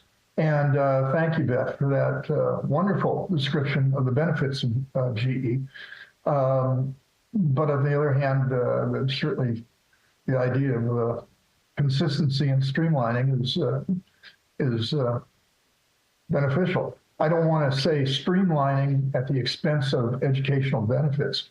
I do want to make the point, however, I used to have big discussions with Becky Eisen, who was our former chair, who was not kind to a lot of general education requirements. And she and I had big disagreements on that, because I think general education is hugely beneficial. And I don't want to leave this meeting with anyone having the idea that, obviously some trustees have different ideas than I might have, but that there certainly is a support, at least from me and I think others, that general education requirements are hugely beneficial. And I don't think it's the case that you always get students thinking that they need those because they want to get right into their majors. Yet when they have those general education courses, the world opens up. Their experiences are different. The possibilities, the critical thinking skills, all the things that Beth just talked about. So please don't come away from this as saying that we're somehow making GE courses second-class citizens. And what we need is a reemphasis on those major courses. And I realize Jack's not saying we need to get rid of GE requirements, but it does come across a little bit as sort of a impression that I hope we don't leave for people watching this. Thanks, Doug. Trustee Gilbert-Lurie. Thank you. And it's hard coming at it from where we do to listen to Chair Steffel and Dr. Yee Mellencamp, your thoughtful comments, and in any way go against all the thought that the faculty has put into this. But gut, which is what you're asking us to do, the Cal Getsy Simpler Pathway feels like my gut is that is the way to go. And I get there because, it just does seem easier to navigate, simpler, more equitable opportunity. And I listened, I think what was very moving, Chair Steffel, about what you said, the importance of art and imagination and sensitivity. And I looked, and it looks like art is still in the requirements. And in terms of all the values which you espouse, which I am pretty sure we all would espouse being maybe more essential than any particular course we require, I think that, that's an opportunity for us to double down and make sure that is embedded. I think as DVC Evans said, in terms of just embedding that into our curriculum. It should be anyway, because students, we all would get more out of that than one required class. And so I just keep thinking this makes it incumbent upon us to make sure that it is a part of our entire requirements. So, and I guess my one question is, students can still take more classes though, right? So we're not limiting the courses, we're limiting the requirements. Okay. I'm going to take head nods, and even the look of not totally sure. Well, with the effort of being quick, I'm just going to say so we offer, there are differing opinions. Yeah, we offer what's required. So in a fiscally sound way, you would not offer sort of extra classes. You would think about what's required for graduation. Okay, Trustee Brock. I'd like to share my experience as somebody who went to a junior college, a UC, and a CSU with 2 degrees. I started at Bakersfield College because obviously couldn't afford to go into UC, but I started with the IGETC. Went to a UC, realized I needed to come back home. Wanted to go back to CSUB. Guess what? A lot of my courses didn't count. Mm-hmm. So now here I am, already discouraged. I'm back home debating, do I even do this or not? It's going to cost me more money, more time. And it was very disappointing because in my mind, I'm just going to be quite frank. I'm thinking I went to a UC. What do you mean these don't count at CSUB? I was at UC Riverside. Why not? And I was a bio major. A lot of different coursework required. So for me, when I look at this, I would have loved to have option 2, where I could have gone away and came back home seamless, no problem, save time, save money. And then also, thankfully, I didn't quit. But a part of me was very, very discouraged. And I think about our students, and to Jack's comment about times have changed, that was 30 years ago. I mean, the times have changed. And now kids want everything fast, quick, easy. I mean, where's my phone? It's like glued to my body. Everything's at an instant. So I think it's, I'll keep it simple. I like the option of option 2 because it's something that would have saved me time and money personally. Thank you. Thank you. Trustee Rodriguez. Thank you so much. I thank you for the presentation and for all the information. Early thoughts. I got early thoughts and questions on Trustee Rambula. So I'm thinking about this with my former enrollment management hat, and I'm processing this about how are we really looking for our prospective students. I'm thinking about this in the equity lens, and why are we going to have a different option for incoming freshmen as for transfer? And I'm also thinking about all of the issues that prevent access to our universities. So in my mind, I'm just processing, if we have an incoming freshman who traditionally is a high school graduate, but could also be an adult learner. And adult learners are now rethinking their careers to saying, I need to go back to school. And they could potentially be an incoming freshman. They carry a lot of life and work experience also. So I'm also wondering, how are we valuing that? The life experience and the work experience that they are already bringing into the classroom. So that's one question. The other question that I have is somewhat on what Trustee McGorry said, is that this has already been legislated.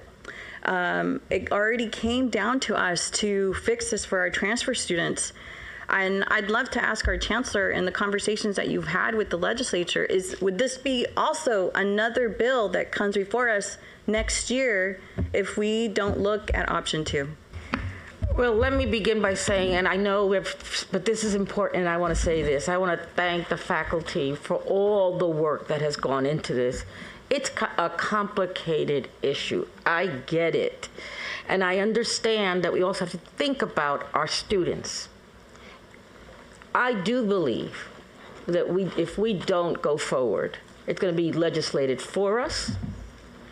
And I think this is an opportunity for the CSU and the faculty to think holistically and design our own thoughtful solution for upholding rigorous academic standards, providing flexibility for our faculty to shape the curriculum within a consistent, unified framework.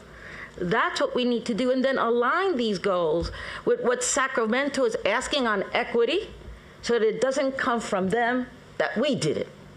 And so that's my position, and I really believe in the unified one, because I think our faculty will do that holistically, use their creativity, meet the learning standards, the academic excellence, and make it simpler for our students. All equity in one area for all students. Trustee Steinhauser. Yes, thank you. I'm for option 2, the unified approach.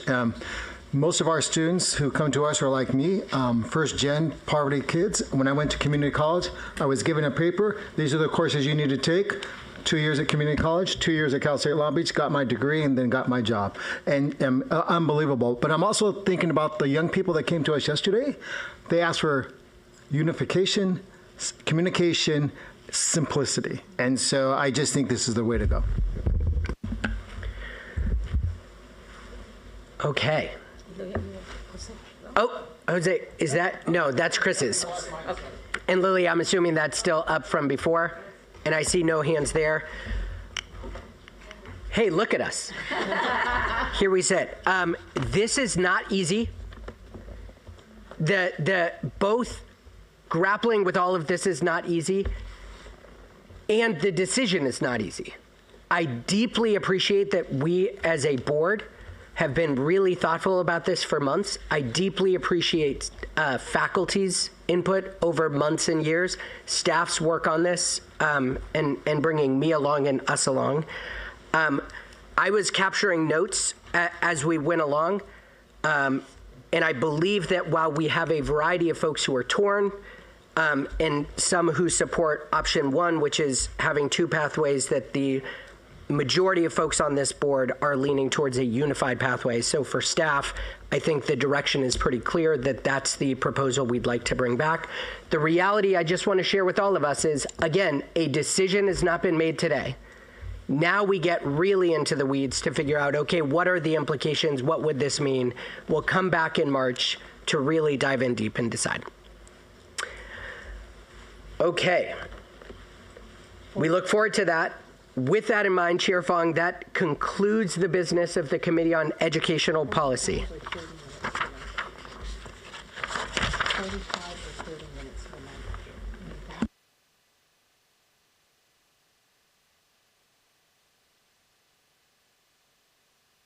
Thank you so much, Trustee Arambula, and also thank you so much to my fellow trustees, our chancellor. Thank you so much for this presentation, and I echo what the chancellor said about the faculty input, and I really appreciate Beth Steffel, Chair Steffel, your presentation, and also the work that the Academic Senate has contributed and the many conversations that all of us have had with the Academic Senate. So thank you. We are really running quite far behind. What we're going to do is we're going to break for lunch, And when we come back, we will return to the Joint Committee on Educational Policy and Finance. So we are going to break for, let us return promptly at 1:25. 1:25. All right, thank you. CSU offers more than 4,000 degree programs, allowing students to pursue their passions, from engineering to entertainment, science to sports. Welcome to the live stream of the California State University Board of Trustees meeting. Please adjust your audio as needed. Our graduates, many of whom earn their degrees without taking on any student debt, increase their earning power and happiness. Our 23 campuses rank highly as engines of social mobility. Just last month, 9 were listed among CollegeNet's top 20 in the country. Welcome to the live stream of the California State University Board of Trustees meeting. Please adjust your audio as needed. Key to students' achievements are CSU faculty and staff. Every year, the Wong Family Excellence Award recognizes 5 outstanding individuals. The awards are given out to 4 faculty members and 1 staff member selected from nominees submitted by the universities. Welcome to the live stream of the California State University Board of Trustees meeting. Please adjust your audio as needed. They are applauded for advancing the CSU mission through excellence in teaching, scholarship, and service. Each honoree will receive $20,000 from the awards established in 1998 by CSU Trustee Emeritus Stanley T. Wong. Congratulations to our 2024 awardees.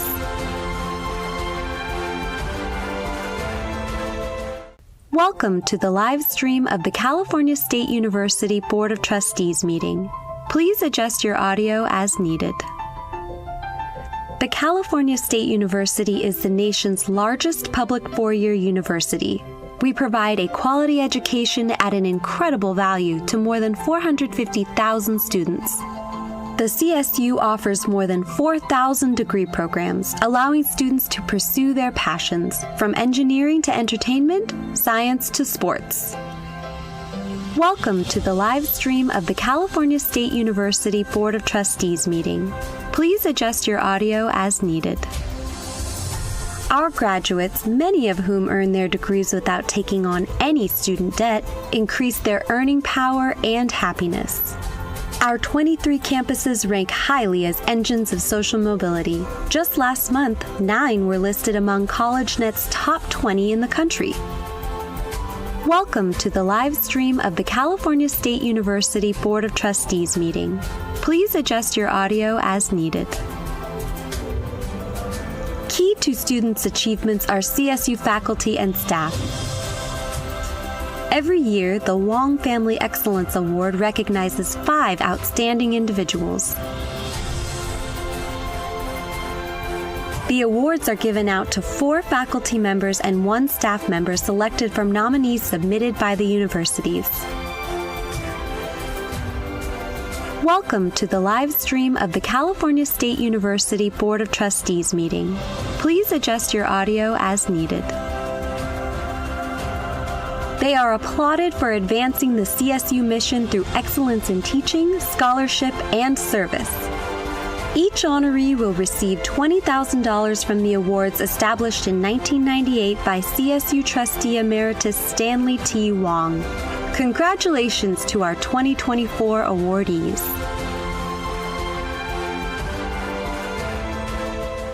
Welcome to the live stream of the California State University Board of Trustees meeting. Please adjust your audio as needed. The California State University is the nation's largest public four-year university. We provide a quality education at an incredible value to more than 450,000 students. The CSU offers more than 4,000 degree programs, allowing students to pursue their passions, from engineering to entertainment, science to sports. Welcome to the live stream of the California State University Board of Trustees meeting. Please adjust your audio as needed. Our graduates, many of whom earn their degrees without taking on any student debt, increase their earning power and happiness. Our 23 campuses rank highly as engines of social mobility. Just last month, 9 were listed among CollegeNet's top 20 in the country. Welcome to the live stream of the California State University Board of Trustees meeting. Please adjust your audio as needed. Key to students' achievements are CSU faculty and staff. Every year, the Wong Family Excellence Award recognizes 5 outstanding individuals. The awards are given out to 4 faculty members and 1 staff member selected from nominees submitted by the universities. Welcome to the live stream of the California State University Board of Trustees meeting. Please adjust your audio as needed. They are applauded for advancing the CSU mission through excellence in teaching, scholarship, and service. Each honoree will receive $20,000 from the awards established in 1998 by CSU Trustee Emeritus Stanley T. Wong. Congratulations to our 2024 awardees.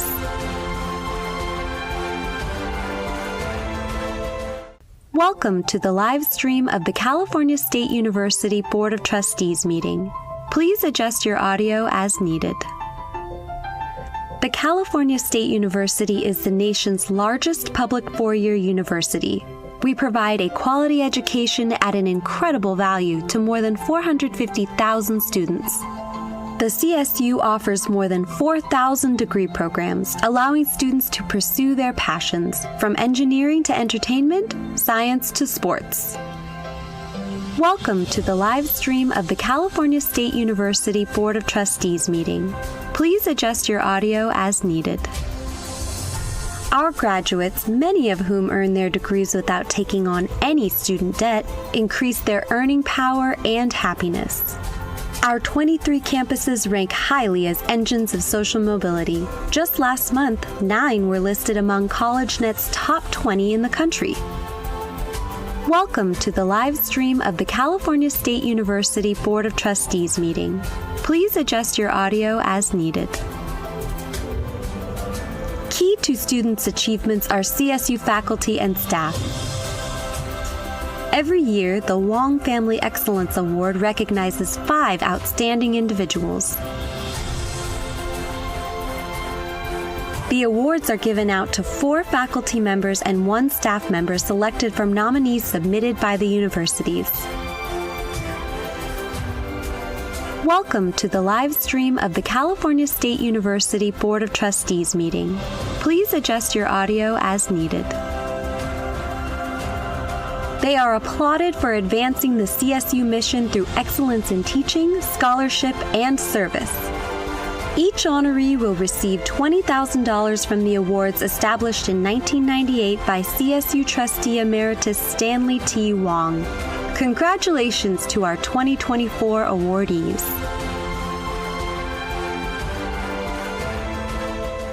Welcome to the live stream of the California State University Board of Trustees meeting.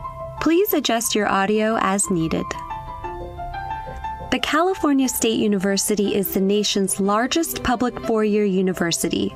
We provide a quality education at an incredible value to more than 450,000 students.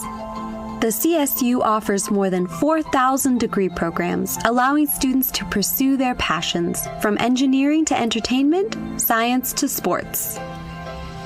Welcome to the live stream of the California State University Board of Trustees meeting.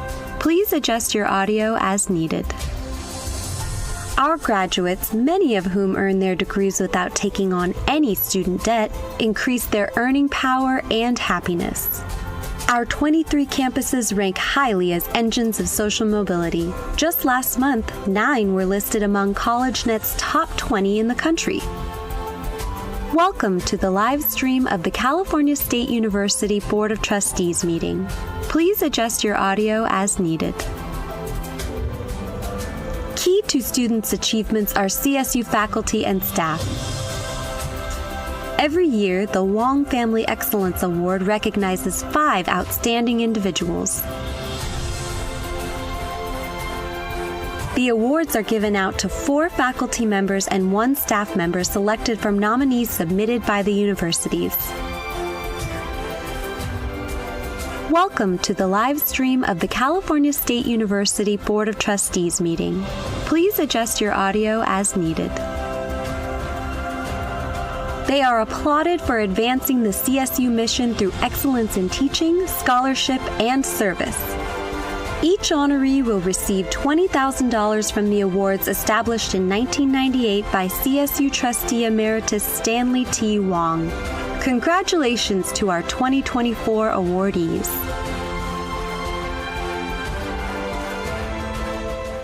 Welcome to the live stream of the California State University Board of Trustees meeting. Please adjust your audio as needed. The California State University is the nation's largest public 4-year university. We provide a quality education at an incredible value to more than 450,000 students. The CSU offers more than 4,000 degree programs, allowing students to pursue their passions, from engineering to entertainment, science to sports. Welcome to the live stream of the California State University Board of Trustees meeting. Please adjust your audio as needed. Our graduates, many of whom earn their degrees without taking on any student debt, increase their earning power and happiness. Our 23 campuses rank highly as engines of social mobility. Just last month, 9 were listed among CollegeNet's top 20 in the country. Welcome to the live stream of the California State University Board of Trustees meeting. Please adjust your audio as needed. Key to students' achievements are CSU faculty and staff. Every year, the Wong Family Excellence Award recognizes 5 outstanding individuals. The awards are given out to 4 faculty members and 1 staff member selected from nominees submitted by the universities. Welcome to the live stream of the California State University Board of Trustees meeting. Please adjust your audio as needed.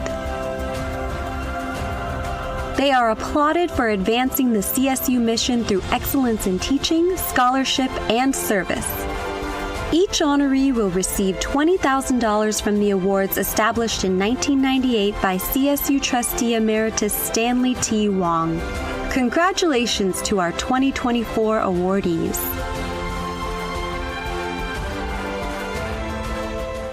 Welcome to the live stream of the California State University Board of Trustees meeting. Please adjust your audio as needed. The California State University is the nation's largest public 4-year university. We provide a quality education at an incredible value to more than 450,000 students. The CSU offers more than 4,000 degree programs, allowing students to pursue their passions, from engineering to entertainment, science to sports. Welcome to the live stream of the California State University Board of Trustees meeting. Please adjust your audio as needed. Our graduates, many of whom earn their degrees without taking on any student debt, increase their earning power and happiness. Our 23 campuses rank highly as engines of social mobility. Just last month, 9 were listed among CollegeNet's top 20 in the country. Welcome to the live stream of the California State University Board of Trustees meeting. Please adjust your audio as needed. Key to students' achievements are CSU faculty and staff. Every year, the Wong Family Excellence Award recognizes 5 outstanding individuals. The awards are given out to 4 faculty members and 1 staff member selected from nominees submitted by the universities. Welcome to the live stream of the California State University Board of Trustees meeting. Please adjust your audio as needed.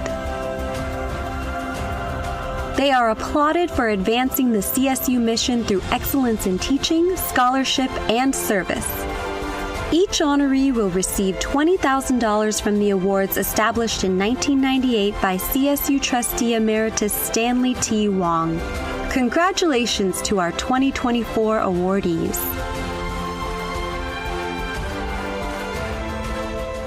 Welcome to the live stream of the California State University Board of Trustees meeting. Please adjust your audio as needed. The California State University is the nation's largest public four-year university.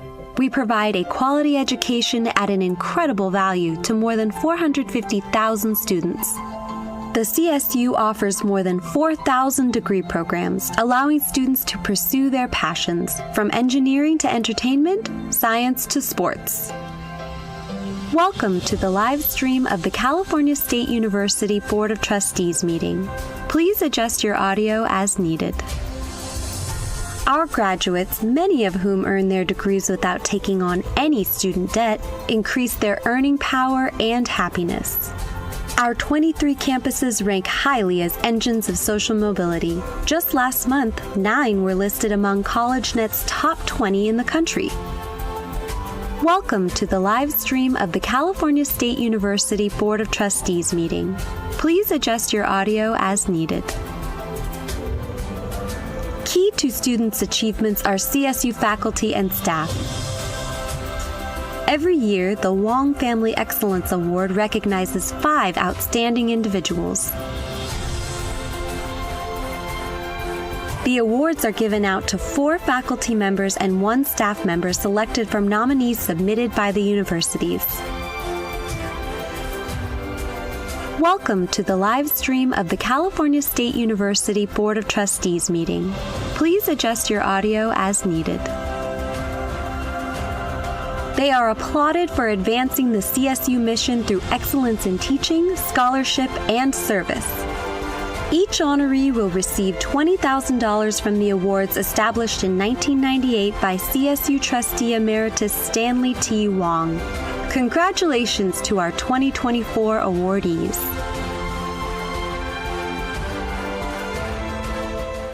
Welcome to the live stream of the California State University Board of Trustees meeting. Please adjust your audio as needed. The California State University is the nation's largest public four-year university. We provide a quality education at an incredible value to more than 450,000 students. The CSU offers more than 4,000 degree programs, allowing students to pursue their passions, from engineering to entertainment, science to sports. Welcome to the live stream of the California State University Board of Trustees meeting. Please adjust your audio as needed. Our graduates, many of whom earn their degrees without taking on any student debt, increase their earning power and happiness. Our 23 campuses rank highly as engines of social mobility. Just last month, 9 were listed among CollegeNet's top 20 in the country. Welcome to the live stream of the California State University Board of Trustees meeting. Please adjust your audio as needed. Key to students' achievements are CSU faculty and staff. Every year, the Wong Family Excellence Award recognizes 5 outstanding individuals. The awards are given out to 4 faculty members and 1 staff member selected from nominees submitted by the universities. Welcome to the live stream of the California State University Board of Trustees meeting. Please adjust your audio as needed. They are applauded for advancing the CSU mission through excellence in teaching, scholarship, and service. Each honoree will receive $20,000 from the awards established in 1998 by CSU Trustee Emeritus Stanley T. Wong. Congratulations to our 2024 awardees.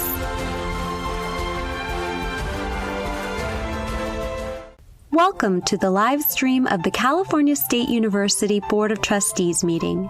Please adjust your audio as needed. The California State University is the nation's largest public four-year university. We provide a quality education at an incredible value to more than 450,000 students.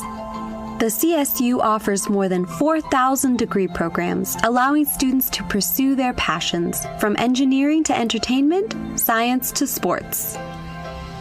Welcome to the live stream of the California State University Board of Trustees meeting. Please adjust your audio as needed.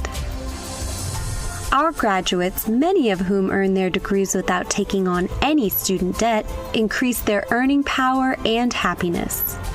Our 23 campuses rank highly as engines of social mobility. Just last month, 9 were listed among CollegeNet's top 20 in the country.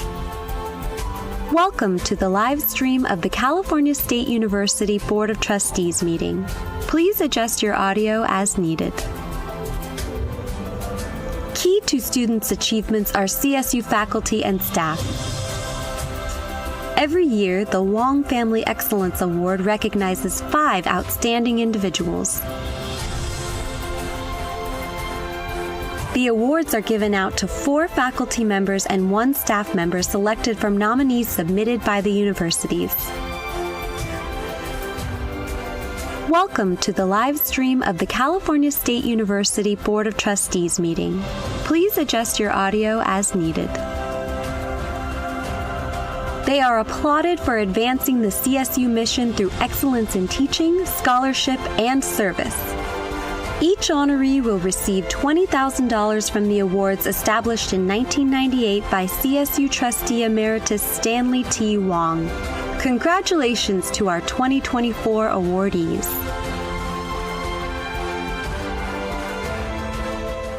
Welcome to the live stream of the California State University Board of Trustees meeting. Please adjust your audio as needed. The California State University is the nation's largest public four-year university.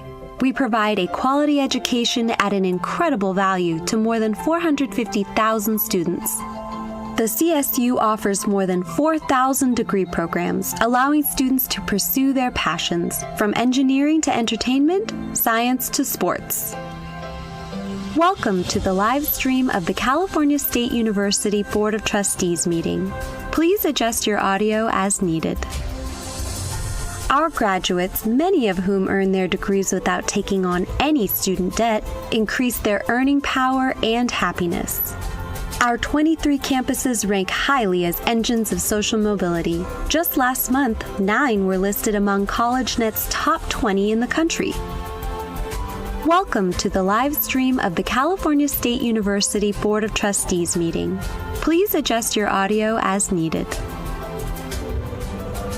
Key to students' achievements are CSU faculty and staff. Every year, the Wong Family Excellence Award recognizes 5 outstanding individuals. The awards are given out to 4 faculty members and 1 staff member selected from nominees submitted by the universities. Welcome to the live stream of the California State University Board of Trustees meeting. Please adjust your audio as needed. They are applauded for advancing the CSU mission through excellence in teaching, scholarship, and service. Each honoree will receive $20,000 from the awards established in 1998 by CSU Trustee Emeritus Stanley T. Wong. Congratulations to our 2024 awardees.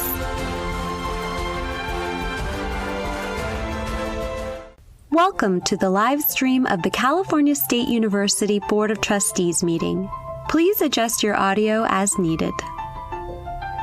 The California State University is the nation's largest public four-year university. We provide a quality education at an incredible value to more than 450,000 students.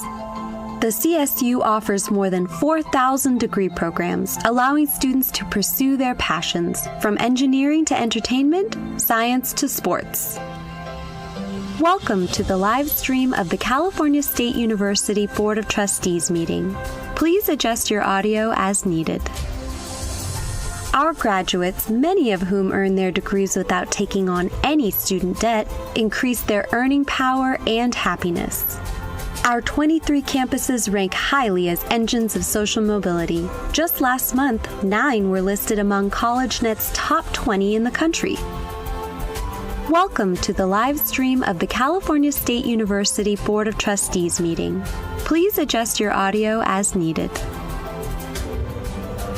Key to students' achievements are CSU faculty and staff. Every year, the Wong Family Excellence Award recognizes 5 outstanding individuals. The awards are given out to 4 faculty members and 1 staff member selected from nominees submitted by the universities. Welcome to the live stream of the California State University Board of Trustees meeting. Please adjust your audio as needed. They are applauded for advancing the CSU mission through excellence in teaching, scholarship, and service. Each honoree will receive $20,000 from the awards established in 1998 by CSU Trustee Emeritus Stanley T. Wong. Congratulations to our 2024 awardees.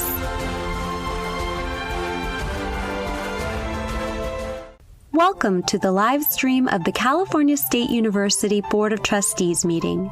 Please adjust your audio as needed. The California State University is the nation's largest public four-year university. We provide a quality education at an incredible value to more than 450,000 students. The CSU offers more than 4,000 degree programs, allowing students to pursue their passions, from engineering to entertainment, science to sports. Welcome to the live stream of the California State University Board of Trustees meeting. Please adjust your audio as needed. Our graduates, many of whom earn their degrees without taking on any student debt, increase their earning power and happiness. Our 23 campuses rank highly as engines of social mobility. Just last month, 9 were listed among CollegeNet's top 20 in the country. Welcome to the live stream of the California State University Board of Trustees meeting. Please adjust your audio as needed. Key to students' achievements are CSU faculty and staff.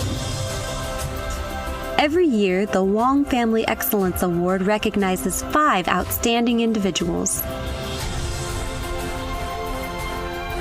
The awards are given out to 4 faculty members and 1 staff member selected from nominees submitted by the universities. Welcome to the live stream of the California State University Board of Trustees meeting. Please adjust your audio as needed. They are applauded for advancing the CSU mission through excellence in teaching, scholarship, and service. Each honoree will receive $20,000 from the awards established in 1998 by CSU Trustee Emeritus Stanley T. Wong. Congratulations to our 2024 awardees.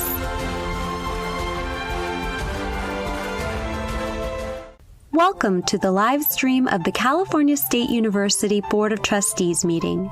Please adjust your audio as needed. The California State University is the nation's largest public four-year university. We provide a quality education at an incredible value to more than 450,000 students. The CSU offers more than 4,000 degree programs, allowing students to pursue their passions, from engineering to entertainment, science to sports. Welcome to the live stream of the California State University Board of Trustees meeting. Please adjust your audio as needed. Our graduates, many of whom earn their degrees without taking on any student debt, increase their earning power and happiness. Our 23 campuses rank highly as engines of social mobility. Just last month, 9 were listed among CollegeNet's top 20 in the country. Welcome to the live stream of the California State University Board of Trustees meeting. Please adjust your audio as needed. Key to students' achievements are CSU faculty and staff. Every year, the Wong Family Excellence Award recognizes 5 outstanding individuals. The awards are given out to 4 faculty members and 1 staff member selected from nominees submitted by the universities. Welcome to the live stream of the California State University Board of Trustees meeting. Please adjust your audio as needed. They are applauded for advancing the CSU mission through excellence in teaching, scholarship, and service. Each honoree will receive $20,000 from the awards established in 1998 by CSU Trustee Emeritus Stanley T. Wong. Congratulations to our 2024 awardees.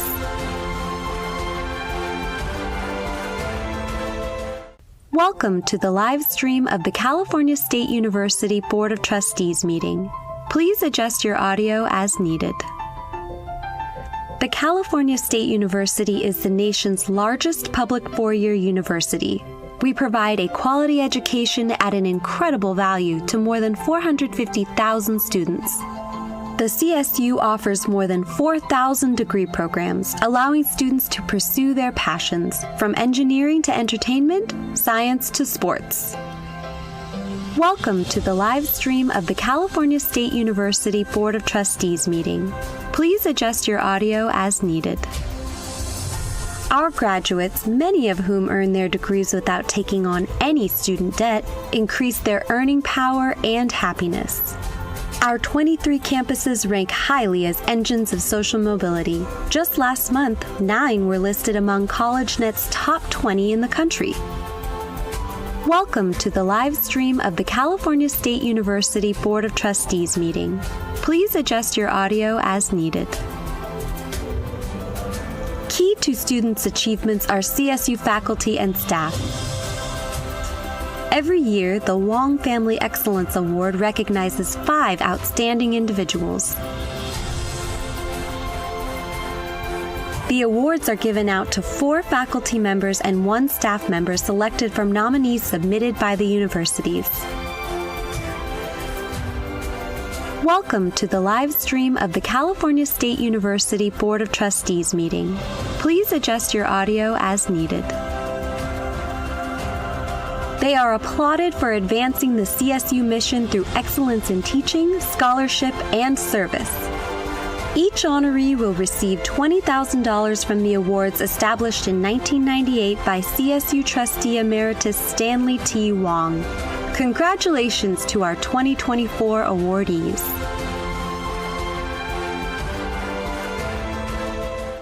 Welcome to the live stream of the California State University Board of Trustees meeting. Please adjust your audio as needed. The California State University is the nation's largest public four-year university. We provide a quality education at an incredible value to more than 450,000 students. The CSU offers more than 4,000 degree programs, allowing students to pursue their passions, from engineering to entertainment, science to sports. Welcome to the live stream of the California State University Board of Trustees meeting. Please adjust your audio as needed. Our graduates, many of whom earn their degrees without taking on any student debt, increase their earning power and happiness. Our 23 campuses rank highly as engines of social mobility. Just last month, 9 were listed among CollegeNet's top 20 in the country. Welcome to the live stream of the California State University Board of Trustees meeting. Please adjust your audio as needed. Key to students' achievements are CSU faculty and staff. Every year, the Wong Family Excellence Award recognizes 5 outstanding individuals. The awards are given out to 4 faculty members and 1 staff member selected from nominees submitted by the universities. Welcome to the live stream of the California State University Board of Trustees meeting. Please adjust your audio as needed.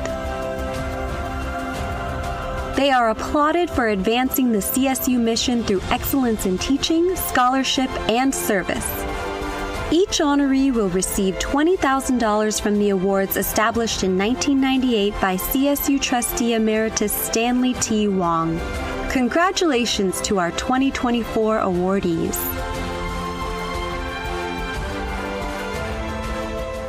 Welcome to the live stream of the California State University Board of Trustees meeting. Please adjust your audio as needed. The California State University is the nation's largest public four-year university. We provide a quality education at an incredible value to more than 450,000 students. The CSU offers more than 4,000 degree programs, allowing students to pursue their passions, from engineering to entertainment, science to sports. Welcome to the live stream of the California State University Board of Trustees meeting. Please adjust your audio as needed. Our graduates, many of whom earn their degrees without taking on any student debt, increase their earning power and happiness. Our 23 campuses rank highly as engines of social mobility. Just last month, 9 were listed among CollegeNet's top 20 in the country. Welcome to the live stream of the California State University Board of Trustees meeting. Please adjust your audio as needed. Key to students' achievements are CSU faculty and staff. Every year, the Wong Family Excellence Award recognizes 5 outstanding individuals. The awards are given out to 4 faculty members and 1 staff member selected from nominees submitted by the universities. Welcome to the live stream of the California State University Board of Trustees meeting. Please adjust your audio as needed.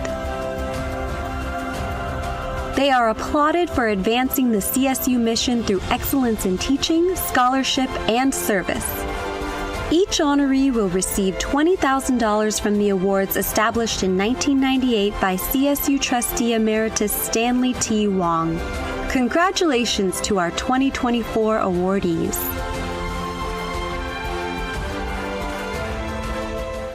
Welcome to the live stream of the California State University Board of Trustees meeting. Please adjust your audio as needed. The California State University is the nation's largest public four-year university. We provide a quality education at an incredible value to more than 450,000 students. The CSU offers more than 4,000 degree programs, allowing students to pursue their passions, from engineering to entertainment, science to sports. Welcome to the live stream of the California State University Board of Trustees meeting. Please adjust your audio as needed. Our graduates, many of whom earn their degrees without taking on any student debt, increase their earning power and happiness. Our 23 campuses rank highly as engines of social mobility. Just last month, 9 were listed among CollegeNet's top 20 in the country. Welcome to the live stream of the California State University Board of Trustees meeting. Please adjust your audio as needed. Key to students' achievements are CSU faculty and staff. Every year, the Wong Family Excellence Award recognizes 5 outstanding individuals. The awards are given out to 4 faculty members and 1 staff member selected from nominees submitted by the universities. Welcome to the live stream of the California State University Board of Trustees meeting. Please adjust your audio as needed. They are applauded for advancing the CSU mission through excellence in teaching, scholarship, and service. Each honoree will receive $20,000 from the awards established in 1998 by CSU Trustee Emeritus Stanley T. Wong. Congratulations to our 2024 awardees.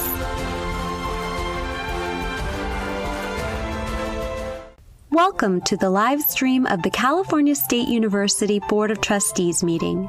Please adjust your audio as needed. The California State University is the nation's largest public four-year university. We provide a quality education at an incredible value to more than 450,000 students. The CSU offers more than 4,000 degree programs, allowing students to pursue their passions, from engineering to entertainment, science to sports. Welcome to the live stream of the California State University Board of Trustees meeting. Please adjust your audio as needed. Our graduates, many of whom earn their degrees without taking on any student debt, increase their earning power and happiness. Our 23 campuses rank highly as engines of social mobility. Just last month, 9 were listed among CollegeNet's top 20 in the country. Welcome to the live stream of the California State University Board of Trustees meeting. Please adjust your audio as needed. Key to students' achievements are CSU faculty and staff. Every year, the Wong Family Excellence Award recognizes 5 outstanding individuals. The awards are given out to 4 faculty members and 1 staff member selected from nominees submitted by the universities. Welcome to the live stream of the California State University Board of Trustees meeting. Please adjust your audio as needed. They are applauded for advancing the CSU mission through excellence in teaching, scholarship, and service. Each honoree will receive $20,000 from the awards established in 1998 by CSU Trustee Emeritus Stanley T. Wong. Congratulations to our 2024 awardees.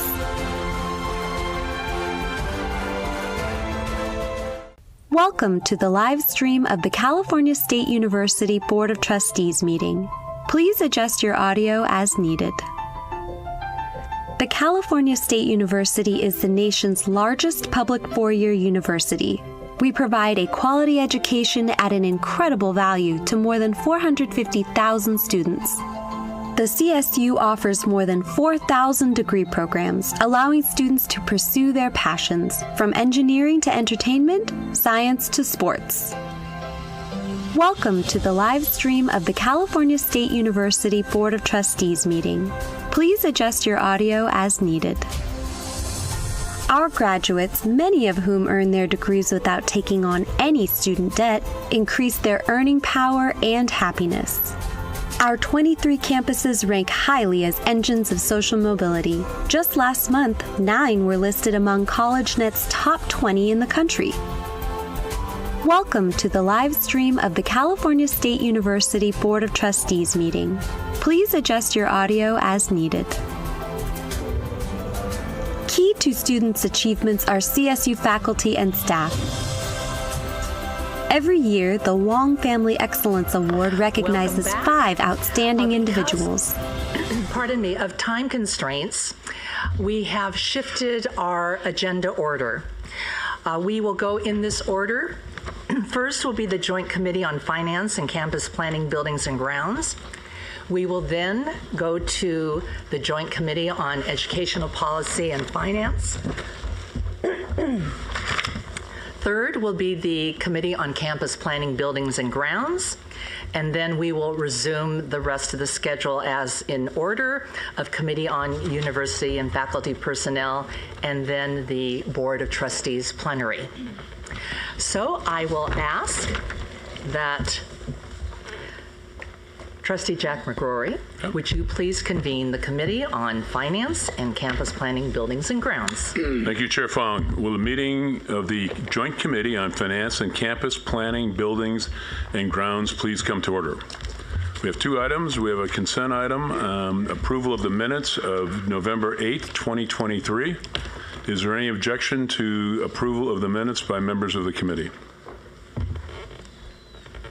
There are no objections, so we will now move on to that item is approved, and we will now move on to the California State University Sacramento Plaster Center Master Plan and Environmental Impact Report for approval. This is an action item, and Vice Chancellor Relier will kick it off. Thank you, Chair McGrory. So as was mentioned earlier, we are running behind, so we're going to shorten these presentations. For this presentation, there's really 2 actions that need to be taken. It requests the action on certification of the final environmental impact report and approval of the fiscal master plan for for the Plaster Center, which is a new Sacramento State off-campus center in Placer County. The item also requests your approval, the conceptual approval of a public-public partnership for the Placer County Forensic Science Laboratory project at the Plaster Center. This will be brought back to the board for final approval once the university has completed the negotiations and with Placer County. So what we're going to do is, there's a lot of material in your board book. We're going to essentially, I'm going to turn this over to President Wood of Sacramento State, who's going to introduce our speaker, and then we're going to take any questions at the end of that prior to a vote on the actions. So with that, I will turn it over to President Wood. All right. Thank you, Executive Vice Chancellor Relier, and good to see everyone from the board. This is an exciting moment for Sacramento State and for our partners at Placer County, Sierra College, Placer One, and the larger community. After several years of collaboration with these partners, we appreciate the opportunity to present to you our plan to create a site geared towards collaboration in higher education for the region. Plaster Center is 301-acre property, 25 miles north of our main campus, located within the Placer Ranch Specific Plan, a 2,200-acre mixed-use development. Our master plan guides site development in alignment with Placer County's vision to introduce a public four-year university to support its growing population and to promote job growth and technological advancement in the region. Plaster Center will serve as the anchor for this district and will further support Sacramento State's mission to be a recognized leader in education, innovation, and engagement. A full build-out, the Plaster Center will support the enrollment of up to 12,000 FTEs. The master plan establishes several key goals. As a higher education institution, our primary goal is to support academic and student success. This will be achieved through collaboration with Sierra College, a community college serving Placer County, in the creation of dual enrollment programs and support services that will provide students with an integrated experience at one location, the Placer Center. Engaging with students early in their educational journey will enable us to create a seamless transition from one institution to the other, eliminating barriers that many students encounter as they transition into four-year institutions. Our goal is that the students would have such an experience that they would not know whether or not they're taking classes from Sierra College or from Sacramento State, because we have an integrated, seamless experience for them.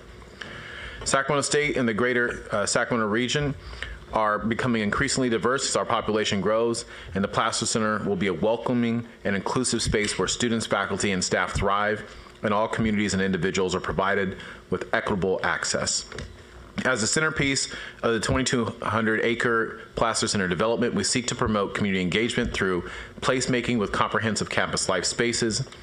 This includes several buildings intended to engage with the Placer County community, such as a performing arts center, a conference center, and community amenities like a nature trail, food venues, athletic fields, and community gardens, all of which will foster a vibrant campus community. So at this point, I'd like to recognize a number of individuals who are here today, and to turn it over first to President of Sierra College, who I believe is joining us virtually. Yes, thank you very much. My name is Willie Duncan. I'm the Superintendent President of Sierra College. It's a pleasure to be with you today. I want to thank the Board of Trustees and Chancellor Garcia for having us, and thank Dr. Wood for asking me to say a few words today. I want to first begin by saying I was listening to your meeting earlier, and like Trustee Brar, I am an alumni of CSU Bakersfield. Go Roadrunners. I also have 3 children who are all 3 graduates of the CSU, 2 of them from Sacramento State University. Then also in my position as a superintendent president of a community college district, I think I have a very unique perspective on the value of a CSU campus in our community and what it will do for Placer County and the residents in this community and the greater service area for Sacramento State University. The Sierra College has a long history of working with Sacramento State University. We transfer upwards of 600 to over 1,000 students a year to Sacramento State, and I'm really proud of the way that we've historically worked together. At one point in time, or numerous times, we've been recognized in the state for our work jointly in the development of associate's degree for transfer. When those were first put into place, I think at one point in time, Sierra and Sac State had developed more ADTs than any community college and CSU campus in the state. And we have continued that work throughout our time together. We've developed an associate's degree in nursing and a Bachelor of Science of Nursing merger program. A number of those programs have been created in the state, but we did this at a time when it was not as common. And that has been an incredibly successful program for us working together. If I think about the Plaster Center and why I'm in so much support of this center, I get very excited, as Dr. Wood mentioned, when I think about the unique partnership opportunity that it provides for us between a community college and a CSU campus and what it can do for students. We are talking about things like dual admission, concurrent enrollment, shared support services, breaking down all of those barriers that students might find when they're trying to transfer from a community college to a CSU campus. I think a community college and a CSU campus working together this way really serves to leverage all of our assets so that we can create a better experience for all of our students, quicker time to degree, saving dollars for our community members. Currently, it's estimated that there are about 3,000 to 5,000 students that live in Placer County and that commute daily to their university in order to access higher education. These numbers are expected to rise. Placer County is one of a few counties in the state of California that is currently growing. And so these numbers are only going to get higher, and it's why I'm in incredible support of the Placer Center. Thank you very much. All right, well, thank you. I also want to recognize a number of individuals, including Holly Teisch, former president, Robert Nelson, Clifton Builders, and others who've been heavily involved in this project. And also, at this point, turn it to Steve Rallier for any further conversations. Thank you, President Wood. And so, again, the material on this project is in your board binders. And again, we're asking for the certification, the approval of the certification of the environmental impact report, as well as the conceptual approval of the public partnership for the Plaster Center Forensic Science Laboratory project at the Plaster Center. So with that, Trustee McGrory, it concludes our presentation, and we're happy to take any questions. Just one quick question for you, Luke. In the Eli Broad gift, and we thank the company and him for the 301 acres, that's a great contribution. Are there time limits in terms of building out this campus, or do we have flexibility? Go ahead. Sure. I can help with that. There are some time limits. The first threshold was for us to get the master plan approved. And I think from the time the gift was given, we had 3 years to get the master plan approved. So we're right in line with that. I'm telling you may have better recall the next build out timeline. That's the only. I'm just curious. You can let me know later. Okay. What the schedule is. This was the first threshold to get the master plan approved. Okay. And we want to move this item quickly. So are there any questions from members of the committee? Seeing none? Oh. Ooh. No, I'm just going to move it.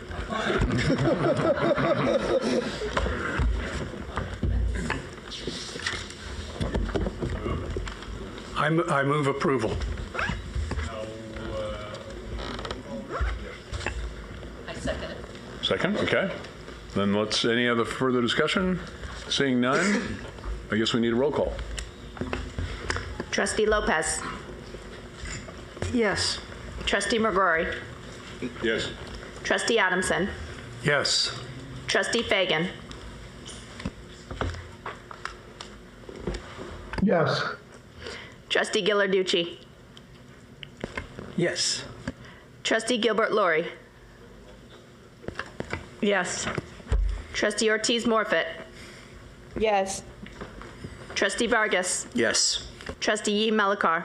Yes. Trustee Aguilar Cruz. Yes. Trustee Brar. Yes. Chair Fong. Yes. Chancellor Garcia. Yes. The motion passes. That concludes the business of this committee. Thank you so much, Trustee McGrory. And I just want to thank our guests. President Luke Wood of Sacramento, President Duncan of Sierra College, and our other people that were on Zoom, Mr. Taylor and Ms. Landon. Our brief discussion of this important project that we have you does not diminish our value and appreciation of this, and we're so excited by what this is going to do for Sacramento State, for Placer County, for Northern California. So please know that we as a board are very excited by this. Thank you. So now I am going to call upon Trustee Diego Arambula to convene the Joint Committee on Ed Policy and Finance. Okay, I think this is my last committee that I'm chairing this 2 days. Thank you, Chair Fong. Will the Joint Committee on Educational Policy and Finance please come to order? It is now time for the committee to consider today's consent agenda, approval of the minutes from the November 2023 meeting of the Joint Committee on Educational Policy and Finance. Are there any objections to the approval of the minutes? Seeing and hearing none, the minutes are approved. There is one item on today's discussion agenda. Before we begin, we needed to share a brief amendment that was made to the written agenda item. On page 12 of the document, and I'll give you a second in case you want to turn to page 12. On page 12 of the document, the reference to, quote, university financial aid offices, end quote, has been replaced with, quote, universities, end quote, to better illustrate the broad responsibility and accountability that should be attributed to financial aid. With that being said, item 2 is an information item regarding the Chancellor's Strategic Work Group on Financial Aid. This item is going to be presented by Dr. Nathan Evans, Deputy Vice Chancellor for Academic and Student Affairs and Co-Chair for the Chancellor's Strategic Work Group on Financial Aid, and Trustee Julia Lopez, the other Co-Chair for the Chancellor's Strategic Work Group on Financial Aid. Dr. Evans, take it away. Thank you, Chair Arambula. And I would like to offer one correction. This is actually an action item that has a resolution attached to it at the conclusion. So, thanks. You're welcome. In support of the CSU's efforts to ensure our institution's lasting fiscal health and enduring impact, as you will recall, the board approved the tuition policy and multi-year tuition proposal in September. These approvals will result in an investment of more than $280 million in institutional financial aid through 2028-29 to support our students' success. As a companion to the tuition policy, the Chancellor's Strategic Work Group on Financial Aid is now developing a financial aid policy to put these funds to their best use in ensuring affordability and advancing upward mobility for our students. Today, we seek your approval of a resolution supporting the fundamental principles that will guide development of the final financial aid policy. So why is financial aid important, as we've talked about in these discussions? There are 3 important tenets that have grounded and guided the work group's work. First, we recognize that the CSU's mission is to provide a quality, accessible, and affordable education to any Californian who seeks a college degree. Second, as we fulfill this mission, and as our universities seek to expand access and reverse recent enrollment declines, we know that a sound financial aid policy and sufficient financial aid are paramount to student recruitment, success, and retention. And as we demonstrate the ideal of inclusive excellence and prepare future generations of leaders to power the Golden State, it is our firm belief that no student should be precluded from attending or succeeding at the CSU because of cost. Our work group's ultimate aim is to advance the CSU mission by maximizing federal and state aid while effectively distributing available state university grant, or SUG, funds in a way that expands access and assures affordability for any student who aspires to earn a CSU degree. But as we develop this policy, we're also anticipating a number of changes on the horizon. First, as we have shared in previous updates, the FAFSA Simplification Act takes effect in the 2024-25 college aid year.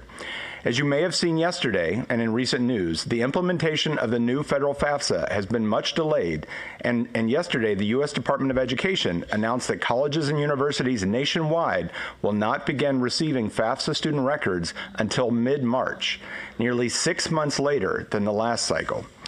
This timeline obviously is concerning to universities across the country. Our CSU enrollment and financial aid team has already been in communication with our campus counterparts and the UC Office of the President regarding the potential to begin adjusting institutional enrollment deadlines in light of this delay, and we'll return with updates as we do that work.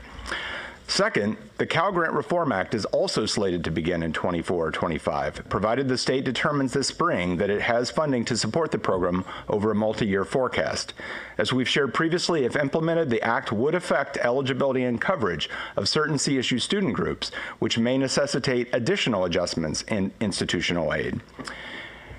As we make progress toward our CSU policies, we've also built in the opportunity to adapt to these changes and finalize a policy that makes the maximum use of state, federal, and institutional aid to achieve the most benefit to our students and our mission. As we anticipate these external changes, our work group has arrived at numerous points of consensus for the board's consideration. Your written item contains detailed recommendations and the rationale for each. In our presentation today, I'd like to highlight some of the primary proposed changes to existing CSU policy. First, data revealed that the CSU's financial aid support for tuition is already expansive, with 87% of the students who've applied for financial aid receiving full or partial tuition coverage. For this reason, we propose that affordability should be determined by the total cost of attendance, not solely tuition. Second, to ensure affordability and equity in reducing net cost, we propose that the CSU institutional aid may be directly dispersed to eligible students as well as be used to pay tuition, and for lowest income students, other costs of attendance. Our work group also found variation across our 23 universities in how and when they package and communicate about financial aid awards, making it sometimes difficult for families to compare costs. To remedy this, we'll be adopting consistent methods for calculating cost of attendance within the CSU, identifying unmet need and measuring it, and communicating with students. This includes adopting standard technology across the universities and incorporating key principles and standards recommended by the National College Cost Transparency Initiative. Again, additional details are included in the written item. This slide summarizes the 3 thematic areas of the policy framework. Within the written item, the rationale for each of these areas and the specific policy elements were provided.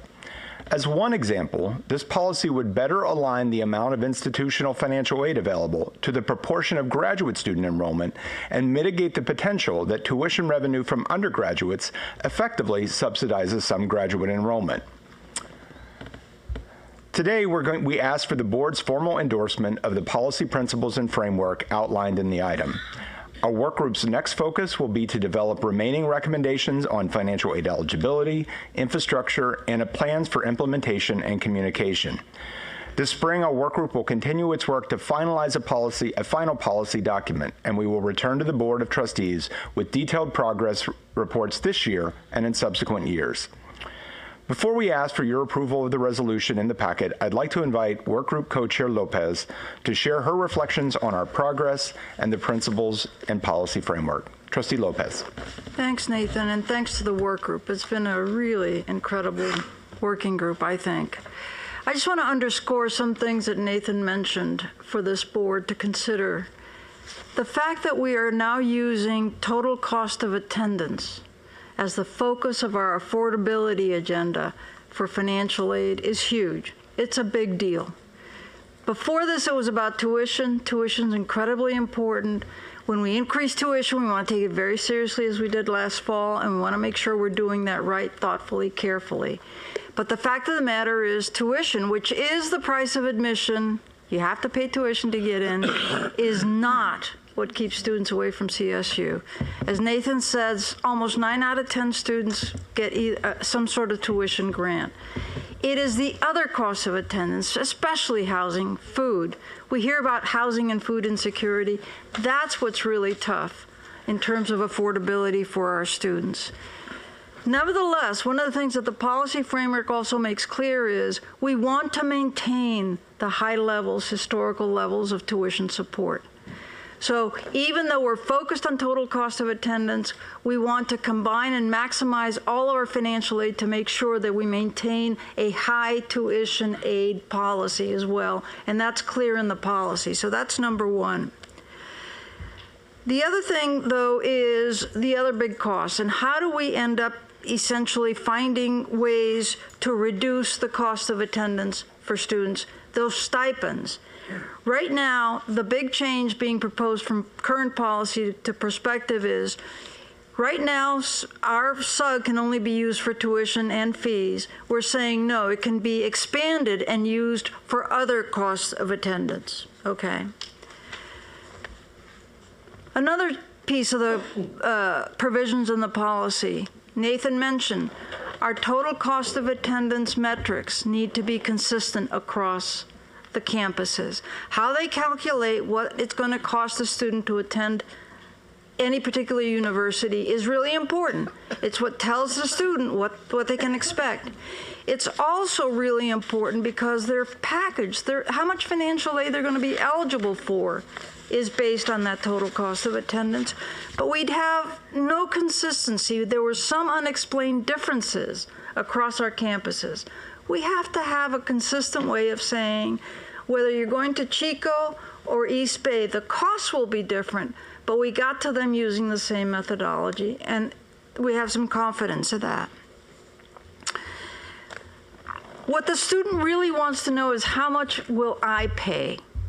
So that's really the bottom line. That's the bottom line of affordability. So while the total cost of attendance is important for us to figure out financial aid, it's really, in financial aid jargon, the net cost of attendance, what a student pays out of pocket, either through work or family or loans or whatever. And that's really what we want to keep our eye on. And how do we reduce the net price of attendance, what a student pays after they get their financial aid out of their own pocket, especially the students from our lowest income families. Now, here's where the rubber hits the road, because we got to find the dollars to figure out how to increase those stipends to reduce the net cost of attendance. Our financial aid portfolio has Pell Grants, which can be used for cost of attendance, Cal Grants, which will pay tuition for any student in California, and then SUG, our institutional aid, which is the only thing that we control. We can advocate, and we must advocate around Cal Grants and the Pell Grants, but the rules are set elsewhere. SUG is our domain. This is where we have some influence. We have an opportunity here to make some choices about how we allocate our SUG funds. And so, for example, Nathan mentioned maximizing state and federal dollars. One of the, for example, ways in which we can free up some money to pay stipends to reduce cost of attendance is to stop paying the tuition of students who are eligible for Cal Grants using SUG dollars. We should not supplant our dollars when the state would pay for them. We should always supplement and use our SUG dollars where the state won't pay for it. All right? Another example, and Nathan mentioned this as well, making sure that we provide institutional aid for our graduate students and our post-baccalaureate students, but that the funds for that be only those funds that they pay from their fees, graduates and post-bac, not have the undergraduate tuition subsidizing some of the graduate students' institutional aid. Those are really necessary, and they're included in the resolution. That's why I'm highlighting them. But it's really not sufficient.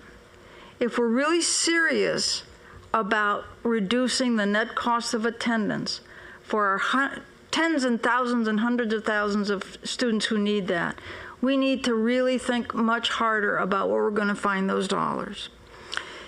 And so I want to say this. The reality is that the most important affordability play, the most important affordability strategy for CSU really is to reduce the time to degree.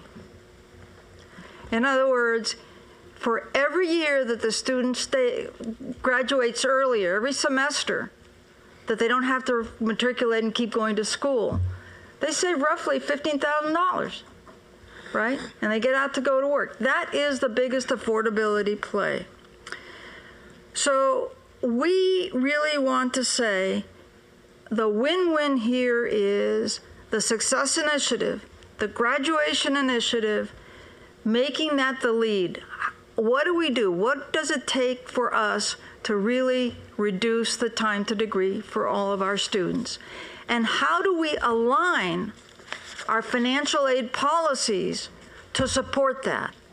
So that rather than, which is practiced today, paying students to matriculate and paying their tuition for the 5th and 6th and even 7th year, or 7th, 8th, and 9th year, let's figure out how to get them through their degree faster and use that money to give them stipends so that they can reduce their work hours, whatever it takes to get them through earlier, because they have more money from financial aid.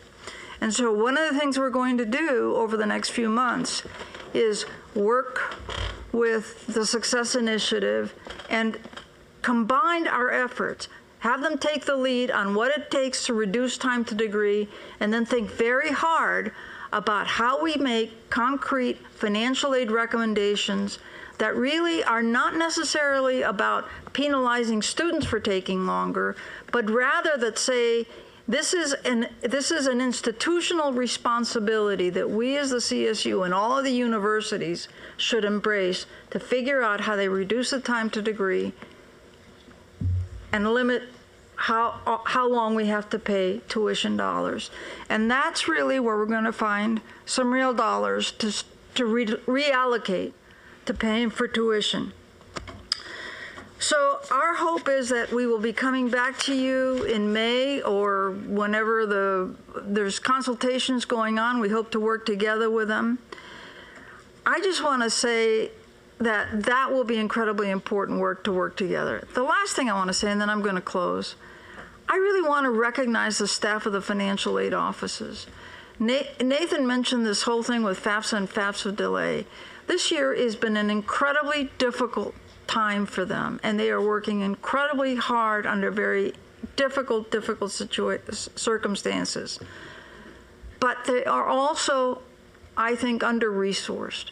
And one of the things that we're recommending is that as part of this effort, the Chancellor's Office and the institutions look at what could be centralized in this process and what needs to be done locally, and that we properly resource this so that students actually can get their notices at the time of admission so that they know what they're likely to get and how they're going to do that. So with that, I'll turn it back to you, Chair Arambola, and happy to answer any questions. Thank you, Trustee Lopez. Thank you, Dr. Evans. And thank you for catching the my slip up on that. This is an action item in front of the board to approve the policy framework and the resolution. So before we get to discussion, any member of this joint committee, I would entertain a motion and a second. So moved. Thank you. I'll second. Thank you. Okay, is there any discussion? I think this is really, really important, and thank you for what you've done. I can't remember if I read about the continuing delay last night or this morning, but when I saw that,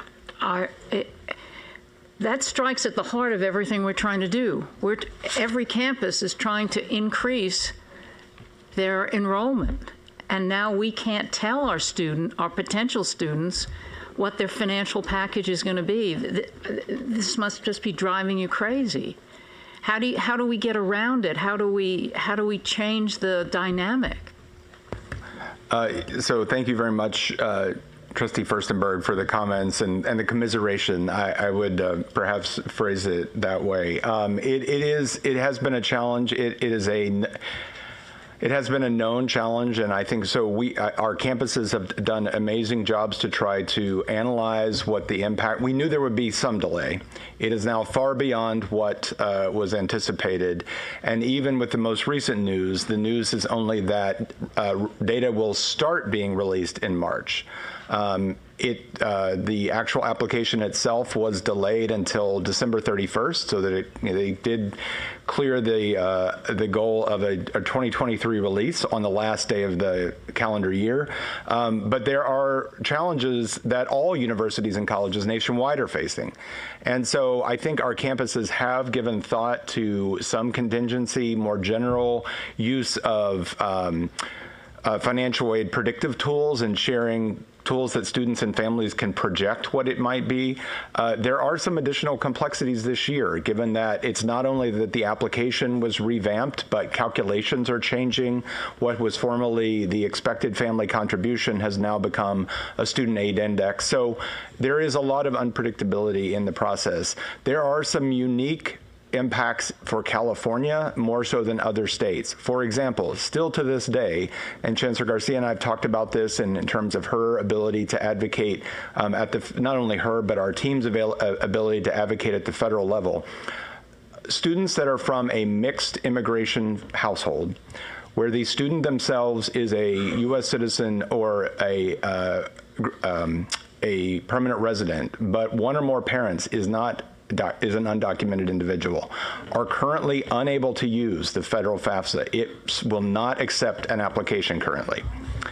So this is affecting California more than any other state in the nation. And earlier this week, colleagues from the CSU, the UC, the Community College, and the Independents met with the California Student Aid Commission on some potential workarounds for that for California. But it would mean that those individuals who rightfully are eligible for Pell couldn't get a Pell because it would not be going to. So there are downsides. So we have stood up a tiger team of campus and system folks that are meeting weekly right now, making sure we are sharing information broadly and strategizing. But to Trustee Lopez's comment, I would echo, we all need to continue to check in on our financial aid colleagues and those that are working in this space, those advocates in the community that help communicate to students and families. This is a year like none other, but we are putting everything we can to bear on this. Trustee McGrory, then Trustee Kimball. As usual, Trustee Lopez has done another great job with the task force. I think you're the professional chair of the task forces. But it's comprehensive and it's great. And I've told you my story before a million times. I came just like Chris, poor family. I went to Colgate. The reason I went there, the total cost of attendance was significantly more than my parents made. But the very first school that reached out to me and offered me a full scholarship, I said, I'm signing right here. I'm not taking any more chances. And this task force now has linked recruitment and financial aid. And the sooner we're in the high schools in January and February, and we're talking to the students that we want to come and link the offer to come to school with financial aid, we are going to be so successful. I mean, we have a great story to tell. We just need to link the two, and we need to be proactive. Build it and they will come is not going to work anymore. We've got to change the paradigm.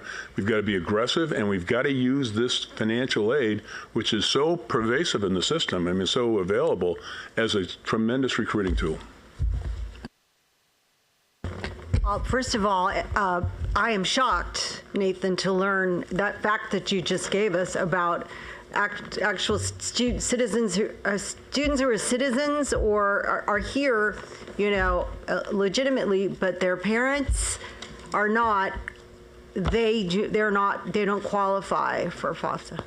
Let me correct. They qualify, but because of the changes in the new FAFSA, they are currently unable to submit a FAFSA for 24-25. So practically, though, they don't have access to this. So that's shocking.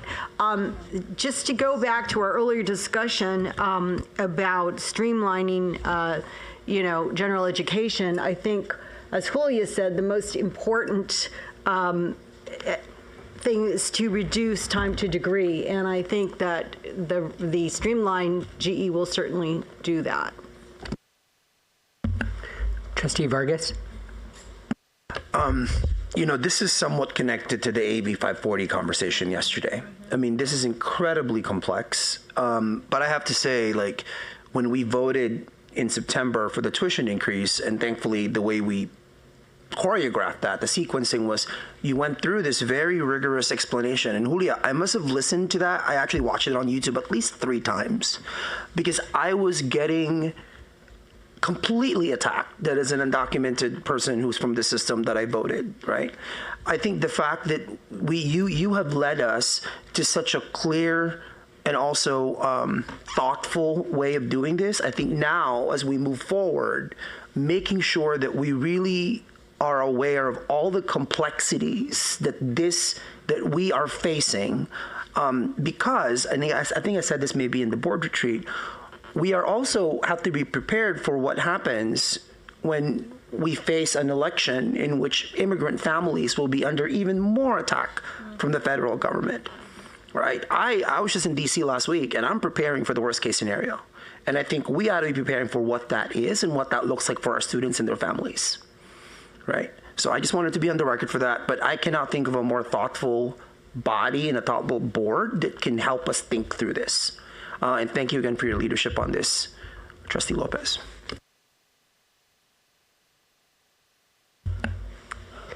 Great. Thank you so much for those comments. Seeing no other hands, I'll offer one last set of thoughts that I have, and then I'll take the motion in the second and bring us to a vote. I think the policy framework is incredibly clear and spot on. I think attaching this to enrollment, as Trustee McGrory said, is going to be critical. I also think attaching this back to our GI 2025 goals is critical.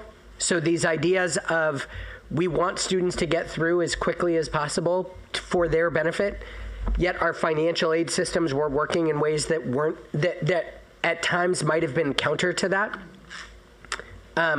This all just seems so aligned and so important. And the approach we are attempting to get to with simplicity, I think time and again, the more we can get simple, the better we can serve students. So incredibly supportive. The last piece I will say is the folks leading financial aid at all of our campuses are doing tremendous work, are deeply under-resourced and understaffed, as so many of our faculty and staff are.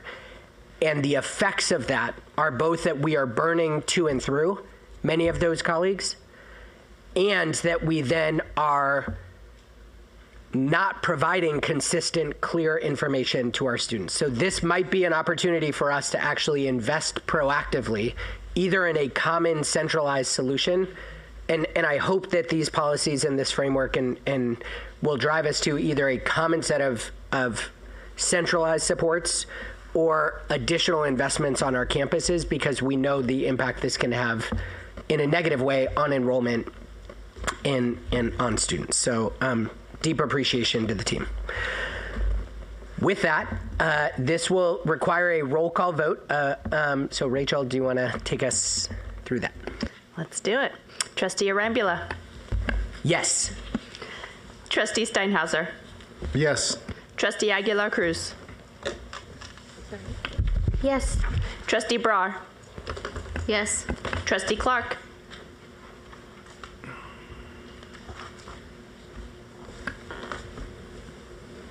Trustee Ghilarducci. Yes. Trustee Gilbert Lori. Yes. Trustee Trustee Vargas. Yes. Trustee Melikar. Yes. Trustee Lopez. Yes.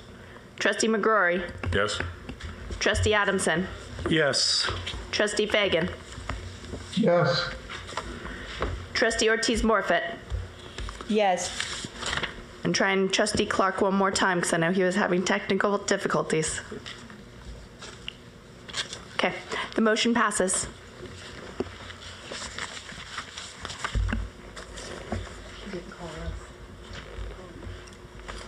Chancellor? Chancellor in the chair. You didn't call that. Chair Fong, how do you vote? Yes. Chancellor Garcia? Yes. Great. It passes. That's really exciting. And the work continues. Today is one step of what has been a months-long process and will continue. Again, deep appreciation. With that, Chair Fong, that concludes the business of the Joint Committee on Educational Policy and Finance. Thank you so much. And we actually picked up some time there. And because we have a little bit of time, I do really want to thank Nathan Evans and Trustee Julia Lopez for your work on financial aid. It is taking us to the next level. It is being transparent. It is helping us make really deliberate, informed decisions. So thank you so very much. And we know that there is so much more work ahead. I will now ask Trustee Jack McGrory to convene the Committee on Campus Planning, Buildings and Grounds. Thank you, Chair Fong. Will the meeting of the Committee on Campus Planning, Buildings and Grounds please come to order? First item on today's agenda is the approval of the minutes from November 2023 meeting. Is there any objection to the approval of the minutes? Seeing none, the minutes are approved. Item number 2 is the California Polytechnic State University Humboldt Engineering and Technology Common Schematic Design Approval. Steve Relier will make a brief comment on it, and then we'll open it for questions. Thank you, Chair McGrory. This is one of 3 action items in front of the board. The first is Cal Poly Humboldt. The second is going to be Long Beach State's master plan, and the third is the water reclamation facility at San Luis Obispo. For this project, this is the Engineering Technology Commons project. It's here for approval by the board of its schematic plans. All of the information is in your board material, and with that, we recommend approval of this great project, and would like to turn it over for any questions. I think all of the material is adequate for us to vote now. Are there any questions? President Jackson is here. He's waived his right to speak, and he is available for any questions and answers. Any? Trustee E. Melikar. Thank you, Trustee. Not a question, but an observation. I visited Cal Poly Humboldt in mid-December and participated in their commencement ceremonies. And during my visit, President Jackson and his team, Mike Fisher, provided me with a listen and learn tour of the campus. And I was so impressed with the campus planning and the vision for the site for the Engineering and Technology Commons. And I think it's going to really help foster collaboration between the different disciplines in both engineering and technology, involving a lot of faculty, staff, and students who are really excited about the interdisciplinary, what they call the maker space. So thank you. President Jackson is in charge of reinventing Humboldt, and he's doing a great job. Are there any questions? Is there a motion? So moved. Is there a second? Second. Second. Roll call. Trustee McGrory. Yes. Trustee Aguilar Cruz. Yes. Trustee Adamson. Yes. Trustee Brar. Yes. Trustee Ghilarducci. Yes. Trustee Gilbert Laurie. Yes. Trustee Ortiz Morfitt. Yes. Trustee Melikar. Yes. Chair Fong. Yes. Chancellor Garcia. Yes. The motion passes. Okay. Thank you. Item number 3 is Cal State University Long Beach Master Plan Final Environmental Impact Report and Enrollment Projection Increase. Vice Chancellor Relier. Thank you, Chair McGrory. Again, for keeping our time down and trying to regain some time. This is a request for the board to approve the Cal State Long Beach Master Plan and the certification of the final environmental impact report. It's been a responsibly planned and created project with input from a variety of stakeholders, takes reasonable steps to mitigate environmental impacts, and will benefit our students and the region for many, many years to come. Again, the material is in your board binders, and we recommend its approval. And with that, we'll conclude the presentation. Yes, it's the environmental document is here along with all the comments that have been received. Is there a motion to approve? So moved. Is there a second? Second. Are there any trustees who would like to discuss this? Roll call, please. Trustee McGrory. Yes. Trustee Aguilar Cruz. Yes. Trustee Adamson. Yes. Trustee Brar. Yes. Trustee Ghilarducci. Yes. Trustee Gilbert Lori. Yes. Trustee Ortiz Morfett. Yes. Trustee Melikar. Yes. Chair Fong. Yes. Chancellor Garcia. Yes. The motion passes. Item number 3 is approved. Item number 4, California Polytechnic State University, San Luis Obispo, wastewater reclamation facility, environmental impact report, and master plan revision. This is an action item. This is an important project for San Luis Obispo because of their water issues. This will save on their allocation by being able to retreat wastewater. So with that, Vice Chancellor Relier. Thank you, Chair McGrory. You're right. This water reclamation facility is an instrumental infrastructure improvement project that is key to providing water resources for the San Luis Obispo campus, and it aims to also build on its master plan. The campus continues to leverage the value of existing land and bring resources and facilities to serve its students. This project has been responsibly planned and created with input from a lot of different stakeholders in the area and on the campus, and they've taken the responsible steps to mitigate environmental impacts. So with that, we would like to recommend approval by the board of the certification of the final environmental impact report for this facility and the master plan revision that goes along with it. And with that, we'll conclude the report. Okay, I was neglectful in not mentioning that President Connolly was here for the prior item, and there weren't any questions, so thank you. And President Armstrong is here on this item, on item number 4. If you have any questions, is there a motion? So moved. Is there a second? Second. Is there any discussion on the item? Roll call, please. Trustee McGrory. Yes. Trustee Aguilar Cruz. Yes. Trustee Adamson. Yes. Trustee Brar. Yes. Trustee Ghilarducci. Yes. Trustee Gilbert Lori. Yes. Trustee Ortiz Morfett. Yes. Trustee Melikar. Yes. Chair Fong. Yes. Chancellor Garcia. Yes. The motion passes. The item is approved, and that concludes the work of the committee. Chairman Fong. Thank you so much, Trustee McGrory. I am now going to ask Trustee Larry Adamson to please convene the Committee on University and Faculty Personnel.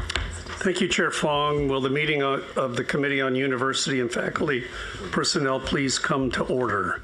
Committee will first consider today's consent agenda. There's one item on the consent agenda, the approval of the minutes from our November 2023 meeting. Is there any objection to the approval of the minutes? Hearing none, the consent agenda is approved. We have 5 items on the agenda today. We want to slow down things. It's moving too quickly. So we have 5 items on our agenda. Item number 2 is an action item providing executive compensation for the Vice Chancellor for External Relations and Communication. The item will be presented by Chancellor Garcia. Chancellor? Thank you, Trustee Adamson. As I announced yesterday in my report, Greg Sachs has accepted the position of Vice Chancellor of External Relations and Communications for the California State University, and I couldn't be more pleased. Today, I am recommending the approval of his compensation as Vice Chancellor. But first, please allow me to provide some brief background information about our appointee. Greg has more than 30 years of leadership experience in higher education and has devoted his career to telling the inspiring stories of the students he serves as he builds engagement with his institution's extended communities. A passionate advocate for students and the transformative power of higher education, Greg has expertise developing strong, student-centered teams while driving investment and authentic partnerships through a data-driven and strategic approach that has led to sustained growth. As I indicated yesterday, Greg is currently Vice President for University Advancement at Cal State Fullerton, where his portfolio is much broader than his title might suggest. Greg is responsible for leading strategic communications, advancement, and governmental, community, and alumni relations. Under Greg's leadership, the university has strategically elevated its marketing and brand enhancement, including an authentic outreach effort that has grown the university's presence and garnered friends and allies across diverse communities locally throughout the state of California and beyond.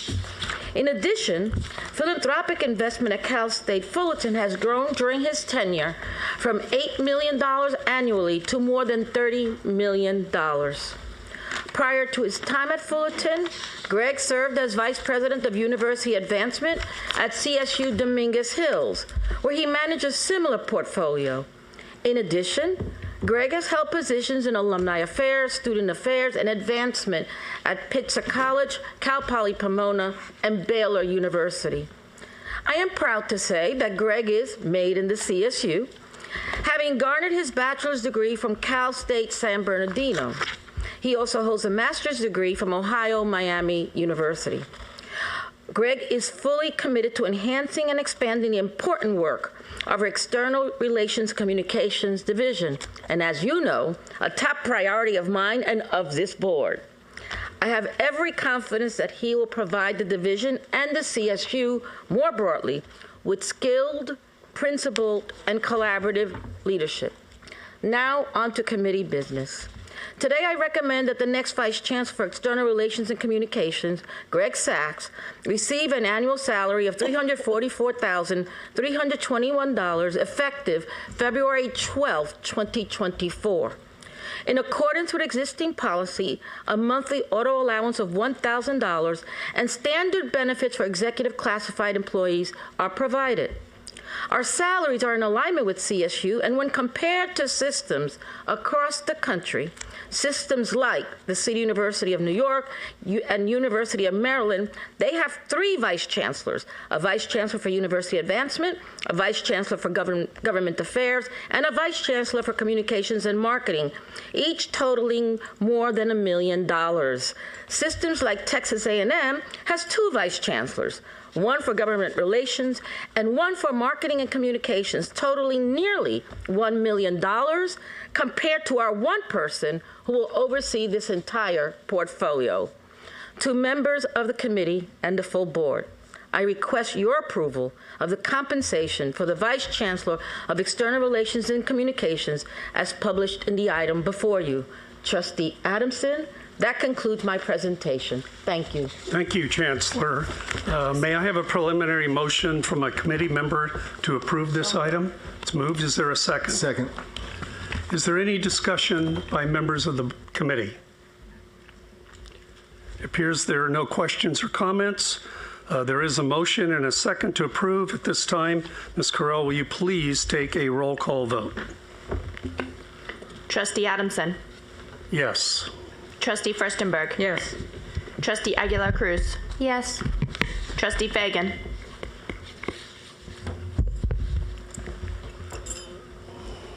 Yes. Trustee Kimball. Yes. Trustee McGrory. Yes. Trustee Rodriguez. I didn't know it was on the committee. Yes. Trustee Steinhauser. Yes. Chair Fong. Yes. Chancellor Garcia. Yes. The motion passes. Thank you. We'll move on to item number 3. Items 3 and 4 are items that have been presented to us in our November meeting, and we are bringing these back so that you can see the results of the edits and changes that are necessary. They will be presented at the March meeting for action. At this time, I will call on Vice Chancellor Friedman to present these items. Thank you, Trustee Adamson. At our last Board of Trustees meeting in November, I shared that Chancellor's Office staff was working on revisions to CSU's employment policy governing administrator employees' option to retreat, which I will refer to as the retreat policy. Originally adopted by the board in July 2022 and later revised in November, the retreat policy establishes the conditions under which an administrator may be denied retreat to the faculty after they conclude their appointment as an administrator. As we've discussed in prior meetings, the right to retreat to a faculty position is a long-standing practice at the CSU and in higher education at large. Administrators are often drawn from the faculty and hold tenure. As tenured faculty, they can only be dismissed by the CSU for cause as a result of significant misconduct. Understandably, tenured faculty are therefore reluctant to assume at-will administrator positions unless they have the ability to return to their tenured faculty position. The option to retreat is intended to encourage faculty to assume at-will administrative leadership positions by allowing them to, quote, regain tenure at the conclusion of their appointment. On rare occasions, it may not be appropriate for administrators to return to the classroom. For example, administrators found to have engaged in misconduct that makes them unsuitable to have continued direct interactions with CSU students or employees should not be permitted to return to the classroom or the workplace. Recognizing this, in July of 2022, the board adopted the retreat policy, which describes the process by which the option to retreat is offered to administrators, as well as the circumstances under which retreat may be denied. After the retreat policy was adopted, the California State Auditor, the Joint Legislative Audit Committee, and campus stakeholders raised questions about how to interpret the policy. Chancellor's Office staff has revised the policy in response to the feedback received to date. Attachment A to this agenda item is the proposed revised policy, and Attachment B displays the revisions with markups. In addition to streamlining language in the document, we have updated the policy to make explicit that administrators will be denied retreat when a finding has been made that they engaged in misconduct in violation of CSU policy or law, and that as a result, they should not have continued interaction with CSU students or employees. The administrator may be denied retreat regardless of whether their administrator position ended as a result of this finding. The policy now also clarifies that the determination of whether the misconduct renders the administrator unsuitable is made at the time the retreat is requested.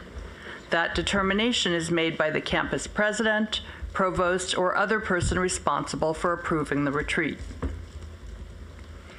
In addition, the policy has been revised to clarify that all administrators, including campus presidents and other executives, are subject to the retreat policy, albeit under a slightly different process.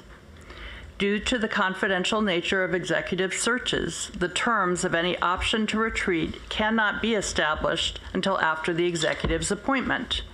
In all other cases, academic departments consider whether to grant the option to retreat prior to the time of appointment. The revised policy therefore provides guidance with respect to the retreat of executives appointed through a confidential search process. We believe that these proposed changes and clarifications respond to questions from internal and external stakeholders and provide helpful clarification to the policy. Trustee Adamson, this concludes my presentation. Thank you, Vice Chancellor Friedman. Item 3 is an information item. Are there any questions or comments on this item? Hearing none, then we will move on to item number 4. Thank you, Trustee Adamson. This is a discussion regarding the employment policy governing the provision of employee references. At the November meeting of the Board of Trustees, I reported that Chancellor's Office staff would prepare revisions to the policy governing the provision of employee references, which I will call the reference policy. The revisions address recommendations from the California State Auditor and feedback from the Joint Legislative Audit Committee received in August 2023. The Chancellor's Office also received requests for clarification from campus stakeholders regarding policy implementation. Originally adopted by this board in July 2022, the reference policy established the circumstances under which the CSU would not provide references to current and former employees. The policy's stated goal was, and continues to be, to ensure that the CSU only provides references for employees who are in good standing and reflect the values of our institution. The current policy explicitly prohibits providing references for current or former CSU employees who have engaged in certain violations of university policy or other misconduct. After the reference policy was adopted, the California State Auditor and the Joint Legislative Audit Committee expressed concerns that the policy didn't take a strong enough position with regard to employees found to have engaged in sexual harassment. At the time, the policy only prohibited references in instances where a finding of sexual harassment resulted in the employee's separation from employment. The proposed revised policy prohibits references for employees who were found to have engaged in sexual harassment or other misconduct in violation of our non-discrimination policy, even if the consequence of their misconduct was something other than, less than, separation from employment. However, at the employee's written request, the revised policy would allow a written reference for such employees, provided that the writing acknowledges the fact, nature, and the timing of the finding of sexual harassment or other misconduct. Although we recognize that employees might not ask for a reference knowing that it would disclose a policy violation, we believe that giving employees the agency and opportunity to address with potential future employers their personal growth and development over time aligns with the CSU's mission as an educational institution committed to fostering learning and improvement. Trustee Adamson, this concludes my presentation. Thank you, Vice Chancellor Friedman. Item 4 is an information item. Are there any questions regarding this item? All right, hearing none, then we'll move on to item number 5, which is also informational, and this is providing an update on civil rights, Title IX, and non-discrimination programs and services. The item will be presented again by Leora Friedman. Thank you, Trustee Adamson. This is my third report to this committee regarding the status and progress of the work being undertaken at the Chancellor's Office and on our campuses to strengthen our civil rights programs and services across the CSU. I'll begin with some brief background. In July 2023, the CSU received 2 assessments of our civil rights programs. One was undertaken at the request of the Board of Trustees by the Cozen O'Connor firm, and the other by the California State Auditor. Both reports recommended improvements to our Title IX and other non-discrimination programs and services, and we have developed a comprehensive plan for how to restructure and fortify our programs and implement these reforms. Before I begin, I will briefly explain some of the terminology we use at the CSU and that I will use in this report today. CSU's non-discrimination policy prohibits discrimination, harassment, and retaliation based on all protected statuses.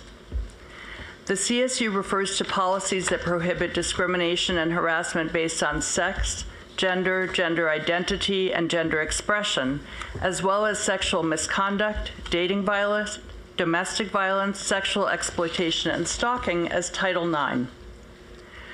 Policies that prohibit discrimination, harassment, and retaliation based on other protected classifications are referred to as DHR, which is an acronym for discrimination, harassment, and retaliation.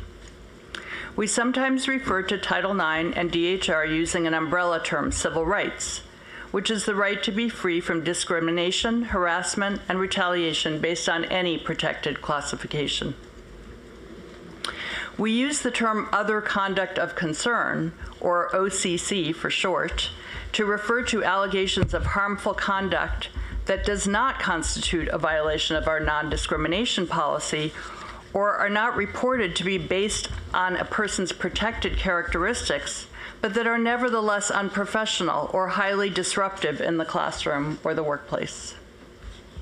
Given that our time is limited, I want to make sure the members of this board have an opportunity to ask questions and provide feedback. So the remainder of this report will focus on what we have accomplished since my last report to you in November and on our next steps. The primary highlights that I want to share with you are the recruitment for the Associate Vice Chancellor for Civil Rights, Programming and Services is complete. We have created 5 system-wide directors for civil rights positions, and we have filled 2 of them. While we recruit for the other 3 positions, current civil rights staff will serve as interim system-wide directors. Our guidance regarding initial case assessment is complete and has been issued. Other guidance for our campus civil rights professionals is in process. Our universities are finalizing their campus-specific implementation plans and will submit to them to the Chancellor in early February. We revised our Title IX and DHR annual report survey, and it is currently under review by the campuses for their feedback. We have improved and streamlined our communications protocols with university civil rights staff and are continuing to develop a library of resources on our SharePoint site. Overall, there are more than 150 individual recommendations in the Cozen O'Connor and State Auditor reports. They fall into 5 general categories noted on this slide, number 2. Next slide, please. The Cozen Assessment and California State Auditor reports were released in mid-July, as noted in red on this slide. In anticipation of the release of these reports, the Chancellor's Office formed a system-wide implementation team, and each university president formed a campus implementation team comprised of a broad representation of the university community. Since the November board meeting, our universities have continued to work on their implementation plans with the goal of submitting them to the Chancellor in final form in February.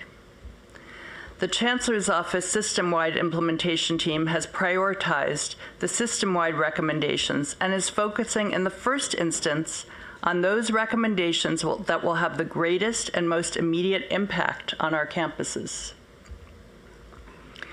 One of our first priorities has been to develop written guidance documents designed to bring clarity and consistency to campuses' responses to complaints of discrimination and harassment. We have divided the rollout of guidance into 4 phases. The first phase of new guidance documents, issued in January of this year, covers case intake and initial assessment, as well as campus onboarding protocols for Title IX coordinators and DHR administrators. The other phases of guidance, covering topics such as policy interpretation, credibility analysis, deadline management, and disciplinary and corrective action, will follow in regular intervals thereafter and are expected to be completed by the 4th quarter of this year. I will now provide a brief update on each of the implementation categories. The Chancellor's Office has always provided support and guidance to University Title IX and DHR programs and compliance efforts, but the role has been largely advisory in deference to campus autonomy and individuality.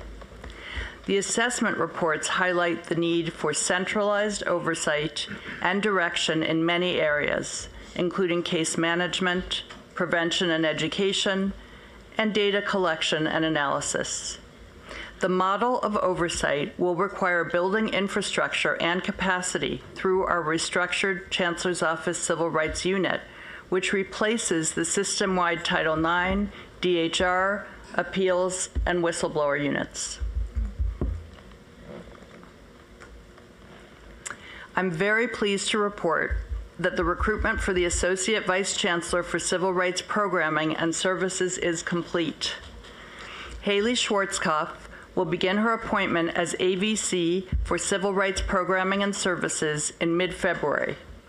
Ms. Schwarzkopf brings a depth and breadth of knowledge and experience to this position, and she's enthusiastic to lead CSU's efforts in civil rights programming and services. For the last 7 years, Ms. Schwarzkopf has been the Title IX coordinator and director of labor relations at Mira Costa Community College in Oceanside, California. In her Title IX role, she's responsible for discrimination, harassment, and retaliation complaints, investigations, programming and services, and provides information, support, and resources to students and employees impacted by sexual harassment and misconduct. Ms. Schwarzkopf also has provided extensive advice and counsel regarding board policies, administrative procedures, personnel practices, and labor and employee relations issues. She's also a trained mediator who has facilitated conflict resolution for students, staff, faculty, and departments on campus. Prior to joining Miracosta, Ms. Schwarzkopf was an attorney who represented employees and private and public employers in discrimination, harassment, retaliation, and wrongful termination cases. Another important development in the new unit is the designation of 5 system-wide directors for civil rights. You'll note that the Cozen O'Connor report refers to these positions as regional directors. The system-wide director structure is a key facet of the CSU's transition from what had previously been an advice and consultation model to an oversight model. These directors will oversee case management and other civil rights-related services on our campuses, and they will provide hands-on support to their respective campuses while also serving as the initial point of contact between the Chancellor's office and the campus. Each of these directors will be assigned to 4 or 5 universities and the Chancellor's office. We've already appointed 2 directors, and the 3 additional positions were posted for recruitment in early January. While we recruit for these open positions, current civil rights staff will serve as interim system-wide directors to meet our most immediate needs. Our system-wide directors' assignments were announced to the campuses last week. Recruitment is also underway for 5 new civil rights attorneys within the Office of General Counsel.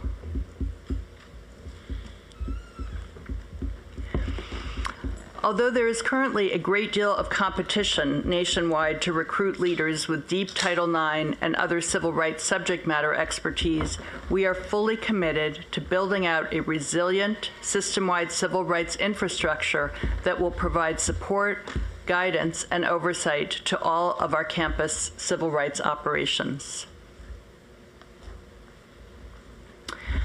As the recent assessments recognize, CSU campus civil rights programs have varying structures, levels of resourcing, and different systems and internal protocols for implementing CSU's non-discrimination policies and procedures.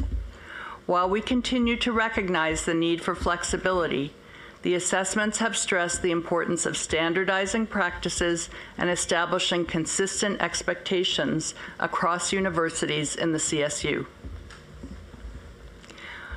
Overall, our goal is to ensure that our 23 universities and the Chancellor's Office receive uniform, clear, and streamlined guidance about how to implement and enforce our policies. We also want to ensure that our communications to our community that describe our policies and procedures are user-friendly and convey our culture of care and compliance. Earlier in my report, I described the guidance that we issued in this quarter and plan to issue over the next few months. I'll provide a little bit more detail here. We began by preparing guidance that addresses areas of specific need to our campuses, as noted in the July assessments and audit reports.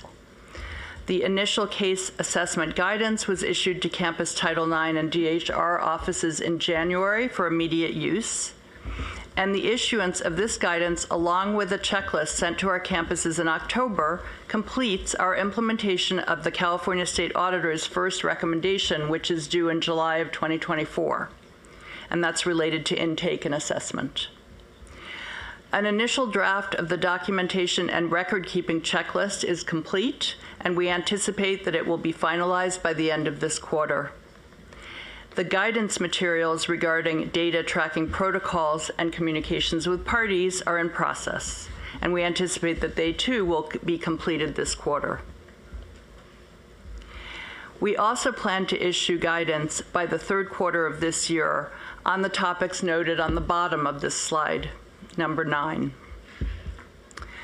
The Chancellor's Office will also provide guidance regarding other conduct of concern, which will be the subject of a separate agenda item later in this meeting. The Chancellor's Office has undertaken significant efforts to support each campus in its own implementation work.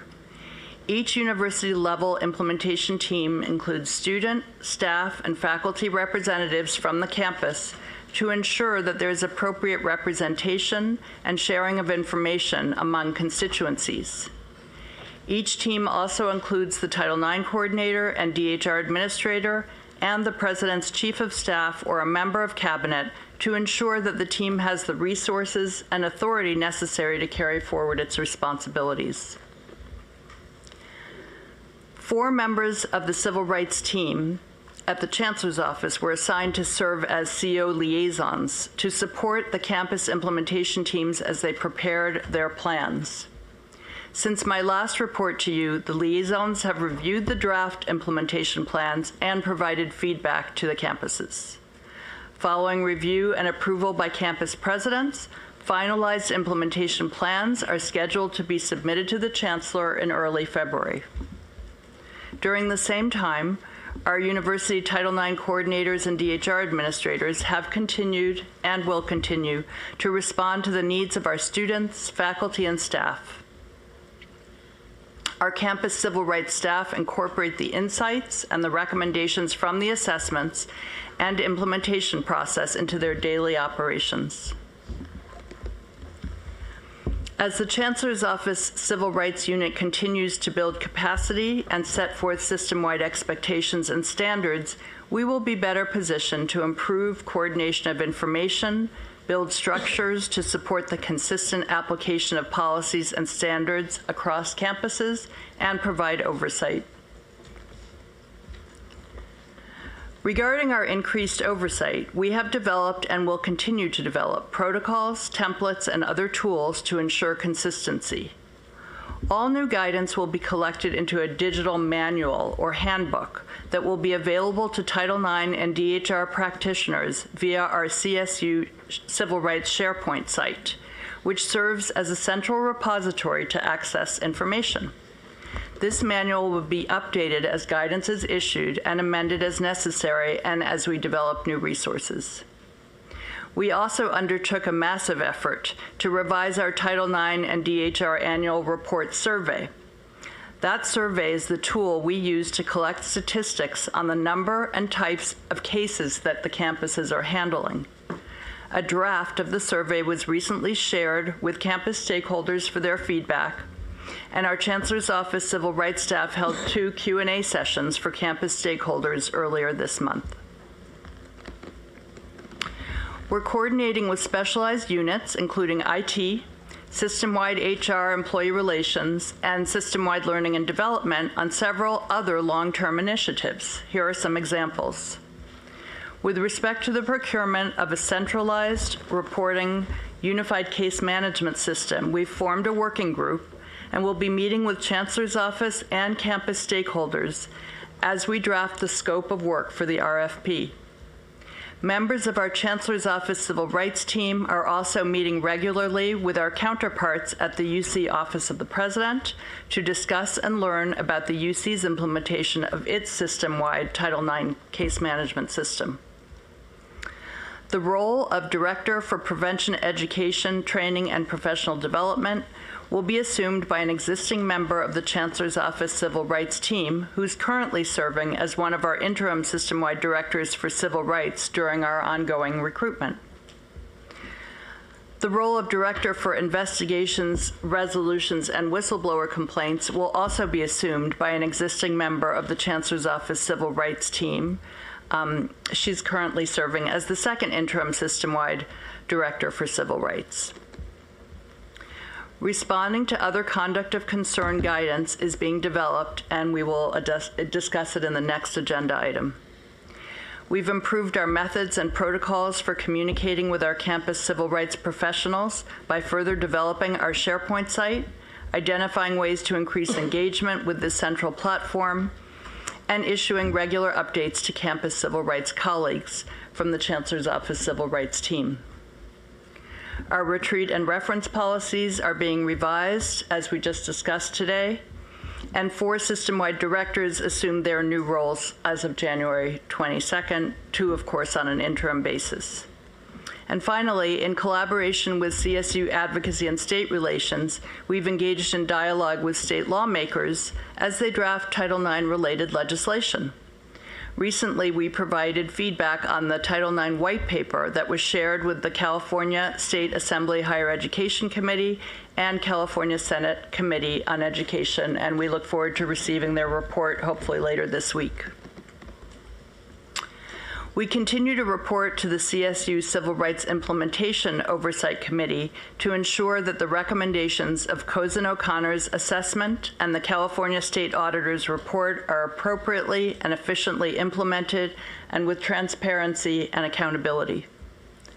In addition to reporting to this board and the Oversight Committee, I also meet on a regular basis with the Academic Senate, the chairs of the Faculty Senates, and other campus groups.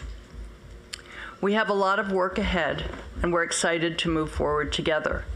As we undertake these efforts on behalf of our students, faculty, and staff, we also believe that we will forge a path that many other institutions will follow. We welcome the opportunity to set new standards for excellence while reinforcing the unique values of the CSU. Thank you, Trustee Adamson. This concludes my presentation. Thank you, Vice Chancellor Friedman. Members of the board, I just want to remind you that we ask our staff to keep us informed of their progress on a regular basis.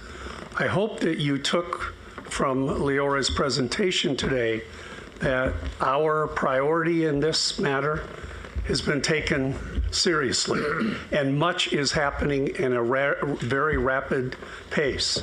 And much more is to come. We will continue to be reporting to you regularly on the progress as we move forward. This time I would ask for questions.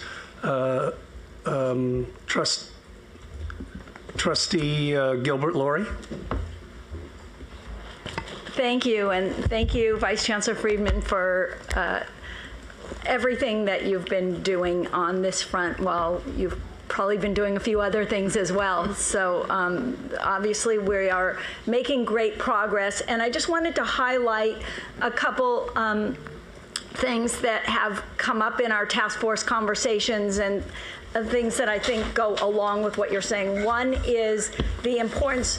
You mentioned communications a couple times, and you know, this will be a challenge for our incoming Vice Chancellor also, but I think we need a real communication plan to communicate on that macro level. We have this, we have a big picture plan, something to, you know, to help instill a feeling of safety and security of people on campuses. I think we need talking points, you know, rather than, you know, because there's so much process involved in so many administrative details, and somehow we need a way to cut through that and have an elevator pitch as to the broader philosophical changes and why people on each campus can feel safer coming to school and work. So I think that's one challenge. And the other thing I wanted to mention that I keep mentioning, everyone sort of shakes their head, but I just want to keep mentioning it till we can at least explore it, is that there is a shortage of expertise in this area. And I really urge us to think about collaborating with the community colleges and the UC on this, to think we have these issues are the same in regions, and we could share experts across campuses. There is no reason if there is a shortage of great people and we need them on campus, people with Title IX expertise, we can't be collaborating with a UC or with a community college. So I don't know how we begin to explore that, but it seems that there is a safe higher education within the state, you know, way of looking at this or exploring this that I at least like feedback on. All right, thank you. We are communicating and connecting with UCOP, especially on their case management. I think everybody's plate is very full right now, but we certainly, our aspirational goal is to create a center that would be shared with all the other institutions. Right now, we want to get our house in order and make sure that our operations are moving smoothly, and that could hopefully create a model that we can then, share with other institutions. Trustee Fagan has his hand raised. Doug? Okay, I'm not used to this virtual experience. We're not used to it. Leora, this, obviously, I think we're all impressed with all the incredible effort and moving along on this thing.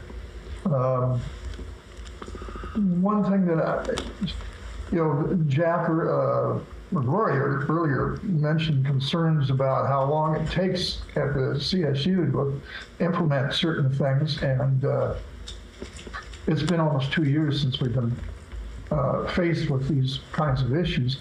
So what you've done is putting in place plans and efforts for hopefully solutions for all this in a really in-depth way for the near and short term and even long-term solutions. Anyhow, my question, I have two questions. One, could you, in the meantime, could you give us a little bit of explanation of what kind of changes on campuses? I understand that there's 23 of them, so there's a lot of differences, but what kind of things have been already put in place to help out anybody in a Title IX situation that is something that should be done. If somebody's on a campus or on most campuses, and there are exceptions, and they run into something like that would be horrible, are there things that have already been put in place that would have them experience a different and better environment to try to deal with this? If you could just brief us on that a little bit. And we understand that, there are immediate things, and what you're talking about here are impressive, but very in-depth, longer-term situations. The second question I have, do you have enough funding support at this time when we're facing all these issues on finances? Are you able to carry all this out with the funding you have? Well, I'll answer your second question first and say that I'm cautiously optimistic that we will get that somehow Steve Relier and his team will find the resources that we need to do the work that we need to do to quote what was said earlier today in our meeting is it's important that we not lose our moral authority and that we do what's best for the system and that we're going to have to find a way to do it. And I look forward to working with my colleagues to finding those resources. With respect to your first question, I went into a little bit more detail in the November report about that, but let me just give you a few examples. Our campuses have done different things, but one of the important changes to make on a campus that was recommended by the Kozin assessment was to separate out the role of the intake person from the investigation process. And several of our campuses have done that. Many of our campuses have updated their websites and made their offices more visible and approachable and accessible. The fact that we have put these system-wide directors in place, I think makes a huge difference to the day-to-day case management, because both our office and the Office of General Counsel have stepped up to really provide ongoing counsel and advice. Now that we've been given authority by the Chancellor to have more of an oversight role, we are moving into that relationship and providing a lot more direct input, and I think that does have an effect on the everyday operations and the way cases are handled. And the other thing is that we are also, as part of in this oversight capacity, there are a lot of vacancies. on our campuses, and we are really working hard to help mitigate some of the gaps by either providing additional resource ourselves or helping to find other resources so that the campuses don't feel the effects of those vacancies as much. Okay. Trustee Rodriguez. Thank you so much, Vice Chancellor Friedman, and all of the work, and also the Oversight Committee. Just really appreciative for all the work that's been happening. I can see that, the development is definitely occurring, and these updates that we will be receiving every single board meeting are so helpful for us, for our stakeholders, for our external community to know that there is definitely movement and that this is really important to our system. I do have a question on the establishment of system-wide standards. I really appreciate the terminology of user-friendly communication. With every enhanced standard that needs to go out, I think that just that very clear and concise communication about what is going to occur and the changes is important. I would also add, and this is probably something you're already doing, is the training that coincides with that, especially when it's when you're dealing with policy interpretation, with the new handbook. So I would imagine that training is going to go alongside with that. Most definitely, and especially when we get new positions filled on the campuses, we have to help our campuses make sure that there is appropriate onboarding and transition. I think that when we have the 5 system-wide directors, we'll be able to provide more service in that respect. We already, our general counsel's office and our civil rights team already provide onboarding to new Title IX coordinators and DHR administrators, but it really needs to be in person, either in person or face-to-face on Zoom. These recorded sessions don't work as well, and so we just need more people to be able to do that and to follow up and give refreshers. That's very important. I'm so happy to hear that, because either the in-person or the Zoom, those real-time questions can be answered at that moment, and I'm really happy that we're coming away from the recorded sessions, just because we want to be able to give as much support and clarify whatever needs to be clarified. So I'm really appreciative of that. The other, I know we've talked about this before, and we know we have vacancies. There was some brainstorming with one of our presidents. I know President Perez and I just kind of had a little brainstorm at one point, but saying, hey, do we need to grow our own? And do we need to bring them up in our own system to be able to fill those vacancies? So I just kind of want to put that out there again. So maybe there's some type of thought process that we need to have there. But thanks again, everyone, for the work. Thank you. If I could just respond to the recorded sessions, I just want to clarify that we will always have to have some online training because we have so many students and employees to train. But we want to supplement that, not just with our Title IX and DHR practitioners, but our administrators, our deans, our AVPs. These are the people who also need to learn more about it. So in addition to the recorded, the in-person, the Zoom. Yes. And I'll be talking about that a little bit more in the next agenda item when we talk about other conduct of concern. Thank you. Chair Fong. Thank you. And also, I wanted to let you know that the Lieutenant Governor also has her hand raised. her on the list. So I want to thank Vice Chancellor Friedman and your team for meeting our demand for updates at each board meeting and for fulfilling our commitment, our vow to address our civil rights issues. And I want to thank, again, formally Trustee Kimball and Trustee Gilbert-Lurie for agreeing to serve on the Civil Rights Implementation Oversight Committee, as well with all of our other stakeholders, and for Deputy Vice Chancellor Perez for chairing this committee. So I do have a question with regard to our system-wide directors. So we have 2 system-wide directors, and we have 3 that are interims. Where are they housed? And what is the division of coverage of what their work? Is it by areas, it's by topics? If you could expand. So currently we have two people who filled the position on an ongoing basis and 2 interims, and we're doing a search for 3. Yes. And the search, the positions were posted in January, and we have some candidates, and we have the search committee. Jessica Darren is going to be leading that search, and she's moving it along as swiftly as she can. The way we've divided it up is that each individual is assigned a certain number of campuses, 4 or 5 campuses, and we actually followed the model in the general counsel's office. I mean, and in the general counsel's office, you only have 1 campus now, but we have our each director has a few campuses, and then they also have certain subject matter areas of expertise that we will be developing and changing over time.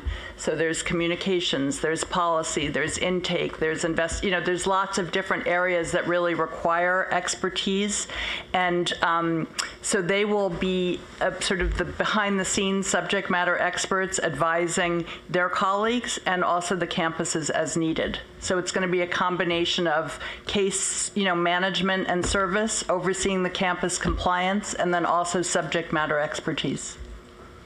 And where are they housed? You're saying that it's regional or by campus? We're all here in the Chancellor's office. Okay, thank you. Thank you. Lieutenant Governor.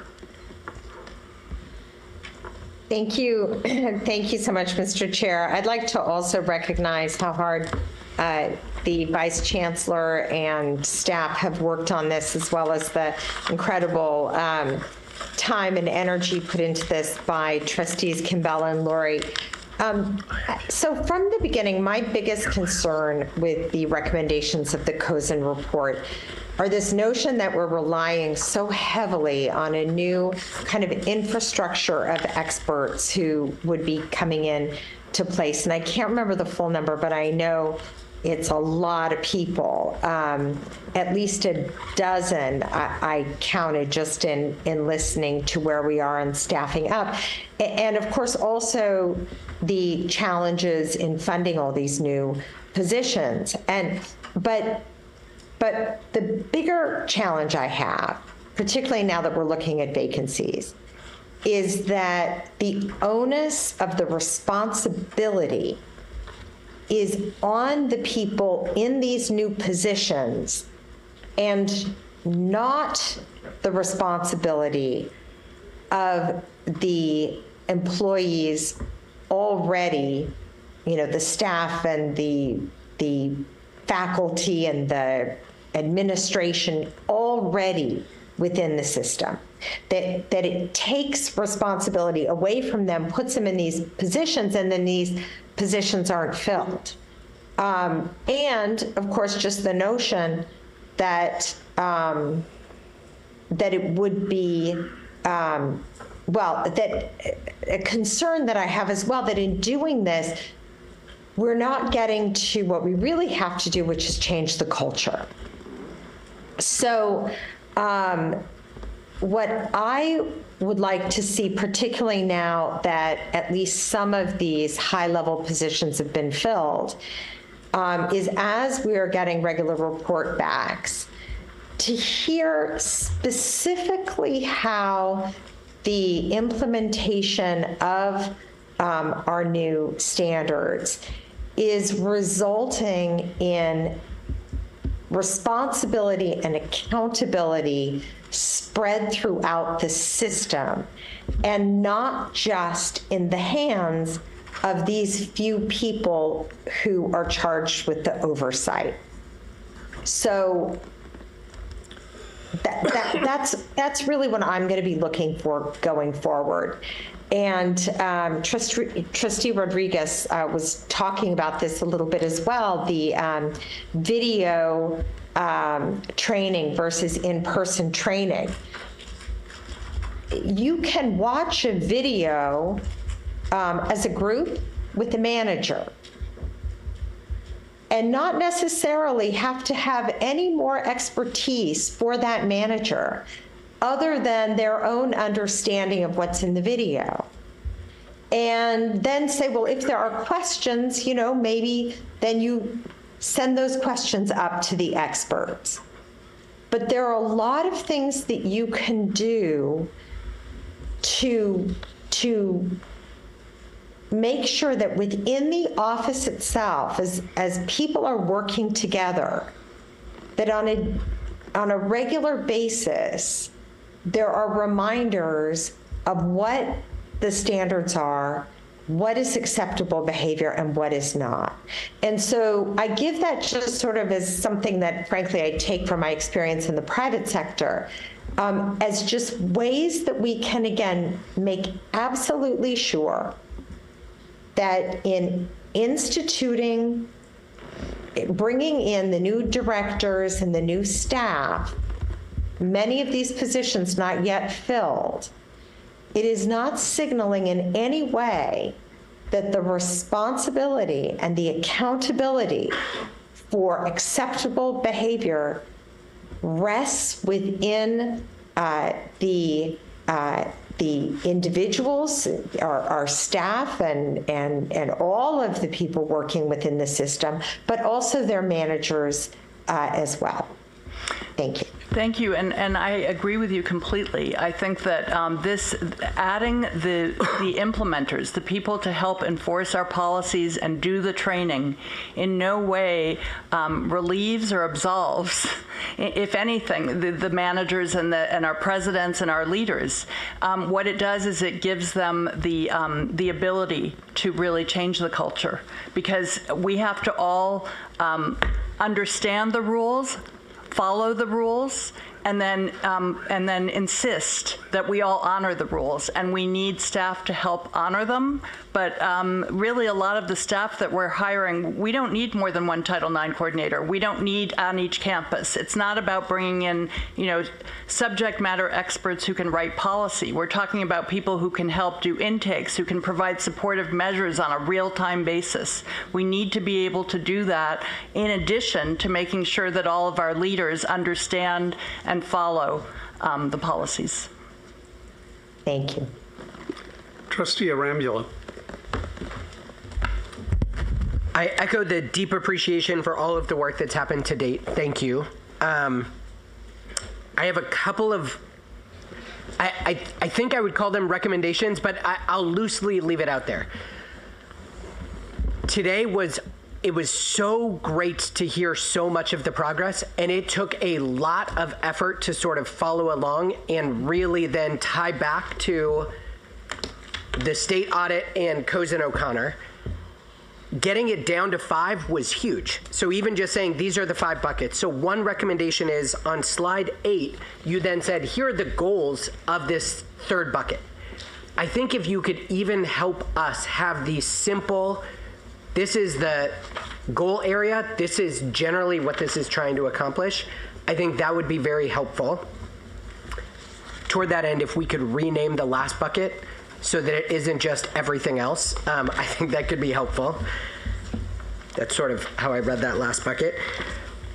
The second is, then I think if we had something like that, I just think what, Vlad, you're able to do with the audit committee, of then saying, here's everything we're doing, and some one-page color-coded attached to those 5.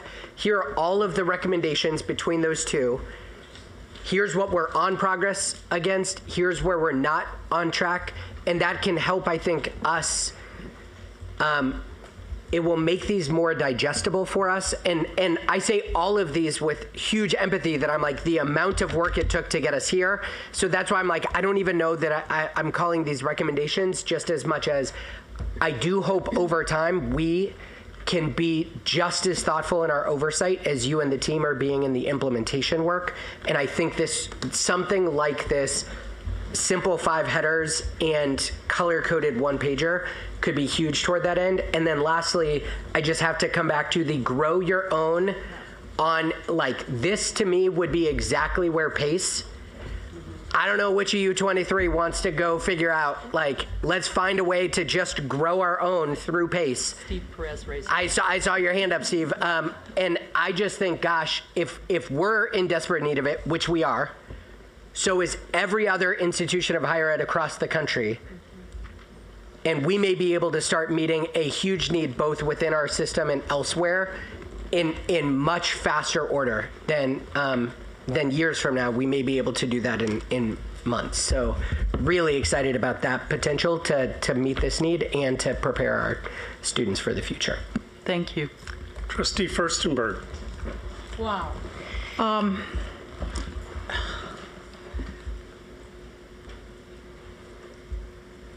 This discussion is so encouraging because this has been such a painful process for us for so long, and now we have a path. And I thought your report was really quite remarkable because you brought some order to what had been total chaos. And that's just remarkable. But what the conversation has been to add the concept of the culture that we want to bring to the whole system. And all we have to do now is layer that in. And I think that the campuses and the presidents have dealt with this for so long that we need more of you helping us understand where we are, because all of you have been dealing with this forever. Some of you have had,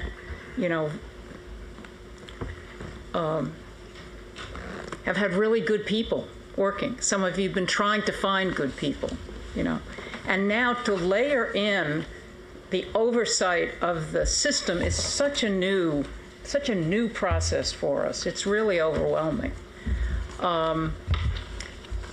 I think we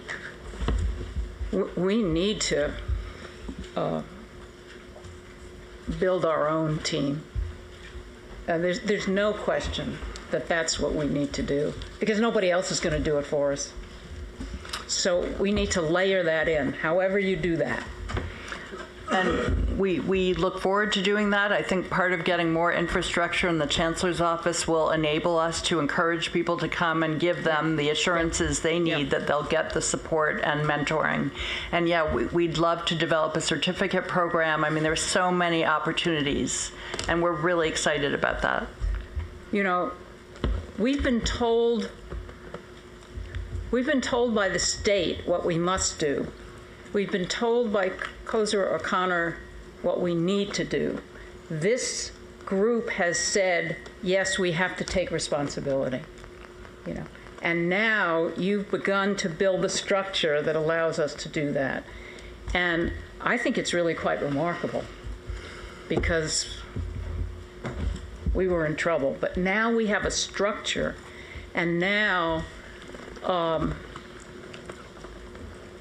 we all need to think about how we can help individually to figure this out. You've done an amazing job, but all of us have to find a way, other ideas. Diego, how do you take this and build a premise up above that says we are taking this leadership role, we are going to build. And I think that we'll address some of that in the next agenda item. Also, to the Lieutenant Governor's point, there's a lot in that next item that responds to these issues. I didn't have a lot to offer, except to say we're going down the right way, and we're going to get there. But thank you for giving us a structure that we have, and I think the presidents can help us, because they've been dealing with this all the time. And, I look to you to come back and help us figure this out. Thank you. All right, we have 2 more, and we have 12 more minutes with 1 more agenda item, okay? Trustee Kimbell. So thank you, Leora, for that presentation. And as one of the trustees on the Oversight Committee, along with Leslie, our last meeting was really eye-opening, sobering about all the work that needs to be done and just the job of overseeing 500,000 students and so many employees. But I want to go back to something the Lieutenant Governor said that I think is important. And I think it goes to something one of the presidents said to me. I can't remember, I'm sorry who it was, but it really boils down to a collective responsibility for everybody on the campuses, whether they're students, presidents, managers. And I think about after 9/11, that whole see something, say something campaign, where if you see something off, or it can be something rather small or large, you say something either to the perpetrator or somebody who may not be aware of what they're saying is inappropriate, off-colored, whatever. And that could nip that in the bud. So it's really going to take the whole community. I don't think really, and that's part of the culture that we're trying to change. I don't think that if we quadrupled or, had tenfold amount of Title IX people without that change, there's still going to be a lot of problems. So just to go back to the Lieutenant Governor, I think what she's trying to say is if we just hire more people, that's not going to necessarily improve the situation. Yes, and many of the people we're hiring are prevention education people. So they're going to be there helping the community to change its culture. You're absolutely right. Trustee Barr? Actually, you took the words right out of my mouth. That's what I was thinking when Lieutenant Governor was talking. I kept thinking awareness campaign. And I think that is so powerful, and that helps. Like Lieutenant Governor was saying, the onus of responsibility, it becomes a culture shift. Whether you have signs across campus, whether it's a social media campaign talking about zero tolerance, or see something, say something, here's a number you can call, do you know your rights from Title IX? It's literally that across campuses. And it keeps the perpetrators on notice too. One thing we did in our nonprofit, which is for domestic violence, we made posters that we put up in our gurdwara. And what that did was literally the abuser sees that and knows there's a number that their wife can call. We found that stopped so many things off the bat. So sometimes, and again, Lyra, amazing the system you created. We have to have that system, but the ideas to making it a cultural shift, it's a total marketing campaign. And that's all I kept thinking. You're absolutely correct. See something, say something, awareness campaign, whether it's a mass email that goes out to all the staff saying, check this website for information on Title IX. And it's just when it's constantly messaged, whether it's just an email, whether it's a social media blip, I think that's the way to make sure nobody can say, well, I didn't know. It becomes part of the culture. So thank you. I just wanted to share that. Trustee Gilbert-Lori. Thank you so much. I forgot to mention this, but it's tying into all of these comments, which I think are absolutely right. But it goes to that first and foremost, prevention obviously goes 2/3 of the way. And we were talking about that in our, in the task force. But it's what we found in the child welfare world. It is clearly that has to be a big part of our focus, and I think it will take up a lot of our conversation and the way we staff and think about our communications. All right, any other questions or discussion items? If not, Vice Chancellor Friedman and I have taken notes. There's 4 or 5 follow-up items that we'll begin to address as we continue to report to you in the future. And we thank everyone. We do have another item number 6, which addresses some of the things that you've already brought up. It's really something we haven't discussed in detail, and it's the new discussion regarding employee relations in response to other conduct of concern that doesn't necessarily reach Title IX levels. Thank you, Trustee Adamson. So in the previous agenda item, I reported to you on the status of the work that we're doing at the Chancellor's Office and our universities to fortify our civil rights programming and services. Recent assessments by the California State Auditor and Cozen O'Connor also call for a more deliberate and robust response by our universities and the Chancellor's Office to concerning conduct that doesn't constitute a violation of CSU's non-discrimination policy, but that nevertheless, when left unaddressed, can be disruptive to the fabric of the living, learning, and working environment. And we call this other conduct of concern. The Cozen report referred to it in this way, and we also call it OCC for short sometimes. So in this agenda item, I'd like to give you an update on the guidance that we're preparing that describes this conduct and explains how the system and each university is going to respond to it.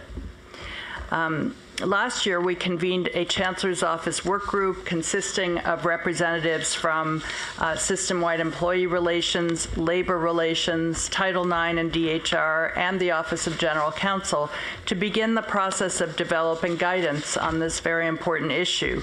And as our guidance takes shape, we are also going to be inviting representatives from academic and student affairs, system-wide and campus colleagues to provide their input, feedback, and comments, because this really touches every nook and cranny of our campuses.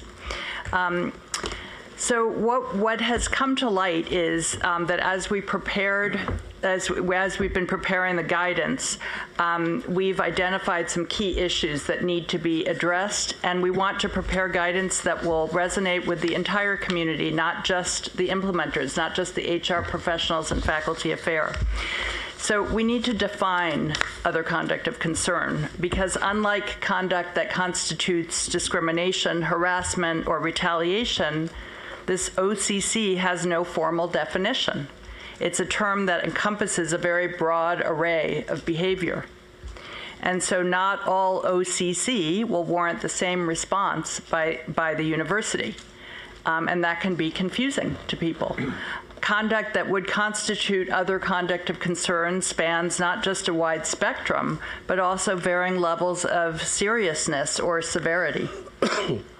Some instances of OCC will call for the university to respond even if discipline isn't warranted, because if left unaddressed, the conduct can escalate. It can escalate in intensity, or the cumulative effect of repeat behavior becomes very damaging. Instances of OCC that involve very egregious misconduct should result in some level of corrective action, sanction, or discipline. So it really is going to depend on each case. Some conduct that constitutes OCC is protected by principles of free speech or academic freedom.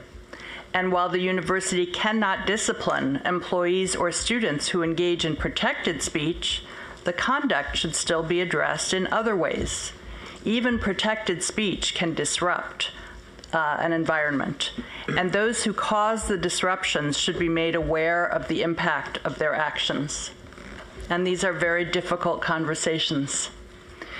Although the term other conduct of concern is new, the conduct goes back to the beginning of time, of course, and it has always been a core responsibility of human resources, faculty affairs, and student affairs professionals to address it. We found, though, that the focus in recent years has shifted to addressing and responding to discrimination and harassment based on protected status. Regulations and case law governing Title IX and DHR complaints mandate very rigid and highly structured policies and procedures. This and other factors have appropriately led to great attention and investment of resources on protected status complaints. However, that has happened often at the expense of responding to other conduct of concern. So in the absence of more clarity about other conduct of concern and how to report it, members of our campus communities often report instances of OCC to our Title IX and DHR offices, and they're very disheartened when they learn that the conduct isn't governed by CSU's non-discrimination policies. It's paramount that we address and respond to other conduct of concern, and that our system-wide guidance recognize that any individual response to a report of OCC will depend on the nature and degree of egregiousness of the conduct. And so the guidance will not assume a prescriptive process as is required by our non-discrimination policy, and that too is going to require a lot of communication because everybody's so used to our non-discrimination processes. So the Chancellor's Office will provide guidance on how to report other conduct of concern and to whom it should be reported. It will also describe how the university will respond to reports, and it will describe the variety of supportive, educational, corrective, and, when appropriate, disciplinary ways in which such reports may be resolved. And the guidance will have to explain why the university's response may differ substantially from one case to another. And this is something that has to go way beyond the guidance. That's something we also have to talk about through our prevention education work.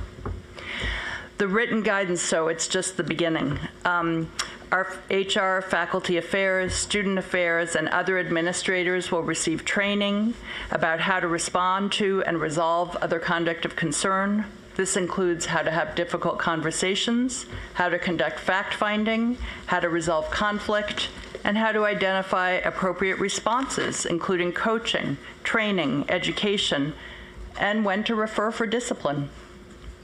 The next step will be to share proposed written guidance with the Chancellor's Office Civil Rights Oversight Committee, and then with campus HR, faculty affairs, student affairs professionals, and other campus stakeholders.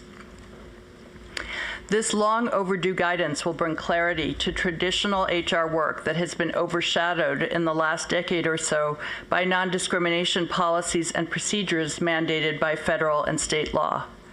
We really believe that this work will help to restore trust, provide a culture of care, and make our campuses safer and healthier for our employees, students, and other members of the campus community. Thank you, Trustee Adamson. This concludes my presentation. This is an information item. Are there any questions or discussion? Trustee Kimbell? Yeah, so I know we broached this, but really didn't go into this, and it's an area that you're going to be looking at, you said. I'm just going to say that it seems though there's so much, this could be a hornet's nest, just the other conduct of concern could just encompass thousands of things. I'm curious and interested to see where this leads, because just on the face of it, I like have so many questions about it, and just how it's able, how to control and you know, I'm just very curious to see where it goes with this. Any others? We will be developing, the guidelines of this, of OCC, and be bringing back to you in pieces as it starts to roll out so that we understand it. But it is a necessary piece of what we need to put in place long term.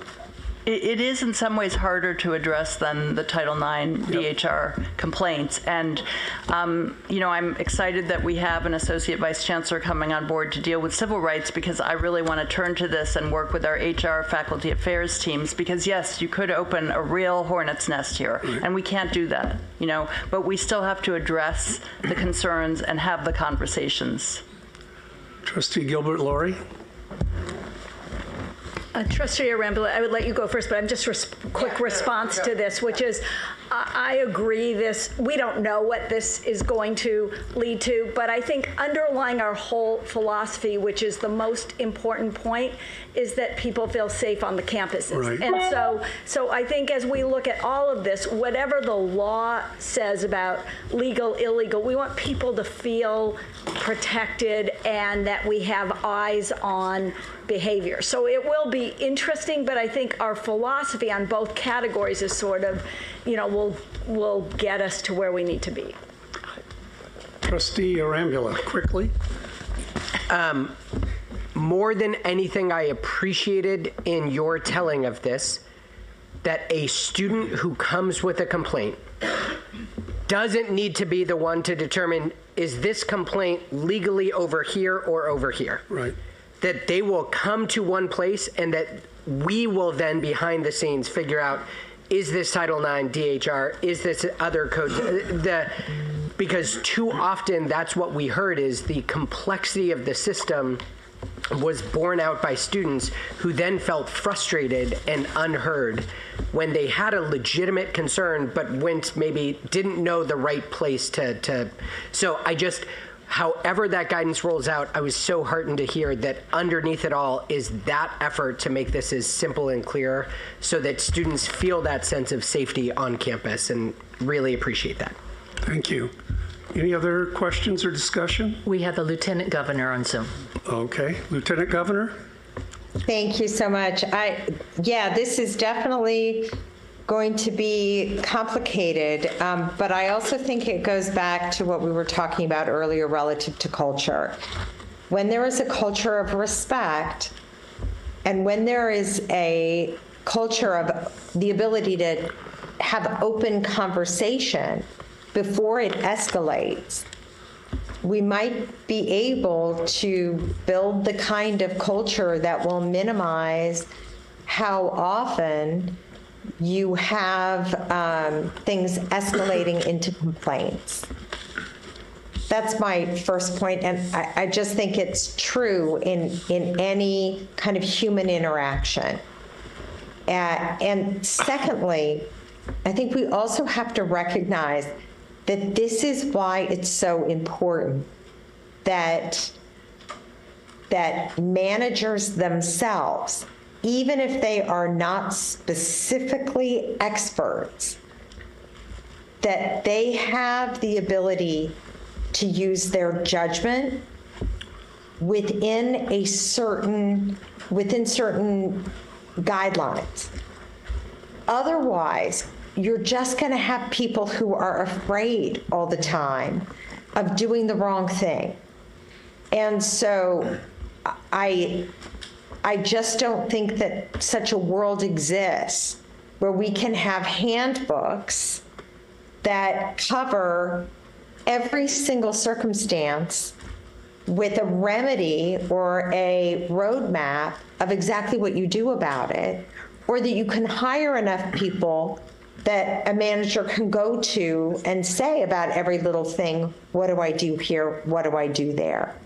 That it just goes back to what I was saying earlier, which is we cannot strip away a certain amount of judgment within guidelines, and we cannot strip away a certain amount of responsibility of managers to have a culture within their workplace where people know what respectful behavior is and take it upon themselves to treat one another with respect.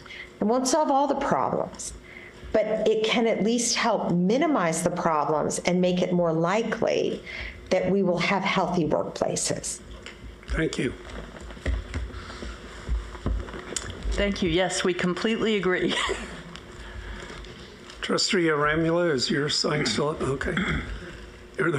Are there any other comments or discussion? Chair Fong, we're over our time, but not as much as Lopez was. So anyway, we conclude the business of the Committee on University and Faculty Personnel. Thank you very much, Trustee Adamson. At this time, will the meeting of the Board of Trustees of the California State University please come to order? Ms. Corral, please call the roll. Trustee Adamson. Still here. Trustee Aguilar Cruz. Here. Trustee Arambula. Here. Trustee Brar. Vice Chair Clark. Present. Trustee Fagan. Here. Trustee Furstenberg. Here. Chair Fong. Here. Chancellor Garcia. Here. Trustee Ghilarducci. Trustee Gilbert Laurie. Here. Trustee Kimball. Here. Lieutenant Governor Kounalakis. Present.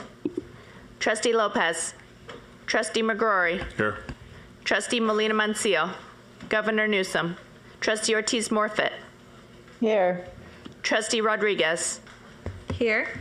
Speaker Rivas. Trustee Simon. Trustee Steinhauser. Here. Superintendent Thurmond. Trustee Vargas. Here. Trustee Melikar. Here. Chair Fong, we have a quorum. Thank you so much. So, to carry on our wonderful university videos, I am just absolutely thrilled to introduce the next video, which will be highlighting Cal State San Bernardino. Please roll the video. We are California State University San Bernardino. We are more than a campus. We are a community united by a common purpose, fueled by the belief that knowledge should not only be acquired, but shared for the greater good. Together, we are shaping the present and defining a future where every moment counts. To invest in our students, to further eliminate barriers to success, expand educational opportunities, and enrich their academic experience. To invest in our outstanding faculty and to attract and to retain new faculty to further enhance research, creativity, and scholarship. To advance academic excellence, to energize and expand robust programs, and create new ways to address today's global challenges. And to modernize facilities that enhance teaching and learning and create new environments conducive to student and faculty scholarly endeavors. A future formed by thousands of meaningful moments. Moments as powerful as mastering a relentless challenge, as rewarding as giving it all you've got, and as thrilling as achieving a lifelong dream. Collectively, these moments have made Cal State San Bernardino what it is today, a trusted leader in higher education, powered by the momentum of our talented students, our world-class faculty, and the communities in which we live.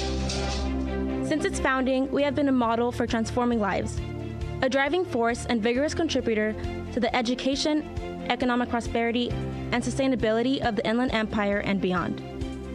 CSUSB's designation as an R2 institution elevates our status as a doctoral university with high research activity.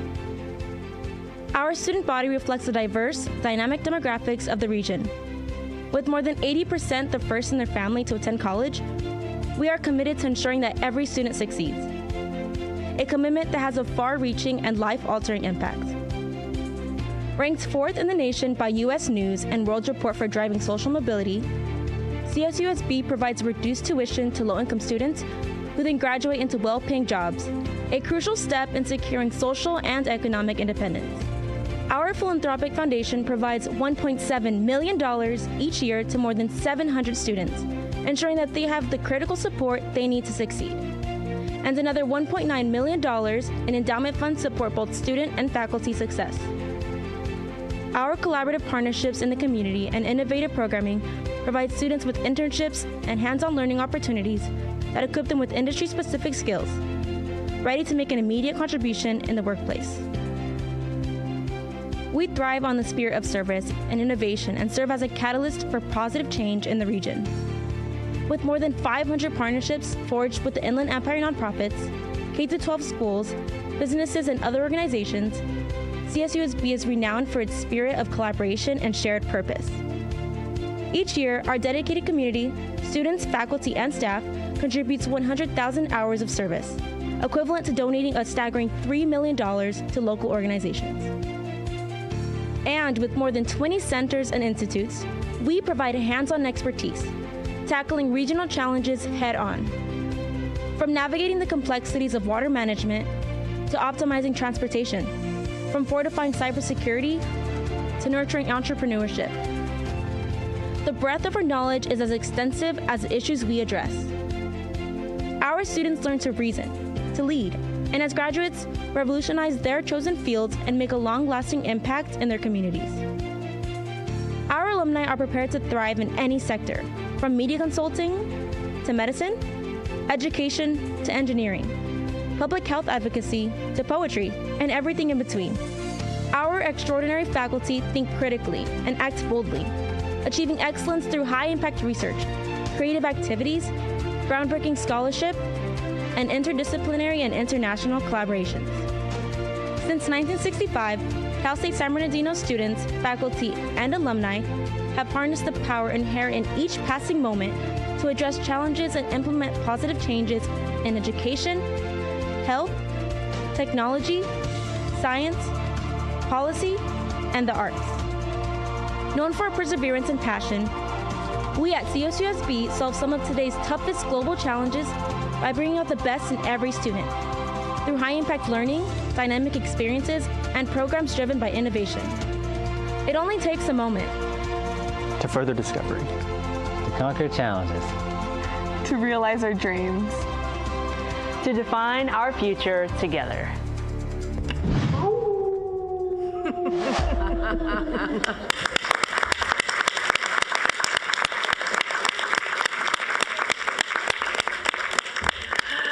Thank you for the team at Cal State San Bernardino for that inspiring video. I think President Morales would all like us to howl at this moment.